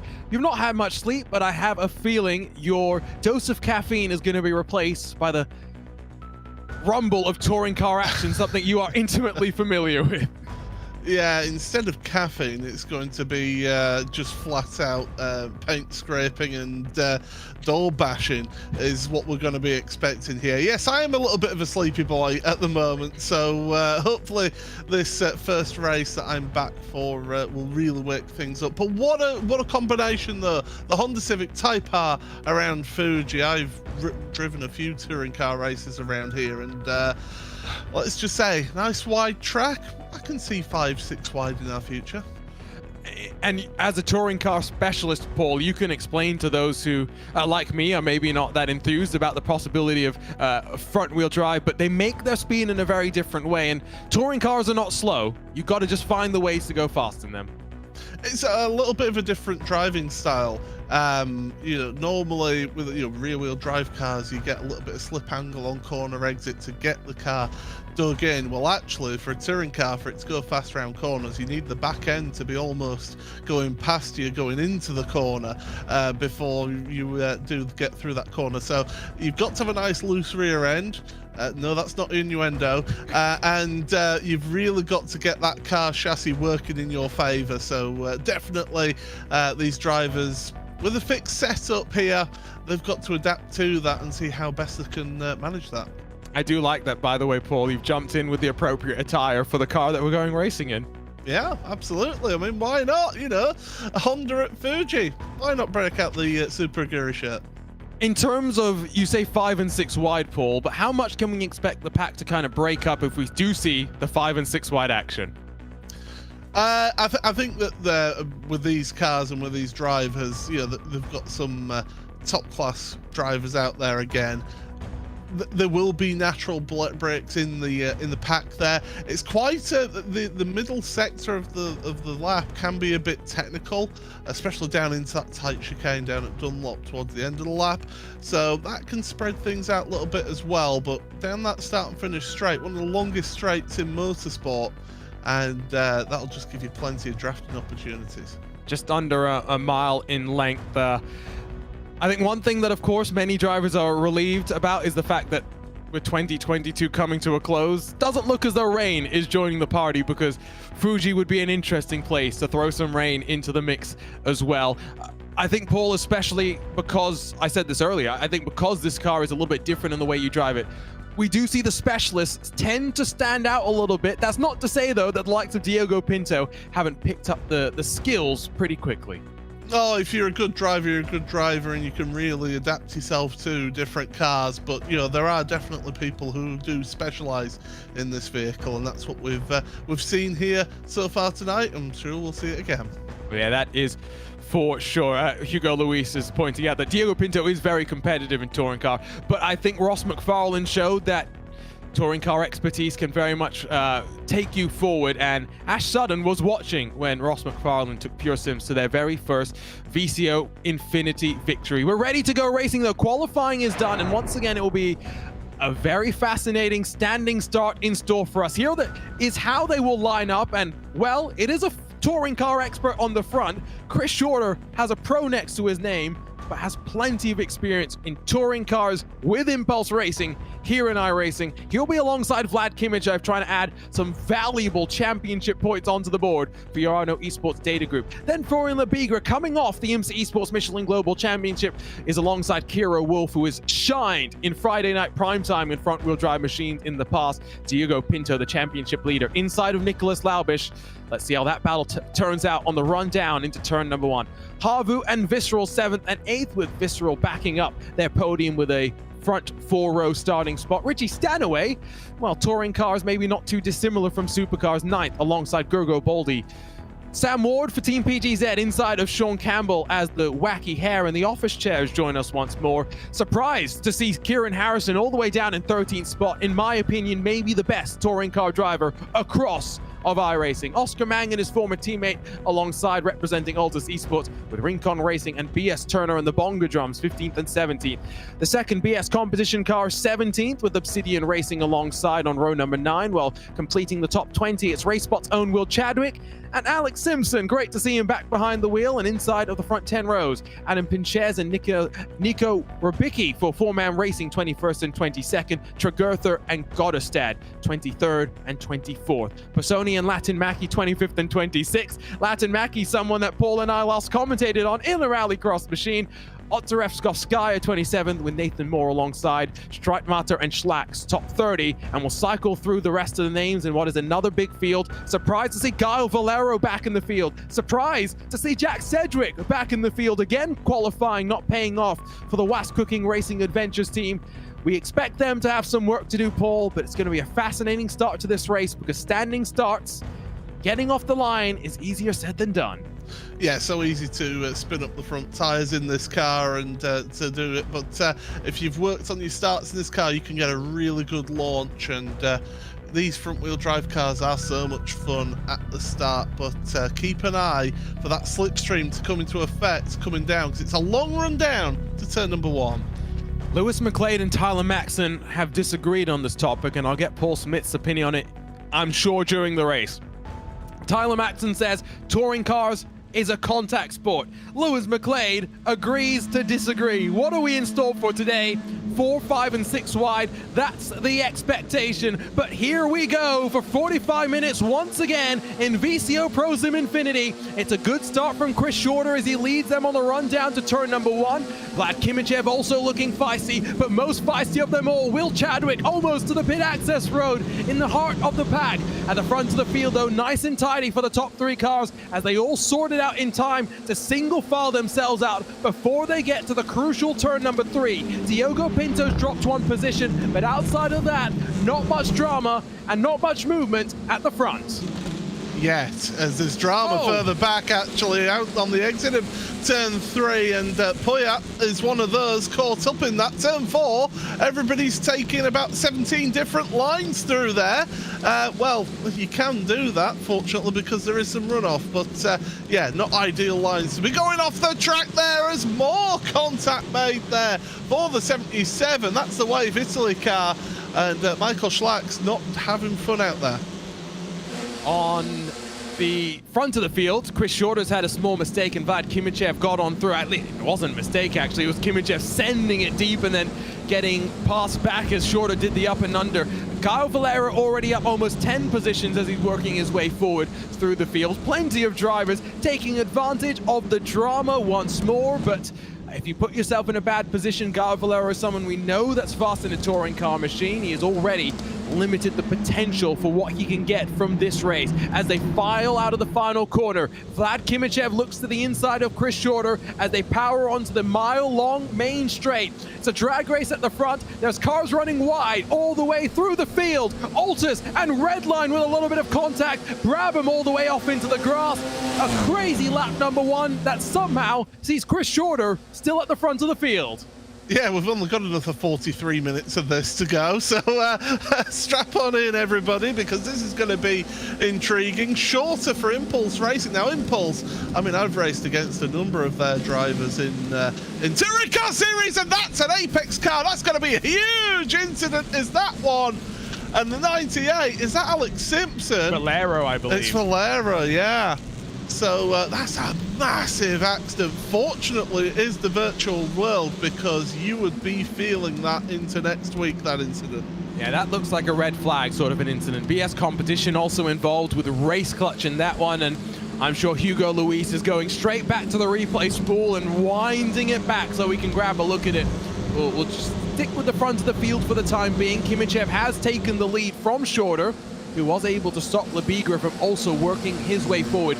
In the midst of all of this, by the way, Diogo Pinto and Nicholas Laubish, they swap positions while also working past Kira Wolf. Diogo Pinto, like we said, not too bad in a touring car, as here we go, it was 4 wide and they played some ping pong, back and forth they went, race clutch off of BS Competition, then off of the Apex Racing car, back off the BS Competition car, Kova mixed up in that one as well. I think Bila then almost runs into the back of Pure Sims. Absolute calamity. And that almost reminds me of an incident that happened in the British Touring Car Championship back in 1994. Matt Neal ended up getting flipped over and rolled over about 6 or 7 times actually in that incident, and it was the car in the middle just bouncing off the sides of 2 cars, and before you knew it, just absolute carnage, and that's exactly what happened there. That was the second Urano car, by the way, going around. So Nicholas Laubich has dropped outside of the top 25 and has left Vlad Kimichev with no team help at the front of the field. So we will track that, excuse me. There is Alex Simpson up into 15th spot. Staying out of the drama, has picked up 5 places along the way. Behind him, though, he does have the likes of Oscar Mangan, and as well, he's got the Williams Esports car of Will Tregurtha looking to the inside as Oscar Mangan sees Tregurtha bully his way on through. Nice and easy. Not too much of a fight put up there. Now, you see, that's the type of contact that is, well, that isn't on the replay that's acceptable, but the little brush of a door is what I would consider to be acceptable contact in touring cars, not just flat out punting people out of the way and moving them out of the way. That's not touring car racing, that's banger racing. Yeah. So I'm a little bit of foot in both camps when it comes to Tyler and Lewis's point of view. Yes, motorsport is a non-contact sport. A lot of people forget that when it comes to touring car racing, but it is true. And well, we like to see clean racing that happens, and you do get some tremendous races in touring cars when people decide to actually behave themselves. On board with Florian Lebigre, and I think your point there is when they decide to behave themselves is the best way of putting it, because we had a monster year in the V8 supercars, for example, this year. Then we got to the final round of the championship when drivers knew that this is the last race that those cars ever would have to do, and suddenly we had a little bit more of a clumsy weekend.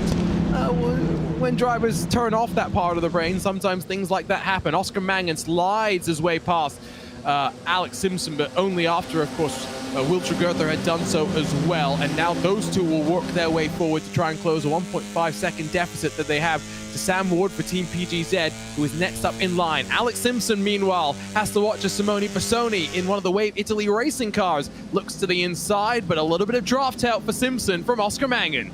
Yeah, he's getting that little bit of help from in front, but he's getting squeezed to the outside of the corner.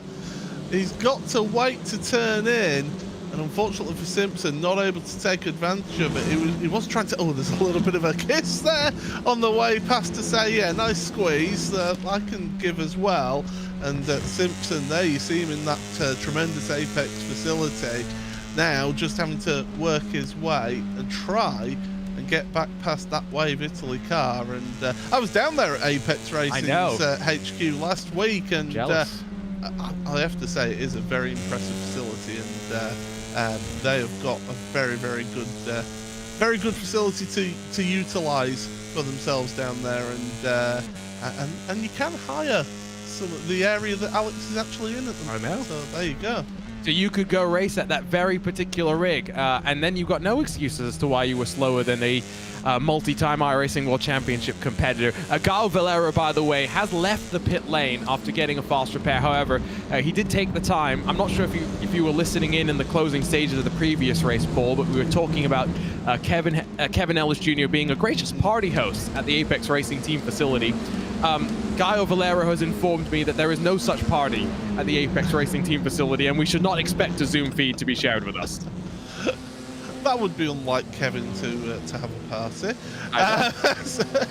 Can you imagine the level of not trouble? I'm trying to phrase this carefully. How good roommates Peter Berryman and Kevin Ellis Jr. must be with one another. Totally not getting each other in trouble.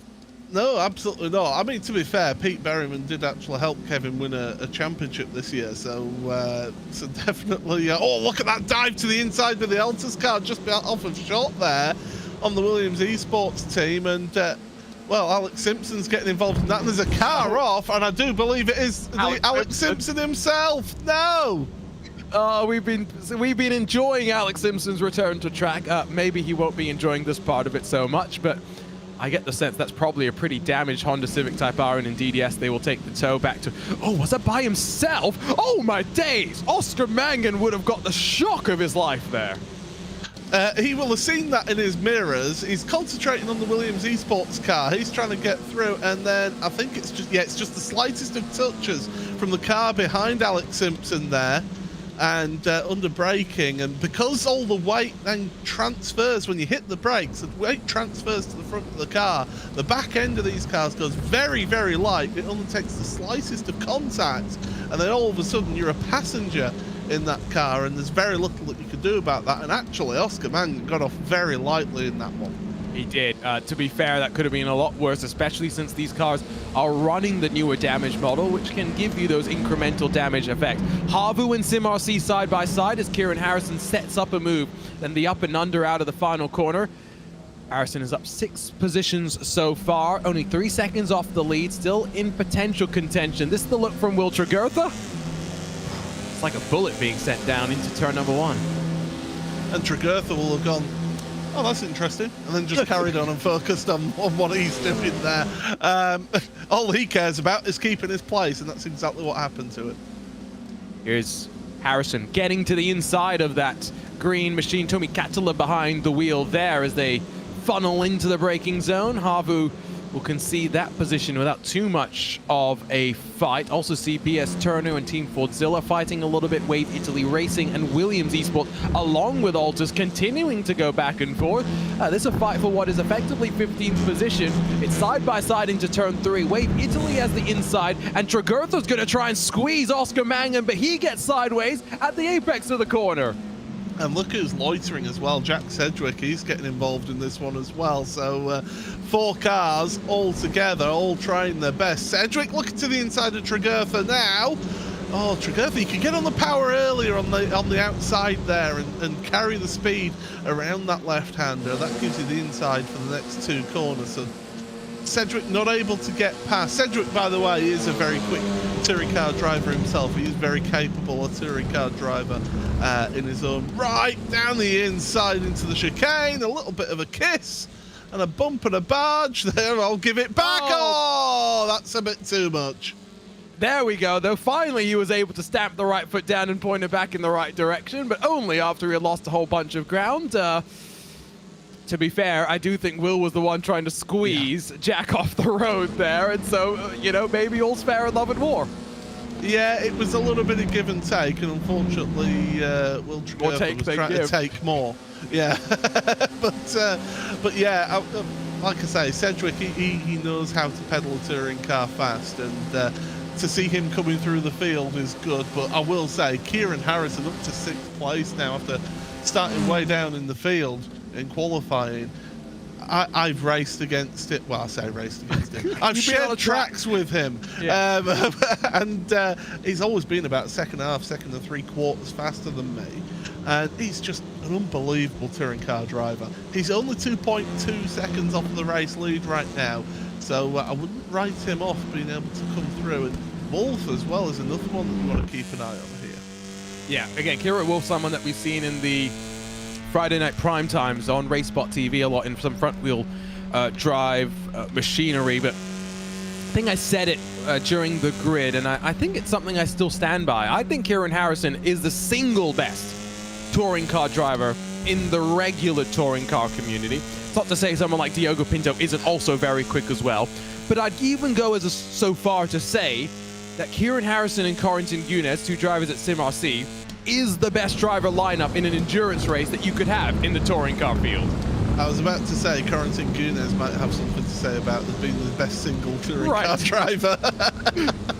but Kieran is just supremely talented in these and just seems to really gel well with the front wheel drive. And SimRC, look at this, down the inside of Zenith. Thank you very much. That's another place gained for Kieran.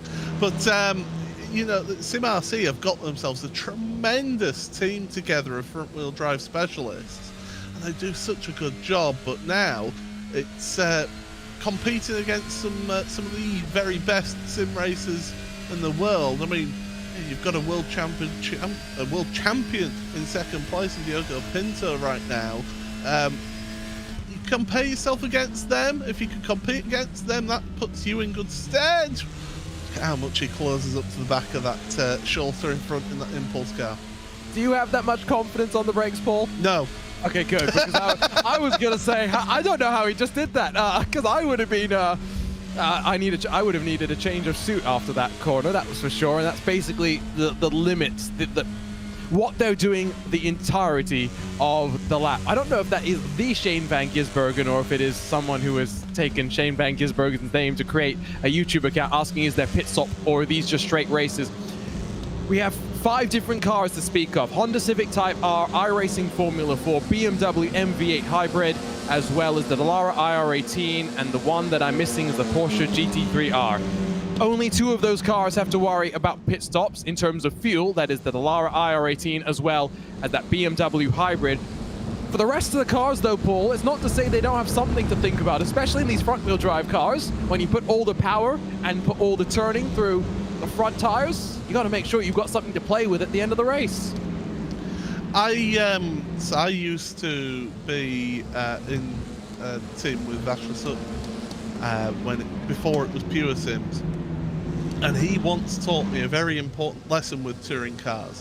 And it's something that actually then sort of made it click for me, is that if you're turning and trying to put the power on in these front-wheel drive cars, you can't just mash the throttle and be 100% throttle, because those tyres turning is also taking a percentage of effort out of those tyres. And you can't give more than 100%. So you've got to give somewhere. So it's all about throttle modulation coming off of corners to make sure you get the best run out of them. As Brabham Esports, here we go. They've got a perfect seat to see Baldy battling away in front. But yeah, it's all about how you modulate your throttle out of corners, as well as getting that braking right going into corners to swing the back end around. Yeah, take your pick of the seats there, and there's more office chairs that you actually cannot see hidden behind the office chair with Nicolas Cage's face on it. Sean Campbell graces us with his presence here on RaceBot TV and VCO Esports once more. This time representing Brabham Esports, tucked up behind Mirror and Visceral. Visceral backing up that podium performance that we saw from them in that previous round. And much like we had the breakout performances from Was Cooking Racing Adventures, the consistency from Urano back in May. Many more storylines to talk about. Front of the field, though, not much to talk about when it comes to Diogo Pinto. He hits the front, he makes it look easy, and he slides his way past Vlad Kimichev, second in the championship. Look at this. Look at this queue of cars, though. 4 all together right now. And a little bit uneasy, and that was because Sim RC, Kieran Harrison, down the inside. Pinto runs wide.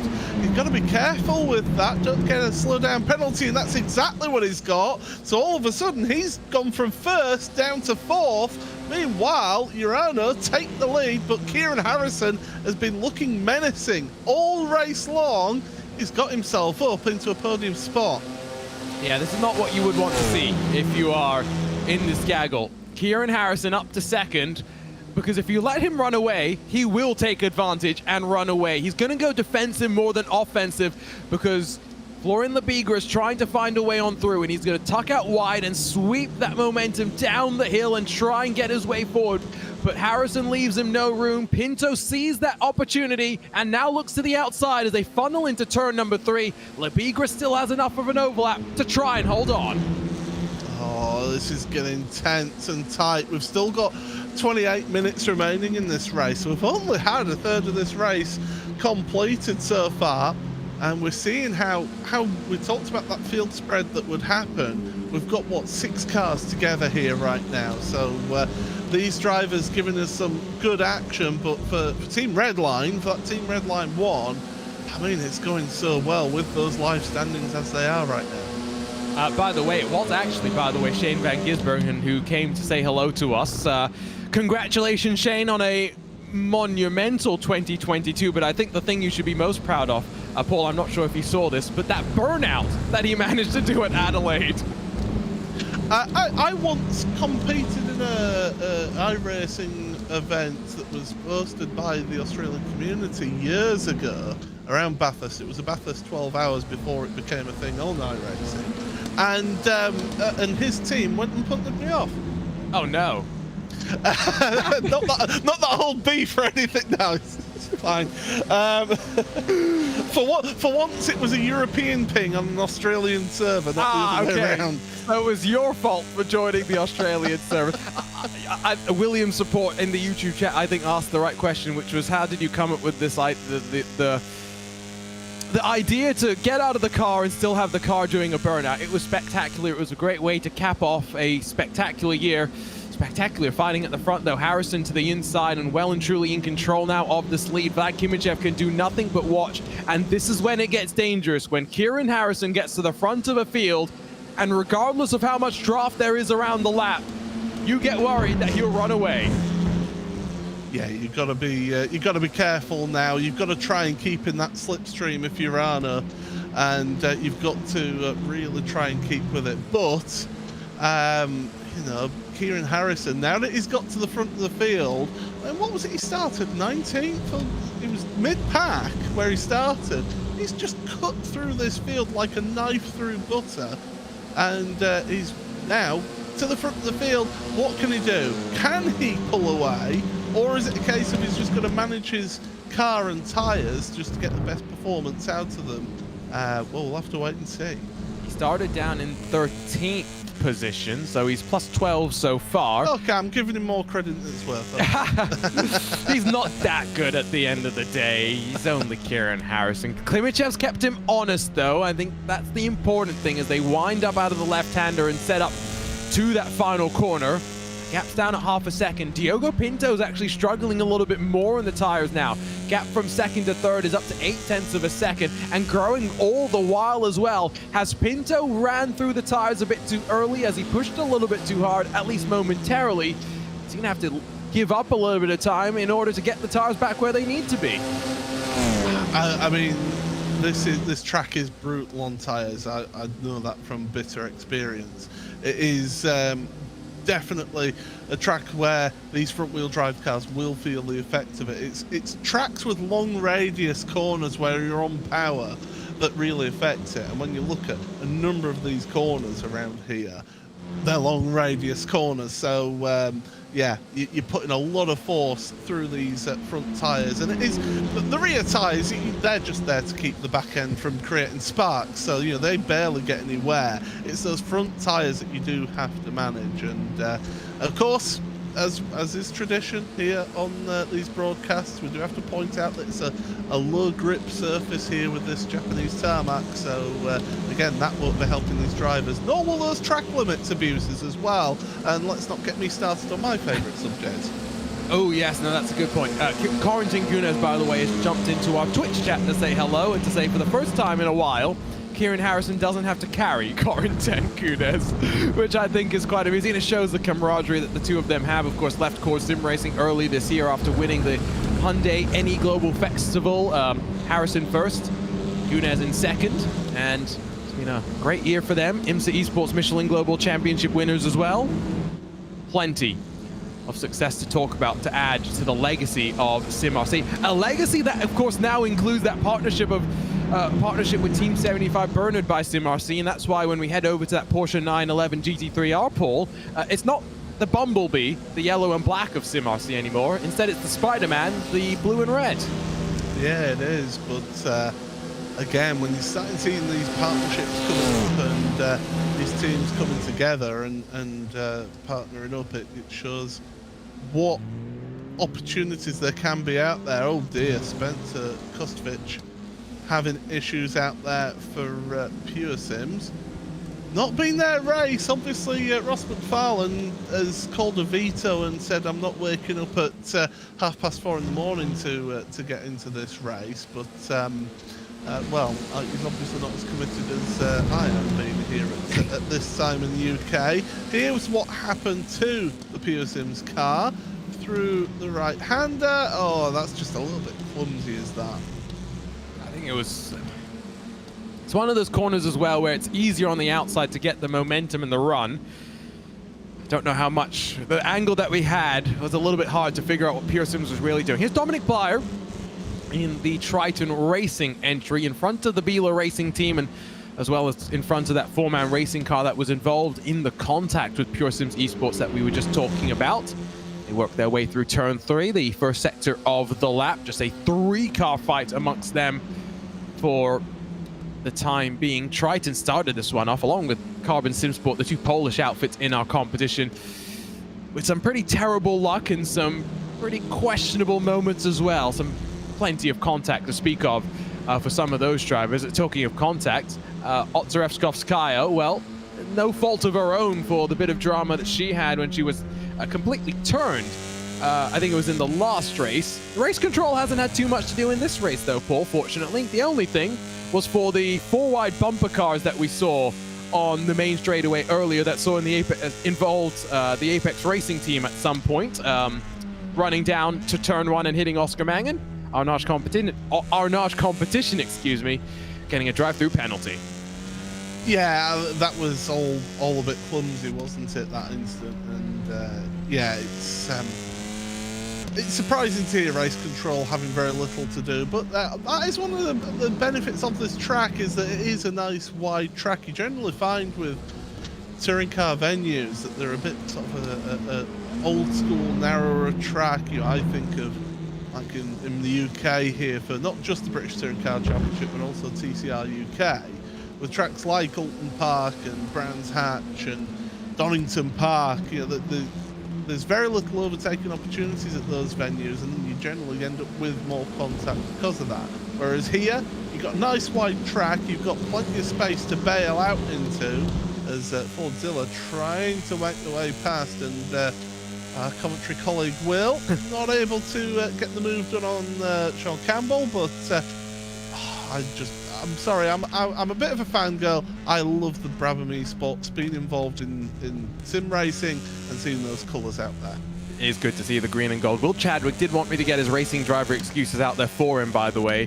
Says he wants to blame Sean Arnold for the fact that he got sick after Sim Racing Expo, and so had literally never touched a touring car machine until 24 hours ago. So there you go, Will. We've got your racing driver excuses out, but you're in 11th, so I think you need more racing driver excuses to justify why you're not further up through the field. Hasn't this Honda been out for a year now? Apparently he's never touched... It's a very... I'm sorry, that's not a good enough excuse there. No. Well, you're gonna have to... Apparently, Paul, he never even touched the Audi before it either. Again, it's not a good enough excuse. I'm not accepting it. I know, we have to be harsh on our fellow RaceBot TV colleagues here. They got to make sure their racing driver excuses are up to snuff. Next, he'll be claiming that there's a misfire and that he's got an electrical fire as well. You know, we're coming out with all sorts of excuses with Will. Nah, he's got VTEC power. He doesn't need to worry about that this time around. Down through turn 1, he's on the back of Brabham. Mirror, Visceral, that's the little gaggle that we're tracking here. But PGZ and BS Turner not too far off them. Josh Thompson, Richie Stanaway in the other of the Team Redline entries. I just assumed, given that it was Team Redline's second entry, that you would have Josh Thompson. But this is the advantage of having someone like Richie Stanaway as part of your team, Paul, because, of course, Richie's in Australia. It's about 4 p.m. in the afternoon right now. It's very early in the morning for you. Richie can get some of those night hours in and do some racing, and Richie's a very capable race driver as well, whether it's in the real world or the sim world, while the likes of Josh Thompson, Chris Lulham, and the rest of the team can get a couple of hours of sleep. The young whippersnappers, they can deal with the lack of sleep better than us old fogies. But yeah, you're absolutely right there. If you can have that mix of regions covered with your team, you know, people based in Europe, then in the Americas, and then out to Australasia, then definitely it is a great way to have one of these events to spread the load across your team, so you're not having to drive tired. And that's exactly what we see here. Richie Stanaway, though, he'll be a little bit disappointed to be in 14th place, I believe. But you know, he'll be eyes looking forward here in the Team Redline 2 car, which going into this race was in 8th place in the team standings. So Redline 1, again, in a good solid place up there in 3rd, but they are behind the 2nd placed Urano, but minimal points loss, which is what they want. Sean Campbell and Gergo Baldy will go back and forth down through turn number 1. Campbell will have the outside line and a bit of extra speed, but I don't think he's got enough to really commit, and he'll just let off the throttle enough to be able to tuck back into line, but all that really did was drag this trio a little bit closer to Sam Ward and to Ruben Bonga, who gain a handful of hundreds, a handful of tenths, but they're crucial in getting a little bit more draft and closing just that little bit more. 16 and a bit odd minutes to go. We've got about 10 laps to go based on my timing screen, so 10 more opportunities for drivers to figure out what they need to do to put themselves into the right positions at the right time. And at the front of the field, Kieran Harrison has said, I don't want to wait 10 minutes, I've got a 1.2 second advantage. Sean Campbell deep under the brakes. Will Chadwick tries to pick up the pieces and squeeze through on Gergo Baldi, but here comes Sam Ward around the outside to squeeze his way past one and look to the outside of the Mirror Esports car as well.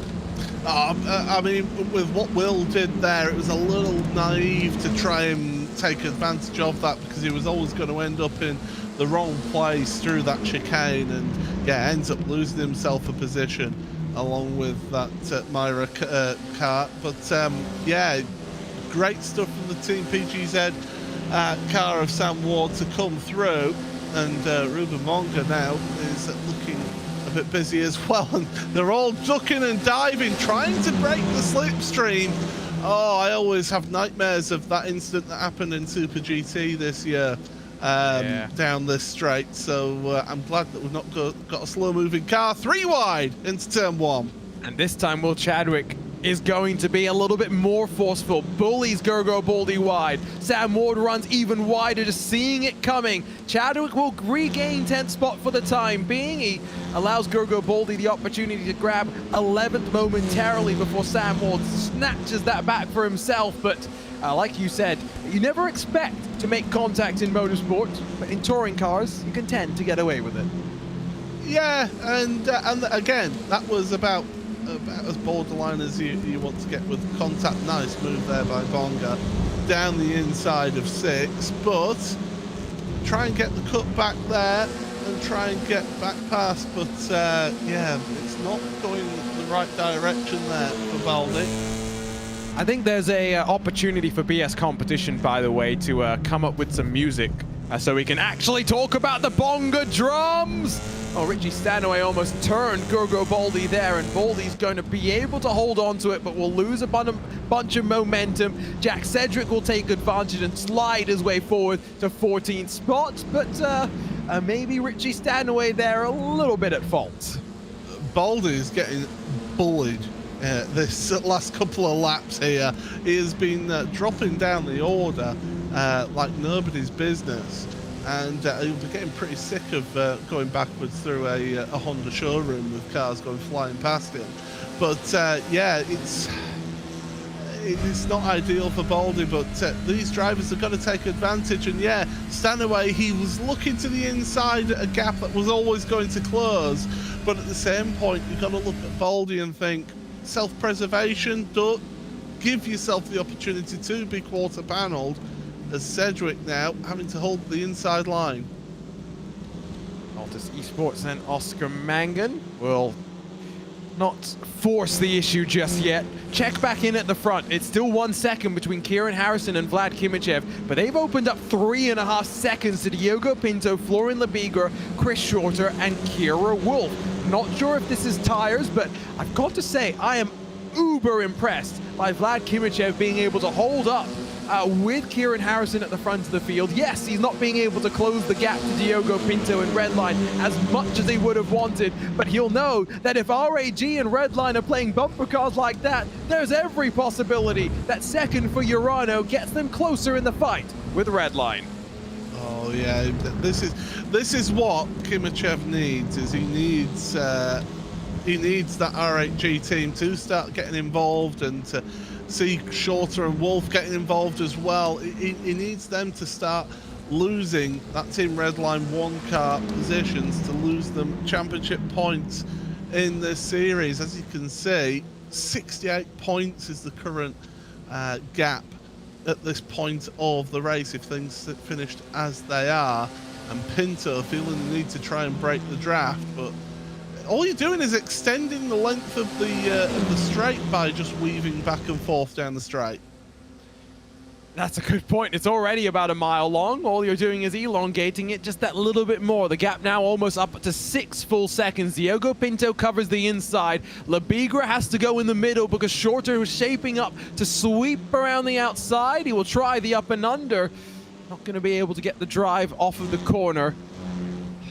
I'm very fascinated and very curious as to why we've seen such a drastic fall off.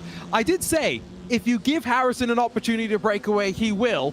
But with Kimmich being able to hold on relatively closely to your leader, Paul, it does indicate that there was something that's held these cars back, whether it was fighting, whether it was tires, or something in between. Maybe the conditions have maybe got a little bit more favourable as well, because with these cars, the cooler the track, the better for them. It means it can push those tyres a bit longer. You know, heat of the front tyres can be a big issue, and it's things like this, the heavy braking zone into tight acceleration zones whilst turning is really what puts the load and the heat cycle through those tyres, and that can really affect your performance out there with these TCRs. But right now, I mean, Shorter's got a great seat here, best seat in the house, watching the two in front try and duke it out, and Pinto start expecting to see him moving about down the straight. Chris Shorter, the South African National Polo Cup champion back in 2016, and someone that's parlayed that over into sim racing, I don't want to say career, but definitely a very, very quick driver, someone we saw in the IMSA Esports Michelin Global Championship. Now, Kira Wolf is the least aggressive of these trio. We go 3 wide in that battle for third. Labigra trying the up and under on Pinto and gives a shove to the red line car. Chris Shorter around the outside won't be able to take advantage of that little bit of drama, but where there's a little bit of fire, it may start to boil up and bubble up. Well, this is not what they need, though. They can't be slowing each other down and to take it out of each other. They really need to almost work together to a degree to try and to not hold each other up and to give themselves the best opportunity of holding on positions. You mentioned about South Africa, by the way. I did actually, when I visited Cape Town, I did actually happen to go past the Kalani racetrack in the Western Cape, but unfortunately wasn't able to stop by and take a look. I think, Paul, you've got to tell the story of why you were in South Africa, because that is a story in and of itself. Basically, I was in South Africa to do some filming for the British TV channel ITV, and they're still using what we filmed even to this day. If they carry on using that into January next year, it'll be 10 years that will have been on television. I've appeared on British television every day for nearly 10 years now. So they should go to ITV4 to see Paul Smith doing flying kung fu, right? Yeah, absolutely. I'll find it on YouTube.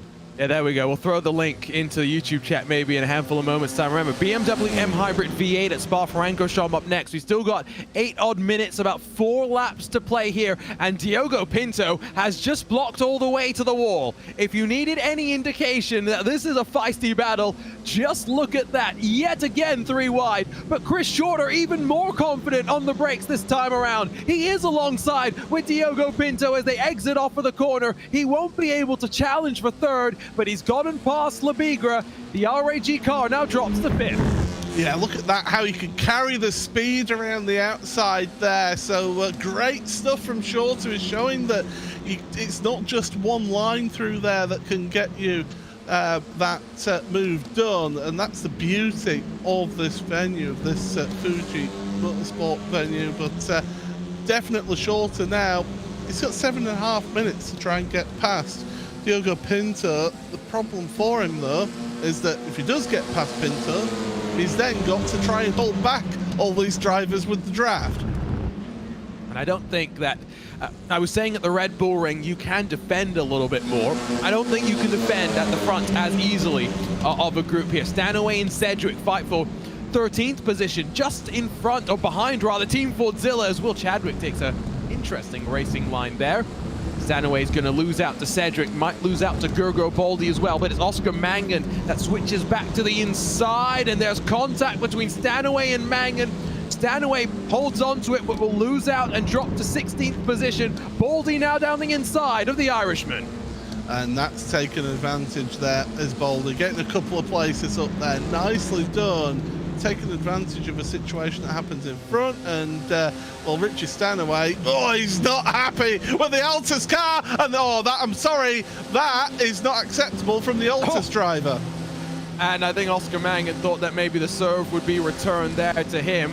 We'll get a replay from up above because I think the aerial angle will give us the best of the angles. Back at the front, though, in this battle for third is RAG unable to find a line to work their way on forward. 6 minutes left to go. Vlad Kimichev has brought the gap to the lead down to half a second. He is still trying to hang on. He's keeping Kieran Harrison honest. Here's a look at the replay. Stanaway fires it down the inside. This, of course, after the bit of contact that they've had. Stanaway's not left Mangan any room whatsoever. I get your point, Paul, but I don't think Stanaway has turned to the right. But the thing is, he doesn't have to. I mean, from a self-preservation point of view, he should be leaving the space there for Mangan to come on, but he doesn't have to in the letter of the regulations. He's on the track, Mangan isn't. It's up to Mangan to return to the track safely. So I would say, yes, Mangan's at fault for causing Stanaway to be off and into the wall, but Stanaway hasn't helped himself there either. There's Oscar's perspective. Yeah. I just think clumsy on everyone's side there. See what race control thinks about it. Don't think we'll get the points up for you in between this race and the next. Oh, we'll get a look at Richie Stanaway's on board here. So out of the corner. So it does look as though they hook quite early there because you can see he's pointed to the right, but the car's not going right. Yeah, it's clumsy as that. And it's not the best. It doesn't look the best as well. Really, Mangan needs to just bleed out the throttle just ever so slightly, fall in behind Stanaway, get the slipstream, and then make the move down into turn one. And if you're going to punt him, then at least punt him into turn one. If you're going to punt him, do it properly, is what you're saying. Yes. I mean, he did do it properly, to be fair, there as well. So, true. True, very true indeed. Luke Crane says hello and good morning in the YouTube, in the Twitch chat. Excuse me. He'll be on after the next race to join, I think, you, Paul Smith, for a handful of hours. Still a long, long way to go. PGZ as well as Havu fight for 8th position as Sam Ward tries to hold off Tommy Katala on the sweeping run through that right-hand long hairpin before you get onto the brakes and dart it to the left of the track. 3 minutes and 50 seconds to go. Your race leaders are working out of the chicane and into the final sector of the track. So I do believe we've got 2 more laps to go for the field. Yeah, and I mean, you talk about the 2 leaders. Kimichev is right there with Kieran Harrison as we look at this this fighting further down, of course. But yeah, that race lead, that's not going to be finished yet. That's going to go down to the very end, is that one. And fortunately for Kieran Harrison, getting a little bit of slipstream from back markers. He'll be hoping that that back marker then moves over and just lets him by before they reach the braking zone. That's the Geeks Energy Sim Racing team that tows both of those cars across the line with 3 minutes to go. So yes, 2 minutes indeed confirmed. Harrison will try and dispatch of him and will be able to do so. And it's as though Kimichev has been able to do the same as well.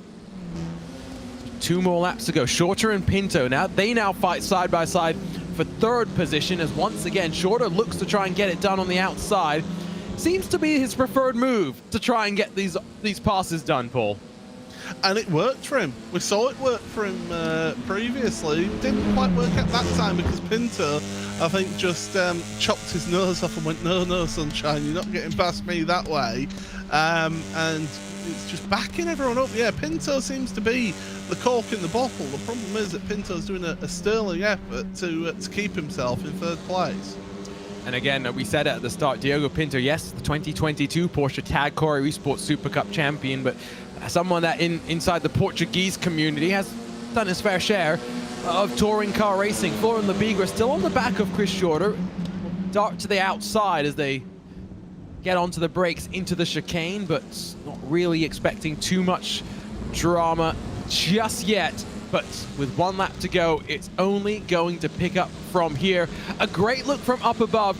Touring cars are also, I think, especially through the final corner, Paul, one of the best ways to get a good run is to just set something up and try a slightly wider line and compromise the car in front of you to try and tighten its own line. Yeah, it's the tighter the line you take going into that final corner, it's the worst. So you don't really want to make a move into the corner. However, you also want to try and set up the car in front to force them to go tighter, to give you the better run, to get you the run all the way down the straight. And we're going to be starting that final lap now for these drivers, and business, I do believe, is about to pick up. Yeah, get your checkbooks out because this is drama. Harrison and Kimichev didn't fight into turn 1, but they do fight for third. Shorter pushed out wide, but not wide enough to allow Lebigra to get on through. And I just look at how calm Chris Shorter is. It's just an average Saturday for him.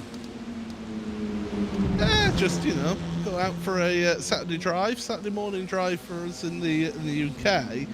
But Shorter, he is certainly putting in an impressive display here. As you say, up there in 4th. He wants a podium. At the end of the day, he wants a podium. He wants to get in that top 3. Absolutely, and after qualifying so well, I don't think he can say that his pace didn't deserve it. Would be, I think, the first top 10 for Impulse so far today. As the clock will wind itself down. Final opportunities, not just for those fighting for third, but for Kimichev to potentially grab the 1 extra point that he could get for passing Kieran Harrison. What a drive it's been from the SimRC machine. Started down in 13th spot and had to wait, bide his time to pick his way forward. And once he had some clean air, he did not let it go. Kieran Harrison shows why he is one of the best in the front-wheel drive world. A sigh of relief, but the realization that still 11 races left in front. It's just 1 victory for Kieran Harrison in the midst of 24 races, but it's a good one and a good victory for SimRC. Oh, things aren't finished further down there, and it's going to be the battle for 5th place, and Zenith not able to quite get there into 5th place, so finishing in 6th. Rest of the field coming through, but yeah, Kieran Harrison, you're absolutely right there. We saw that big exhale of breath. He worked hard for that one, and it counted as still more battling going on for Williams Esports. It's Will Tregurtha versus Nicholas Laubish. Laubish was sent back through the field, remember, in the early stages.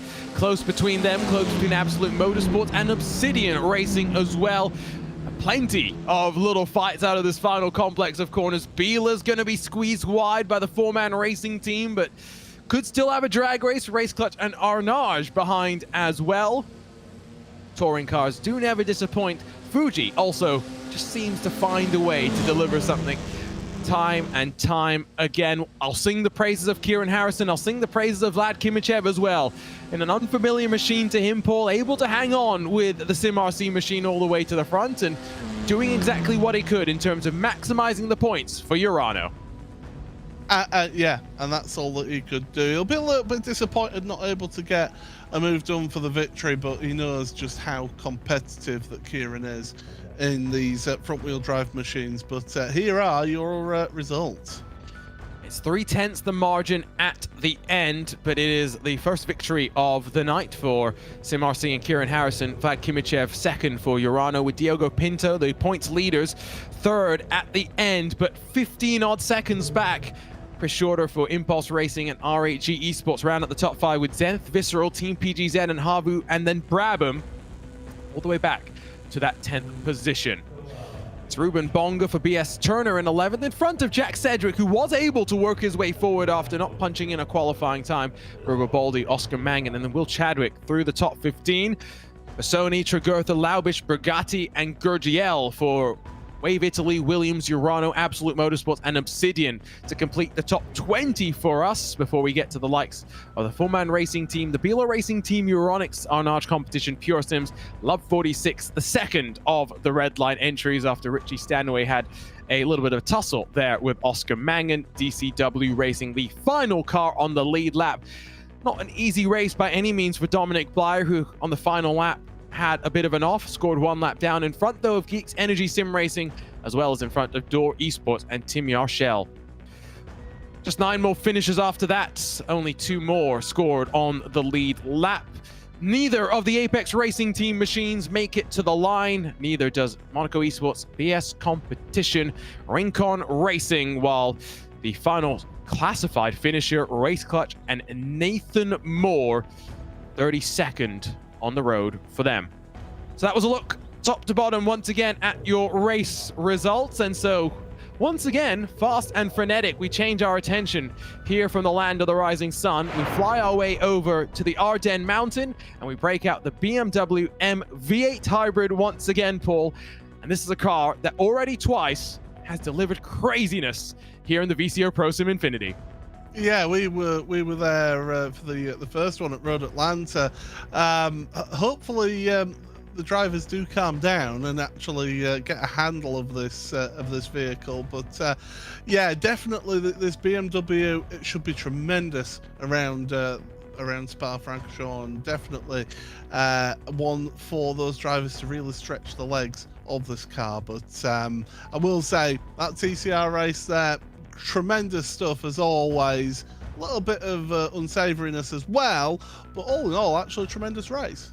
To be fair, some of the unsavoriness does feel a little bit normal for touring cars at times, but we'll move on swiftly from that and focus hopefully on some better stuff. Now, qualifying is going to be important for this race, just I think because you only get 1 lap here. It's going to be a long out lap, a long lap in and of itself. And maximizing the hybrid is going to be important, Paul, because of course these drivers all deal with the same fixed setup and the same fixed deployment over the course of the lap. Yeah, absolutely. So on your out lap, just be careful. Don't use up any of that precious battery power. And then when you're on that qualifying lap, just full attack. Use that hybrid energy to really launch you out of corners. That's what it's really there for, is to get you out of corners quickly and get you up to VMAX as quickly as possible. Take a quick look at the points as they stand right now. Of course, with 13 races now in the books, it continues to be a larger and larger advantage at the front for not just the defending VCO Infinity champions, for the defending VCO ProSim champions as well. Team Redline in front of Urano Data Group now by 68 points. Then 3 points back to RHG Esports, a further 12 to Altus, then 10 to BS Turner. Still plenty of competition second on back, but again, it's going to take drama and it's going to take some bad luck and misfortune and maybe even the commentator's curse. Maybe we have to resort to that to get Team Redline to be brought back into the fight with the rest of the contenders here, Paul. I don't think my commentator's curse is quite as powerful as some of our other commentators. We need to call up Lorenzo Bonder, yes. Yes, absolutely. Or Will Vincent, to be fair. He once got banned from a broadcast by Race Control for causing incidents. Big issue though for Apex Racing Team, that one. And yeah, definitely it was not great race for them, and that drops them down the order. So that's the look at the points, and of course now the cars get ready for this qualifying session.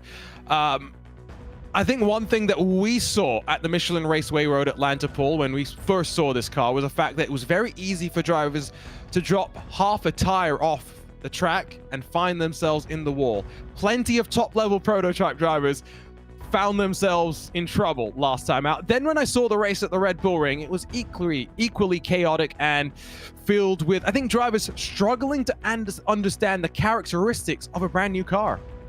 Yeah, and it's like we said at the start of, well, at the end of my portion, that we allow them a little bit of leeway because it is only since Tuesday that they've had the ability to actually drive this car. It only came in iRacing on Tuesday, so limited exposure to it, limited knowledge of how the car's handled, and of course, fixed setup. They've all got to adapt to that as well, so it's still a learning experience for these drivers and teams. It's a learning experience for us as well at the end of the day, Paul, trying to understand how drivers do the combinations. That's one thing we learned back in May, is that it's very treacherous to try and have a driver go back to back, not because of anything other than they've got to finish one race, join another session, and then qualify. And we saw a number of occasions drivers trying to go back to back and being unable to finish a qualifying lap in time. These are the things in these sort of new formats that you can only figure out with time. Yeah, and again, we've only had one of these events previously from VCO, so it's second time, and so these teams are still learning how to manage their drivers and to get everything sorted for them. So yeah, it's certainly it's how do you manage your drivers, you know, and also it's how available are drivers as well. Let's not forget, and it might be that you're forced to back-to-back drivers because of their availability. So here we go in qualifying. It's Patrick Holtzman that will be responsible for the duties for Redline 1 in this session. Let's ride around for a lap at Spa, up the hill into La Source, braking at the 50-meter marker, and then down the hill to dump the hybrid in its entirety as you throw yourself down towards Eau Rouge and just commit here. Let's listen for a second. Sounded like he was flat, maybe the briefest of blips, but now up the hill, continuing to build up speed on that run up the Camel. Up in 6th gear and bouncing now off the rev limiter until you jump into 7th. Down into 3rd as you enter Lulham. Use the curb on both sides to rotate the car as you fly in towards Malmedy, being careful with how much of the runoff you use on the left-hand side. Down the hill into what is a double apex corner in so many cars, but in this car, look how tight to the apex Holtzman keeps it tucked. Down through no name when the track always tries to push you out wide to incur the off-track penalty. Holtzman running right to the limit of the track and then through Pouhon, staying in 5th gear and then using the hybrid power to run himself down into the pit path. Tidy lap so far in this Team Redline #1 machine. 4th into 3rd, and as he shifts down, the rear steps out. He uses that to turn in the car, tentative on the power as he builds in towards Stavelo and the crucial corners that lead you up towards Blanchimont. Not too much risk being taken with the runoff on the exit of Stavelo and out of the curve pull. Frere again trying to dump some hybrid and building up through the gears. 5th becomes 6th, will become 7th as we run in towards Blanchimont corner. Flat out, look how easily it turned in as well. You can see how much downforce and stability this car has. And then into the chicane, down through the gears, and now tentatively on the power, trying to be careful that you don't put out too much power to the rear wheels. What's the benchmark going to be for Holtzman to beat? Somewhere in the 158s. As he comes across the line with a 157.7 for Alexei Nesov, 0.3 quicker. Patrick Holtzman back on pole. Great lap there from Holtzman to be a couple of tenths quicker. Certainly shows his ability in this car, and it's a classic circus, this one. Love it. I've been here twice, and certainly it's a circuit that I always implore people to go and visit if you can. It is a true mecca of motorsport, and it gets you fit as well. That is for sure. Lots of undulation and lots of opportunity to walk. Tamas Shimon in the race clutch entry, able to work his way forward into 3rd, and in the nick of time as well, because qualifying is now in the books. We're ready to go racing for another 45 minutes, this time in the Ardennes Mountain at the historic Circuit Spa-Francorchamps. Let's run you down through the starting grid, because once again, it's Redline on top. This time, it's Patrick Holtzman with 157.424. A 0.2 quicker margin over Jordan Caruso as Altus Esports look to regain some momentum with Caruso at the wheel. Simon and Nessoff, row 2 with Halliburton and Lewis, row 3. with Love 46 and BS Competition sharing that third row. Julian Sonnen then lines up inside of Lasse Urano for Team 707, who have been up and down through the course of the day so far. Matt Farrow 7/10 off, a bit of a surprise given his speed and prototype machines. Tom Burns to round out the top 10. Harley Horton was a hard charger the last time we were talking about him. Doesn't have to work his way forward 32 positions, just 10 if he wants to win this race. Mateusz Luchak will be alongside for Sabled Esports, while in 13th it's Yuta Saito for the Wave Italy Racing Team 1, Jaume Torres for Zenith alongside. Attila Bushi back behind the wheel in 15th, while Elvis Rankin is on the outside of row 8 for the Apex Racing Team. Dominic Hoffman in 17th has Norbert Leitner and the Impulse Machine for company. Hooper and Lash 19th and 20th, with Lash unable to back up that podium pace that we saw from him at the Red Bull Ring. Adam Smalley 21st in the Apex Racing Team car, with Carbon Sim Sports' Mikhail Rash in 22nd. Wave Italy RPC on row number 12, while down in 25th position we have Brabham Esports and the DCW Racing entries. Alessandro Porter, Rainer Talvar, Jaden Ladick, and then Fraser Williamson, the rest of the top 30. And then the rest of the cars with no lap time on the boards. It includes the like of Richie Stanaway trying to go back-to-back, unable to punch in a lap time. It includes Team PGZ. It includes the Biela Racing team, but not as many big names unable to get a time in qualifying. And Paul, a always fascinating topic starts here at the Circuit Spa-Francorchamps. Of course, we start on the run up into La Source, but then as we get onto the power, fortunately we don't have gravel to worry about on the outside of the corner. We have to get it sorted out in time before we reach Eau Rouge. Yeah, we certainly do. And how many times have we seen a big incident through Eau Rouge Radion through the start of a race? Cold tyres and brakes, that's why you see drivers just doing a little bit of weaving just to try and impart some form of heat into those tyres and brakes. But getting ready for this start, it's all about the launch out of the bus stop chicane. Redline have been dominant here in VCO ProSIM Infinity so far. It is yet again them on pole position. It is Patrick Holtzman that gets us underway as the BMW hybrids pick up the throttle and go racing at Spa-Francorchamps. Into La Source they go. Caruso already under fire from Tamas Shimon, who's down the inside, but already drama. Zenith go around, and in the middle of the track, a blocker. Cars trying to get out of the way, going in reverse, but once again, calamity through turn number 1. Caruso will run wide at the top of Radion. He's got a slowdown penalty. He'll drop outside of the top 20. Another crazy start, but here into the Lacombe braking zone they go. It's Fordzilla on the offense.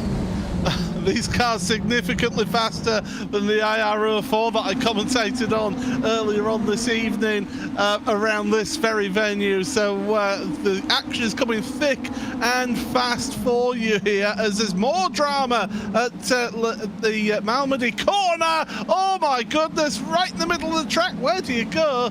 Fortunately, that's BS Turner once again. It's just not been a good evening. It's been a mixed bag, should I say, to BS Turner. A lot of good results, a couple of wins, of course, for them as well, but unfortunately, a lack of consistency. It's the same thing that haunted VRS Coanda last year. The most winningest team in VCO Infinity. Unfortunately, though, with multiple internet issues and then a couple of crashes as well, it was not to be for them to grab top honors this past May. That was very, very close as Matt Farrow shaped to the inside of Harley Horton as they worked in towards the PIF path. But you're going to see drivers being aggressive here. One thing that I think they would have worked out relative to the first race that we had, Paul, is remember that we had Enzo Benito and a handful of the other drivers getting their car stuck in the wrong hybrid deployment mode. Not something they are so worried about right now. Matt Farrow makes it look super easy as he sails past the PureSims car. Oh, and that's the 707 car around at the bus stop chicane as well. It's been absolutely crazy couple of laps here. Crazy lap, should I say. Oh, even more cars off. That's Triton now facing the wrong way.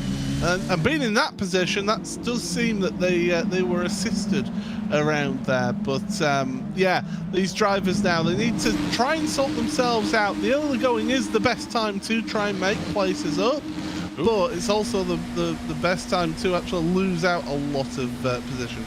Richie Stanaway's, I think, had a big off at La Source. Alexei Nesov blows past Nathan Lewis. Looked like a bit of hybrid deploy coming into play there as just down Orujan Radion in the long camel straight, using that hybrid power to get on past Jaden Ladick in the Monaco Esports car, doing something similar as he works his way up into the 15th spot. Already 14 positions gained by the young Australian Jaden Ladick. A bit of side-by-side action there as the 97 of Adam Smalley has got around. I mentioned earlier, Adam Smalley is a young and upcoming real-world driver, but somewhat counterintuitively, despite being an up-and-coming young driver, not someone that has too much experience in the sim world. Yeah, absolutely. I mean, I got to meet him back in September at the Porsche Experience Centre at Silverstone, and I only scored 3 less than him on the Batak wall, so I was actually rather impressed by that. But I actually beat Kevin Ellis Jr., but we don't mention that at all. Yeah, Adam was really keen in hearing from people like Kevin and Pete Berryman to get their thoughts of getting set up with sim racing, and you can see how now he's actually come in, joined the Apex Racing team, and is really starting to get into the world of sim racing. It's great to see, because you can see the opportunities that are out there to get practice and to try out different cars. Would encourage you to head on over to the VCO Esports studio and listen to the chat that we had with Adam yesterday. It's available on the VCO Twitch and of course the VCO YouTube and your favorite podcast platforms. 1.5 seconds the gap at the front. Patrick Holtzman has built up a buffer to Tamas Shimon. Alexei Nesov then 1 second further back, and then Nathan Lewis of course behind. It's red and black, red and black, and red and black at the front of the field in terms of the colors on the cars. And again, I'll go to great lengths to shout out every single one of the cars and our painters here today, who on a very short turnaround had to get paint schemes designed for this car, and they have done a sterling job of being able to do that and to represent their team, the sponsors, in the best way possible with this fantastic looking machine. Alexei Nesov now is the one that had to see Nathan Lewis blow on past, and this is the thing with hybrid machines that we always sometimes have to factor in, Paul, that you'll have these back and forths as different drivers just go back and forth with battery consumption. Yeah, it's how you utilize that and deploy any sort of boost. It's not quite the same as push to pass in IndyCar, where you've got that set amount of time. With these cars, it's all about your battery state and how much of the battery you are using up. So it's all about managing that throughout a race and building up that battery state so that then you can really attack. Here we go, here's some replays, and it was very ambitious from Zenith down the inside and just actually locked up the rears into La Source, so that's what happened there. And that's something we've seen a lot. This is something that I think is a common complaint with this BMW M8 hybrid, at least right now from the drivers, is they're not understanding the locking of the rear brakes. Mirror Esports tried to go side by side, and well, they're fortunate they actually didn't end up with significant contact with anything. There was another car that had big contact with the tire wall though. Yeah, they Mirror got off lightly there, and again locking up the rears once again and just snapping it around into Rivage. So definitely these drivers have got some opportunities to still learn, and that's just a wide line. That's trying a little bit too hard there. That was the Door Esports entry. Now, what happened with Team 707? Now, we did see the pass from the Williams Esports car. Yep, that was what I was kind of expecting. A bit of contact there. Jordan Caruso was around the scene as well, just trying to work his way back forward after his slowdown penalty. Keep cycling through the replays. Hugo Luis has got plenty to show us, apparently. This is the Wave Italy racing team, and again, locking the rears, and there was another car that went around just in front of him, but that maybe looked a bit more assisted. More replays. This does involve Richie Stanaway, so this will be the turn 1 moment. And again, I'm getting deja vu. Yeah, and again, it's these drivers trying to learn how these cars handle. Here's Adam Smalley with what happened to him up at Lulham, and a little bit more room would have been appreciated, I think, there from the opposite driver. Oh, that was a late block, was that? That's a little bit naughty, and that's the outcome of it. Yeah, well, as naughty as the block was. Oh! Fordzilla, live pictures. Tom Burns has just looped it. Exit of Curve Paul Frere, I would believe. Yeah, it is. Has he got away with that one? I think he might have. Now, this car is running the old damage model, released with the new damage model, of course, but just in case there were any quirks and little things with the system that drivers didn't want to have to account with, we have compromised and basically forced the car back onto its older damage model. Does mean, Paul, it will be a bit more of a tank than it would be with the newer damage model. Yeah, it is. So it can get away with a little bit more of robust driving, is how I would describe it for these drivers. But yes, definitely they are driving it like a tank, that is for sure, with some of the driving that's going on. At the front, Redline, they're walking away at the front. Meanwhile, BS Competition, up the Camel Straight, down the inside at the Com. Nicely done. And Race Clutch are just going to have to be patient here. Yeah, I think we've still got a long way to go in this one, of course. Bit of a margin building at that front. 3 seconds.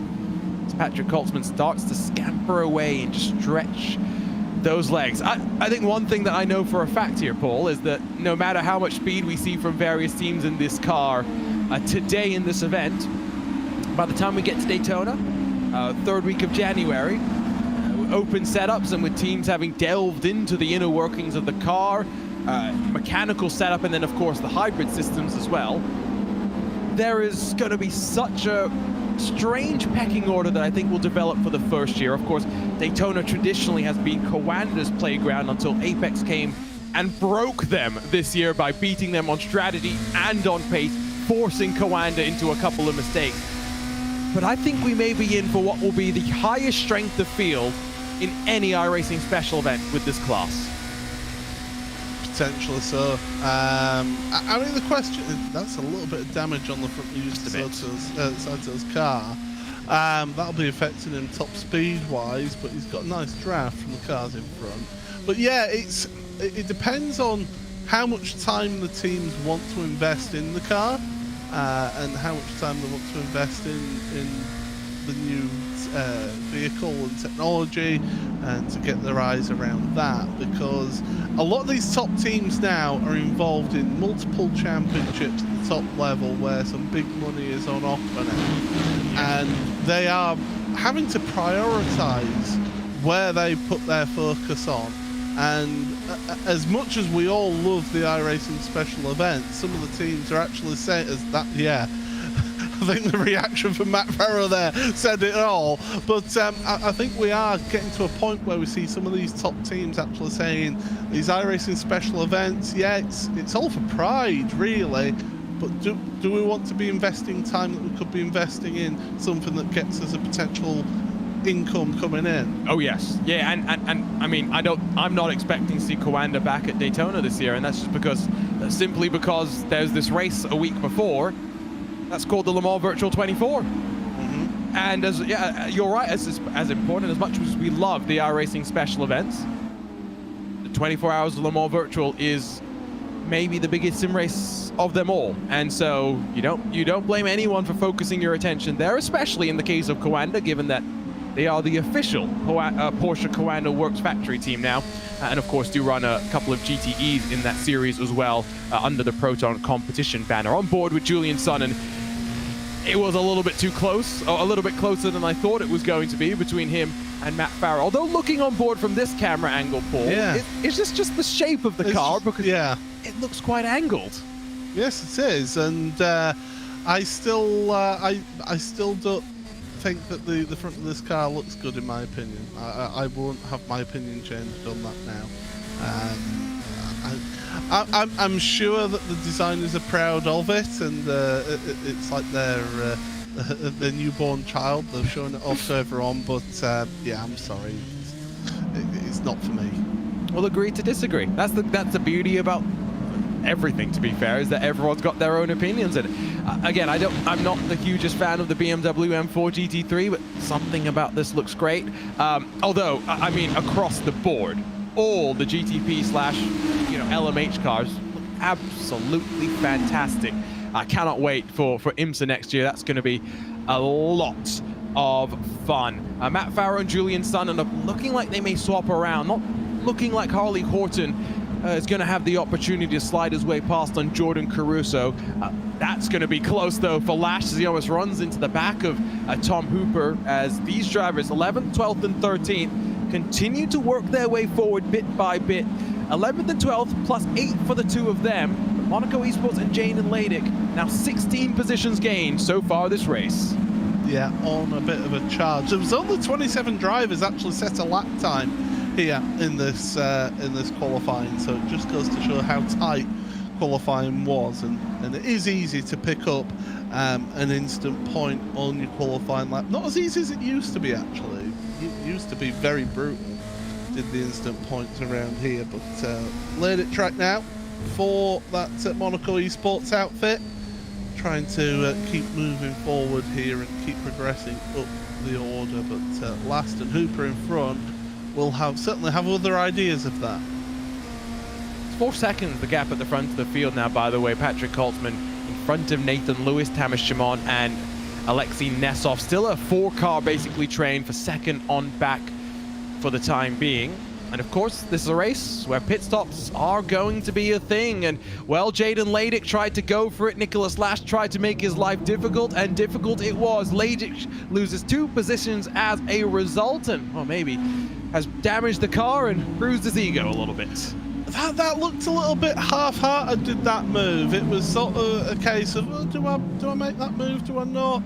Oh yeah, I suppose I will make that move. And it was just all a bit sort of half-hearted, and they're the ones where you do end up having the incident. If you're going to make a move like that, be confident about it. Make that move into the corner and make them defend it. But yeah, it just didn't feel like it was a fully committed move there. No, I definitely agree with you. As towards that 30-minute to go marker in this one. Technically, the pit stop window is about opened if anyone wanted to try and come in now, but I don't think we're necessarily going to see that be the case. The field split itself up around the track, and pockets of clean air are harder to come by than you would think, and with such a lengthy pit lane, even without using the endurance pit layout, it's definitely not one that you'd want to try and mess around with. And this is not the easiest of pit lanes at the best of time, Paul, and I think this is a car where you're going in at quite high speeds. You've got the possibility of a hybrid system trying to push you into the pit exit even further faster than you may be intended. It might be quite a treacherous pit entry. Yeah, pit entry is tricky at the best of times around here, as we see those live standings as things stand at the moment, and Team Redline 1 pulling out that lead even more now by I believe it's 3 points in the lead, pulling out that lead as it stands at the moment. But yeah, it is a tricky, narrow pit entry into this pit lane here, and pit exit on the inside of La Source isn't the easiest either. If you just get it slightly wrong, you either clip the inside, the gate that's on the inside of La Source in that pit lane, or you run wide and get an unsafe pit exit. So you've really got to negotiate that and negotiate it well. You Monaco can lose a lot of time. Yeah, Monaco, what's happened to them? Down on pit lane, and I'm just going to assume there's probably because of the damage that they got as a result of the contact. So Jaden Ladick will bring the car down and uses a fast repair. So indeed, I think confirming that it was for a bit of contact. Here's a look at the live points, by the way. It's now 71 points/positions. Either way you look at it, it is starting to become larger and larger a gulf.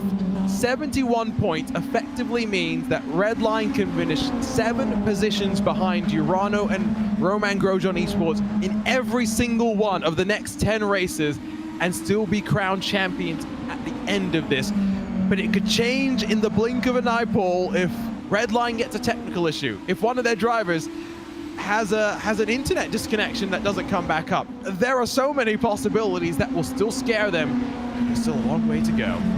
power cut, that's always a favourite as well. I actually had a power cut when I once produced a charity race that was around here at Spa-Francorchamps, and it literally happened as we finished reading the results. So fortunately enough, that came at the right time for me. But yeah, it's you can have all sorts of different technical issues, and those things can go against you, and before you know it, you're on the back foot. But the momentum that Team Redline 1 have had throughout this event has certainly been sensational. And you know, you look at the points. Really, the only race where they really properly lost points was the 9th race of the evening for Team Redline 1. So they've just been imperious. That was the one, of course, BMW, this hybrid car at the Red Bull Ring, where Benito got involved in some drama and then copped a penalty as well. Still was able to get about 20-something points onto the board, so by no means was he like at the very tail end of the field, but a couple more of those results and maybe it's not as simple as it stands. Urano continue to be the ones to push them though, as Alexei Nesov is going to blow past Tamas Shimon as easy as you like up on the run into Lulham, but there was definitely a bit of contact there between the two of them. Shimon trying to fight it back, but through Malmedy, Nesov will shut the door firmly. Love 46 in the mix as well, as Kane Halliburton right on the back of them. Don't think Nesov appreciated that one, Paul. No, I don't think he did. I'll tell you who did appreciate it was Nathan Lewis. He'll be rubbing his hands with glee to see that suddenly there's a bit of a gap between him and the rest of them, because they were on his tail for quite a long time. So now there's just that little bit of separation between 2nd and 3rd place, which will help Nathan in that BS competition car. But Urano, Alexei Nesov stays there in 3rd place, but that's what you can sometimes have happen through Lulham at that section of the track. It isn't the widest part of this venue. No, it's not. Of course, Paul, the version of Spa that we're racing now is slightly different to what we've got in the real world. Not necessarily because the corners have changed too much. Slight subtle differences here and there. The main difference, of course, I think, is the addition of gravel around a lot more of the track. For example, the exit of turn 1 and the fact that the barriers have been pushed back at Eau Rouge and Radion. Not major changes by any means, but changes that just continue to keep Spa as one of the world's premier motorsports venue. Yeah, on the exit of this corner particularly, you got gravel right up to the edge of the curb there. So, we've got 2 cars around at the bus stop chicane. Oh, and it's a Team 707 car. That was facing the wrong way on lap 1 at this very point of the track, and they've had further issues there. But you're right there about pushing the barrier back at Radion as well. And is it going to be? Yep, just carrying too much speed. That wasn't locking up the rears. No, Brabham Esports getting caught up in that one. But yeah, it was all really to get the motorbikes back to Spa-Francorchamps, bringing in that gravel trap, and that's a bit of netco contact. Around goes Jordan Caruso. Keeps it going though, so loses a few places. It was Jordan Caruso that was trying to get the momentum back for Altus Esports. 4th in points coming into this one, but they're now dropping about 25 back from Urano as it sits right now. Here's the replay. Just it's enough air between the two of them. It pitches Caruso around, and then he gets cleared out by Harley Horton. To be fair to him, it's not like Harley had much time to really react in this situation. And unfortunately, Caruso gets the worst of it. Horton gets a fair cop on the front end of his car as well, and just a shame for it to end like that. I think Harley Horton and Jordan Caruso will be glad that there is a pit stop in this race, that they can take advantage of that and get any repairs done whilst they're getting their fuel done for this car. But yeah, it's not ideal situation for the 3 of them up there at Lulham and Malmedy. Back down to live pictures though, and Viscera, they're at number 45, certainly doing a good job. 10th place right now for Nicholas Last, behind that 4-man racing car of Tom Hooper, and Tom holding position as Yuta Saito comes onto pit road for Wave Italy.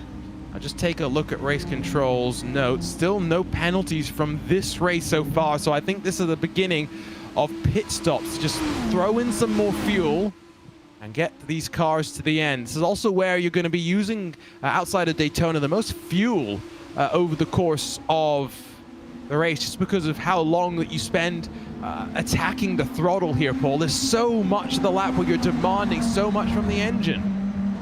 Yeah, you're on full throttle for quite a lot of it, and it is the fact that you've got a few corners where you're getting that acceleration and having to accelerate out of corners, so you are putting a lot of effort onto the car. And yeah, you think you're pretty much flat out from La Source all the way up to Lulham, so you're putting a lot of strain and using a lot of fuel from that fuel tank on the ICE engine. Of course, hybrid motors, so you have got that electric motor that helps there as well.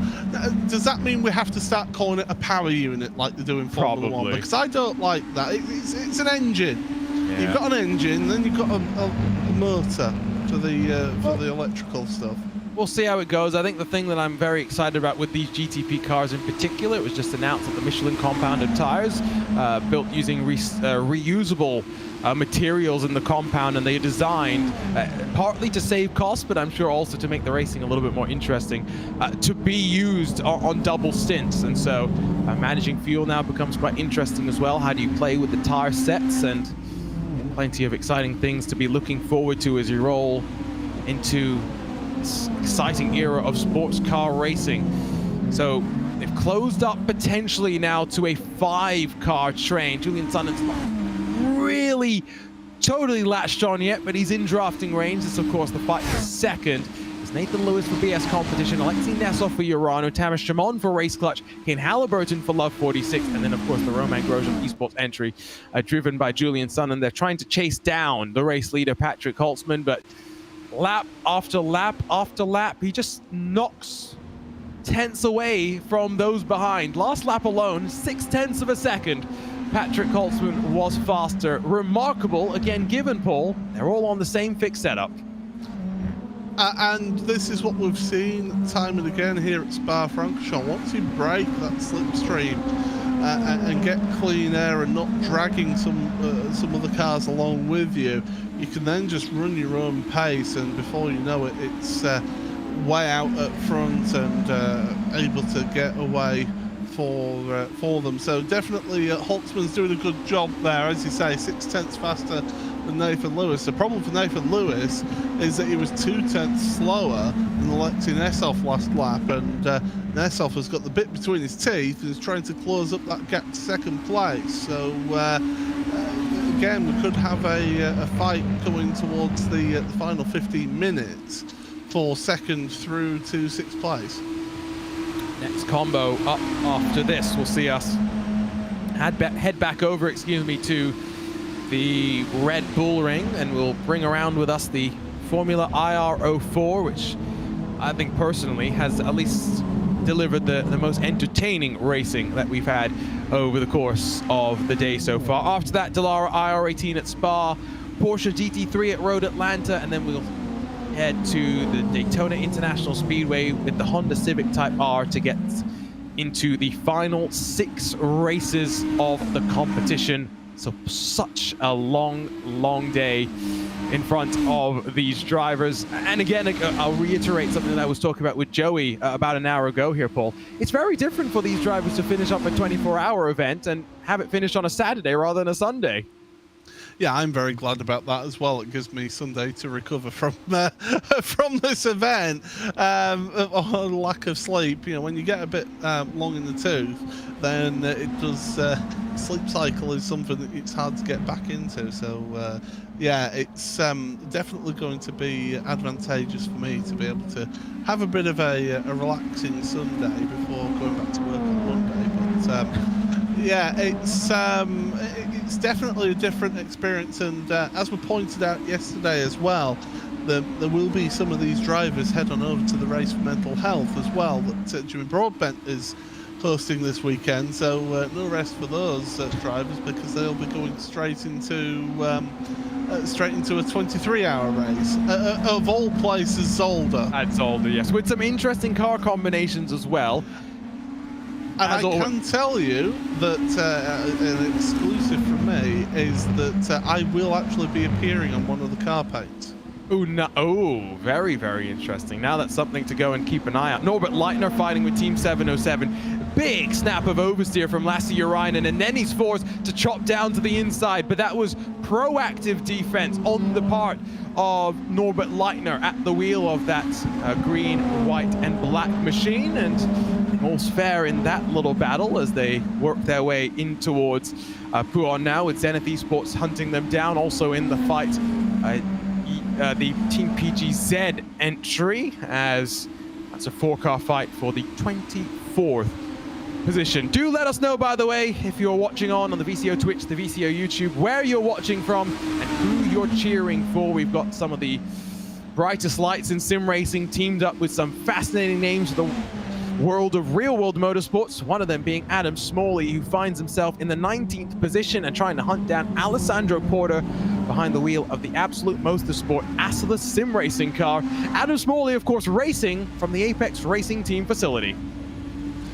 Yeah, and I mean, if anything, you've got the team boss there as well, giving you hints and tips, and a few of those drivers as well will be helping him out with the with running this car in this particular race and competing in this event. But Adam Smalley, he is a quick driver, that is for sure. He is a talented driver, and well, we'll see him make the move up the Kemmel Straight, and that's a nice little move, little squeeze towards the end, and we've seen that quite a bit. And to be honest, that's what will what can help you manage a situation to stop somebody trying to fight back on you.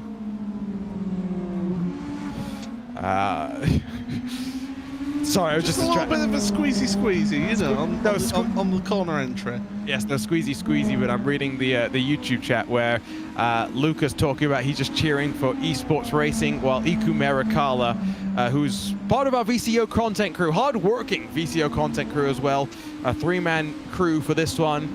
Iku, along with Elliot Roberts and Joshua Chin. Iku is clearly biased and trying to convince everybody to root for the Was Cooking Racing Adventures team. Of course, the people's team in so many ways. We talked to executive chef Mike Spangler a couple of hours ago as well. That was a fun little chat, until he just had to ruin it by trying to self-censor himself, but in the process of doing so, forgetting that the word that he used to censor himself was also a word that he needed to censor. I mean, well, yeah, it's fortunately I can actually self-censor myself if I wish to, but I won't do that to save everybody's ears at this time. We've got the magic buttons, yes. Yeah, but yeah, we're certainly it always do you know what my favorite phrase to use when I'm apologizing for somebody's if they've come out with a naughty word on a broadcast is apologizing for the industrial language that's been used. I heard that on a rugby broadcast once, back when the rugby league commentator Eddie Hemmings was on Sky TV, and you could hear on the referee's microphone some fruity language, and he goes, "Yes, apologies for the industrial language," and I'm like, right, I'm saving that one. Yeah, there's been a few of them where I've chucked them into the knowledge bank as well. I agree.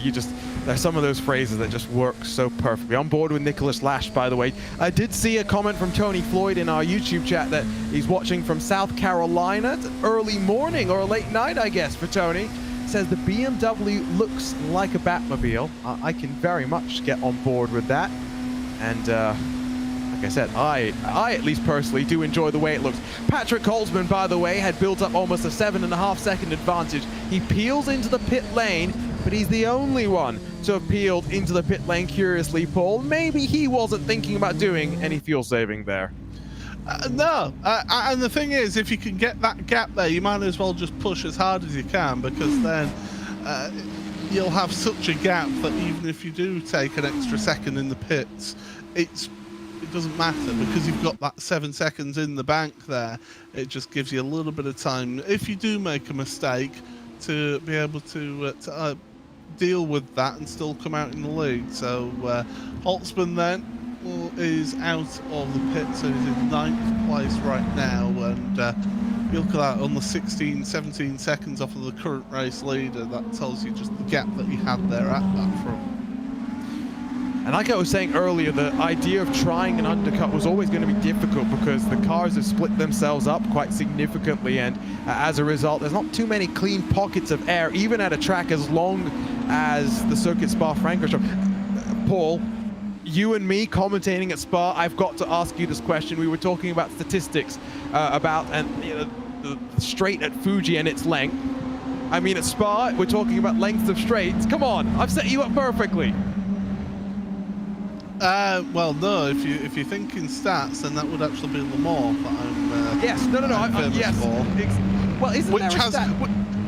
Well, there's a stat about Le Mans that the Mulsanne Straight is the same length as Sebring International Raceway. That's nothing to do with Spa-Francorchamps at all. But there you go. What's your stat for the run out of La Source all the way to the braking zone at the end of the Camel? I don't have a stat. You're thinking of somebody else there. Apparently. You can tell you're getting tired there, Arjuna. Apparently more pit stops underway. It's only touching about 11 p.m. here on the best coast of the USA. So yeah, apparently my brain is as fried as some of the competitors have been today. Here we go though, pit stops underway, and by the flashing lights and the lack of flashing lights on the Urano Esports entry, there's 2 cars using a pit limiter and 2 cars not using a pit limiter here. Yeah, and the thing is, with the way that iRacing works, it allows you about a kilometre an hour extra if you're not using the pit limiter, because it makes an allowance for you not being on that pit limiter where it is a hard set limit. So yeah, you can sometimes just gain an extra couple of tenths of a second on pit road by not using the pit limiter. Alexei Nesov in that Urano Esports entry. Now still about 7 seconds back from Patrick Holtzman as they run right now. We'll see if the shortened pit stop potentially for Tamas Shimon and a clear dive down onto the lane and being able to attack pit entry is going to work out in his favor. On board with Kane Halliburton. He's behind Nathan Lewis, but they are about 1.5 seconds, 2 seconds back from Alexei Nesov. Not like there was much of a difference in the pit stop time itself, Paul. They were all basically in the box for about 10.5 seconds, but it was the execution in the lane and the lack of using the pit limiter that has gained Alexei Nesov about 0.5 seconds from cone to cone. But I mean, you've also got to look at Nesov has actually made it past Nathan Lewis as well in that pit stop cycle, so yeah, it's really worked out for Nesov because Lewis was in 2nd place for quite a while.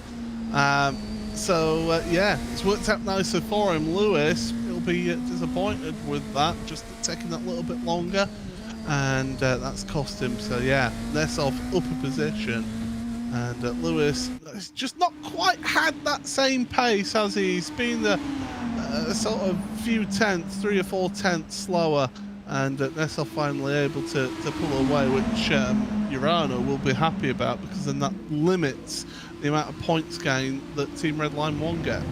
Tamas Shimon is in pit lane in that race clutch machine. How short will the stop be for him? How close is he going to emerge on pit exit relative to these 2 cars that work out of that final complex of corners? There's the stationary car, 9.2, a full second shorter than the rest of those he was fighting. And as he funnels out of the pit exit and rejoins the racing surface, he's alongside with Alexei Nesov, who will funnel in behind, but Race Clutch now embroiled in the fight for second with 8.5 minutes to go.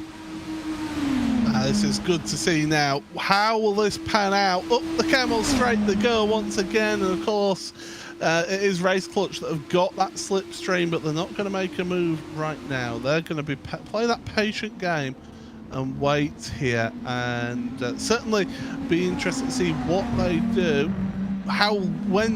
if they do pull the trigger, or if just Nesov just has that little bit more pace. So yeah, it's going to be intriguing to see how this all pans out for Urano and for Race Clutch, but certainly Race Clutch having a good race in this 14th race of the day. Do have to be careful. I think bump drafting between second and third might be important here, because gap between Simon and Lewis is 1.6. It's right on the cusp of the draft. There's not many laps to go. It might only be a lap or so that they really will be allowed to fight, given their situation and not wanting to drag those behind them back into the mix. Let's talk about live points once again. And well, the situation is we're not really talking about the point situation at the front, because Redline will continue to extend that advantage. 69 points between them and the Urano Esports gang as it stands right now. But I think, Paul, we're more now focusing on some of those close groupings behind. In this race alone, Fordzilla and ProSims are working their way forward into the top 10 in the championship. Yeah, and that's good to see that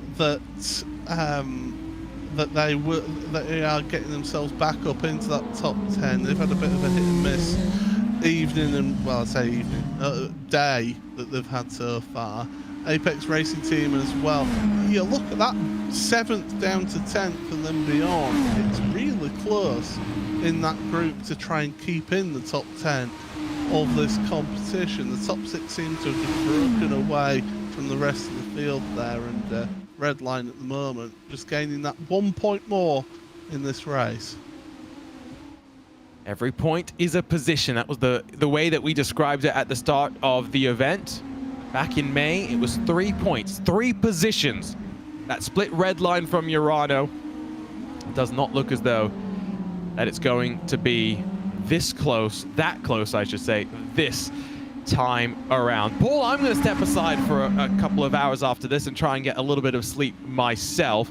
You'll be along with Luke Crane for another race, Formula IRO4, back at the Red Bull Ring. Yeah, absolutely, and I mean the Red Bull Ring is just perfect for that car. You know, low downforce vehicle, relatively low powered compared to some of the other cars that we've been using in this event, and certainly will be some tremendous draft action going on around there. And yeah, it's I don't know what it is, but I really like the Red Bull Ring. It's a challenge, but it's also quite a high speed, quick lap as well, so you get plenty of opportunities for overtakes. So I'm looking forward to that next race. And of course, getting to work with Luke again. Only worked one race in this one, so get to work for another race. So that's not too bad. And apparently, according to a couple of people on Twitter, we're long lost brothers.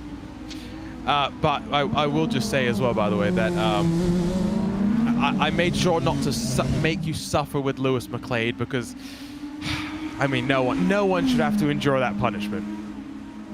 I still yet to work with Lewis McLeod. Wait, are you still yet to work with Lewis McLeod?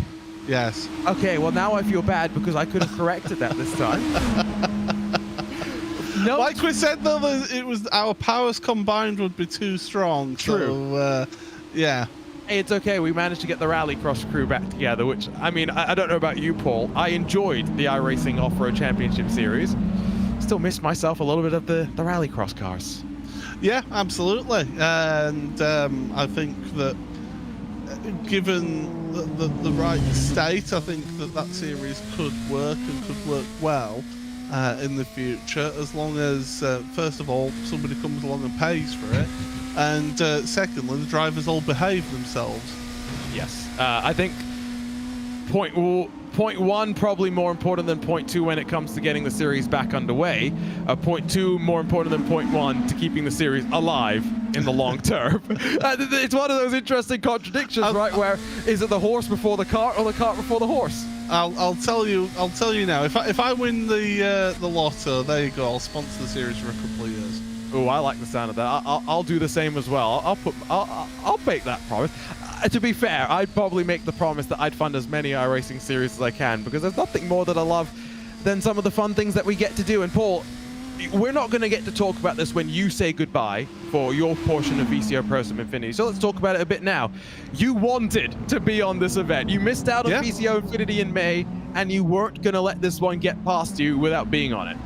Yeah, absolutely, and there's tremendous value in an event like this. I think it's an absolutely sensational event, and quite frankly, it's something that provides a lot of excitement. And I mean, the other thing you can really compare this to in terms of real-world racing is Race of Champions, and that's all a bit tame, if you ask me, as Race of Champions. I'm not the biggest fan of the event. Well, I was a big fan of the event when it was on Gran Canaria and it was rally cars, and they were getting people just racing rally cars on the special stage that they had there. Swap for second. Tamas Shimon past Alexei Nesov and is easy as you like there, Paul. Sorry to cut you off, but no. I think we're seeing now these hybrid strategies come into the fold. We're going to get to what will be the final lap of the race next time around, and so that does mean that if Alexei Nesov has been managing the battery, is he just going to dump it all out of La Source?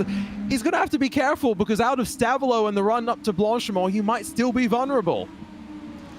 I mean, you give it a good stab of power out of La Source, but then you give it the full beans out the top of Radion as well to really slingshot you and get you through there. But Nesov's got to be close enough to be able to make that work, and right now he's not close enough to make that work. So Urano losing out an extra point over Team Redline 1, and Redline 1 just proving to everybody that they've got it right in terms of the tactics, in terms of driver lineup so far. I mean, you look at how many races they've won so far in this event, and yet we're still going to be getting even more. So I mean, 3 times that they've won races at Team Redline 1. Yeah.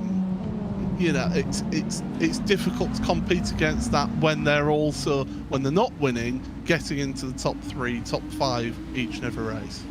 So Will Chadwick has just messaged me trying to remind me that you can't change the deploy modes in these fixed setups, which I knew, but doesn't mean you can't save battery by using your feet to do things properly. That is definitely something to think about. On to the final lap of the race right now. Nesov, by losing the spot to Simon, has also lost 1 point in terms of the championship to Redline. It's pretty minor in the grand scheme of things, but I just thought I'd call that out here. Nesov's not close enough. You were right. You were wondering if he was going to have the opportunity. He's going to have to wait now maybe to Blanchimont and the run into the bus stop chicane. Meanwhile, Kane Halliburton blows past Nathan Lewis and finds his way forward to 4th. And Julian Sonin's not that far behind either as well, so could see Julian make a last lap move and a dive down into the bus stop chicane, for instance. Nathan Lewis just not had, as I said, just didn't quite have that out-and-out pace to be able to keep himself in the podium positions, but still good points for the BS competition team in 5th place. But yeah, Love 46, Kane Halliburton doing a tremendous job up into 4th. Nathan Lewis will, at least in 2023, have a bit more focus on things outside of sim racing, one of the dot makers at the Craig setup shop, but going to be stepping back from those responsibilities moving forward to redirect some attention to other things in his life, and so we wish him the best moving forward into 2023. Front of the field though, it's continued domination from Team Redline, our defending VCO Infinity champions, our defending VCO ProSim champions. They are unstoppable right now, and in what has been the year of Redline, it's continuing here in ProSim Infinity. Yet another victory to add to the record book. Patrick Holtzman across the line, almost 9 full seconds clear of Race Clutch and Urano Esports, and it didn't mean anything to Patrick Holtzman. Just another drive, just another race for the Redline driver. Race Clutch in front of Urano on the podium. Love 46 able to hold off BS competition at the very dying stages of this race, with RHE Williams, Wave Italy Racing, Visceral, and Was Cooking Racing Adventures making up the rest of the top 10. This is a car that I think we are still trying to understand so much about, but the one thing that we know, Paul, it is challenging the drivers in so many fascinating ways, as Fordzilla barely made it to the line there. Yeah, I think they were pretty tight on fuel, weren't they? They obviously tried to fuel the car with as little fuel as possible to get them to the end, but Yeah, this is a car that will take a little bit of getting used to, and when these teams, as you said throughout this race, once they get their hands on open setup and can play with the deployment of hybrid throughout a stint, they'll really be able to extract the most out of these cars. Just waiting for a handful more cars to come across the line. That's the Geeks Energy Racing team. Still waiting for the Biela Racing Team Euronics, for the Rincon Racing number 50, as well as for the Wolf Racing Team number 17 to all finish up their race here. We started with 42 drivers, of which 35 are going to be scored and classified on the leading lap. No major retirements to talk about. Fortunately, most of the major contenders being able to reach the checkered flag, but your winners once again are Team Redline.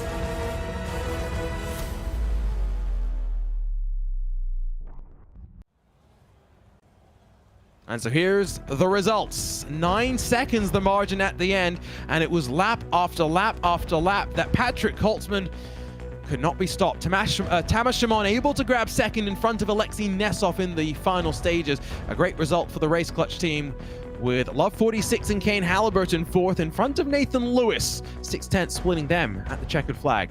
RAG and Julian Sonnen able to latch on to those cars at the front and grab sixth at the checkered flag in front of Williams Esports, Wave Italy Racing Team, Visceral Esports, and the Was Cooking Racing Adventures, with Fraser Williamson making his way up 20 positions into 10th. Jordan Caruso, slightly frustrated, I'm sure, with this one. He's down in 11th. Harley Horton behind him in 12th, with Monaco Esports and Jaden Ladick 13th.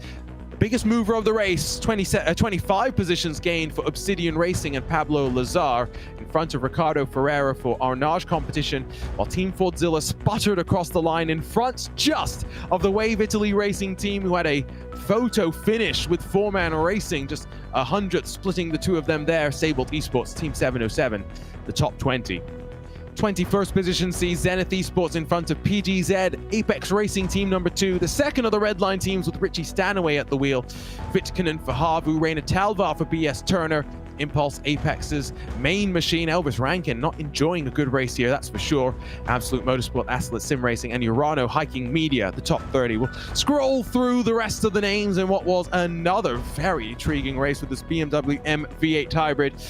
And now, Paul, we head into the final 10 hours of the race, but it's a very different sort of an environment to when you hit the final 10 hours of a regular endurance race. When the morning is starting to creep over the horizon, when you're heading into that phase of the race, when you know you are getting closer and closer to the end. Yeah, and it's certainly the part of the race where drivers will be thinking, okay, I've only got so long left of my stints and then I'm done for the race. And well, that's not quite the case here. It'll be a case of, all right, I've got 3 more races. I've got 2 more races to go now for this event. So they'll be counting it down and getting themselves prepared. And if they've got a little bit of a break, they'll go maybe have a small bite to eat and to get hydrated and get themselves ready for their next race. But yeah, those BMWs, they've been intriguing to watch and certainly given us some tremendous racing as well. We're going to break out that Formula IR04 once more. We're going to head back over to the Styrian Mountains and to the Red Bull Ring. I'll step aside. I'll leave you in the capable hands of Luke Crane along with Paul Smith, and I'll be back for those final 4 hours to see who is crowned our 2022 VCO ProSIM Infinity champions. Don't go anywhere. We'll be right back with 10 hours still left to go.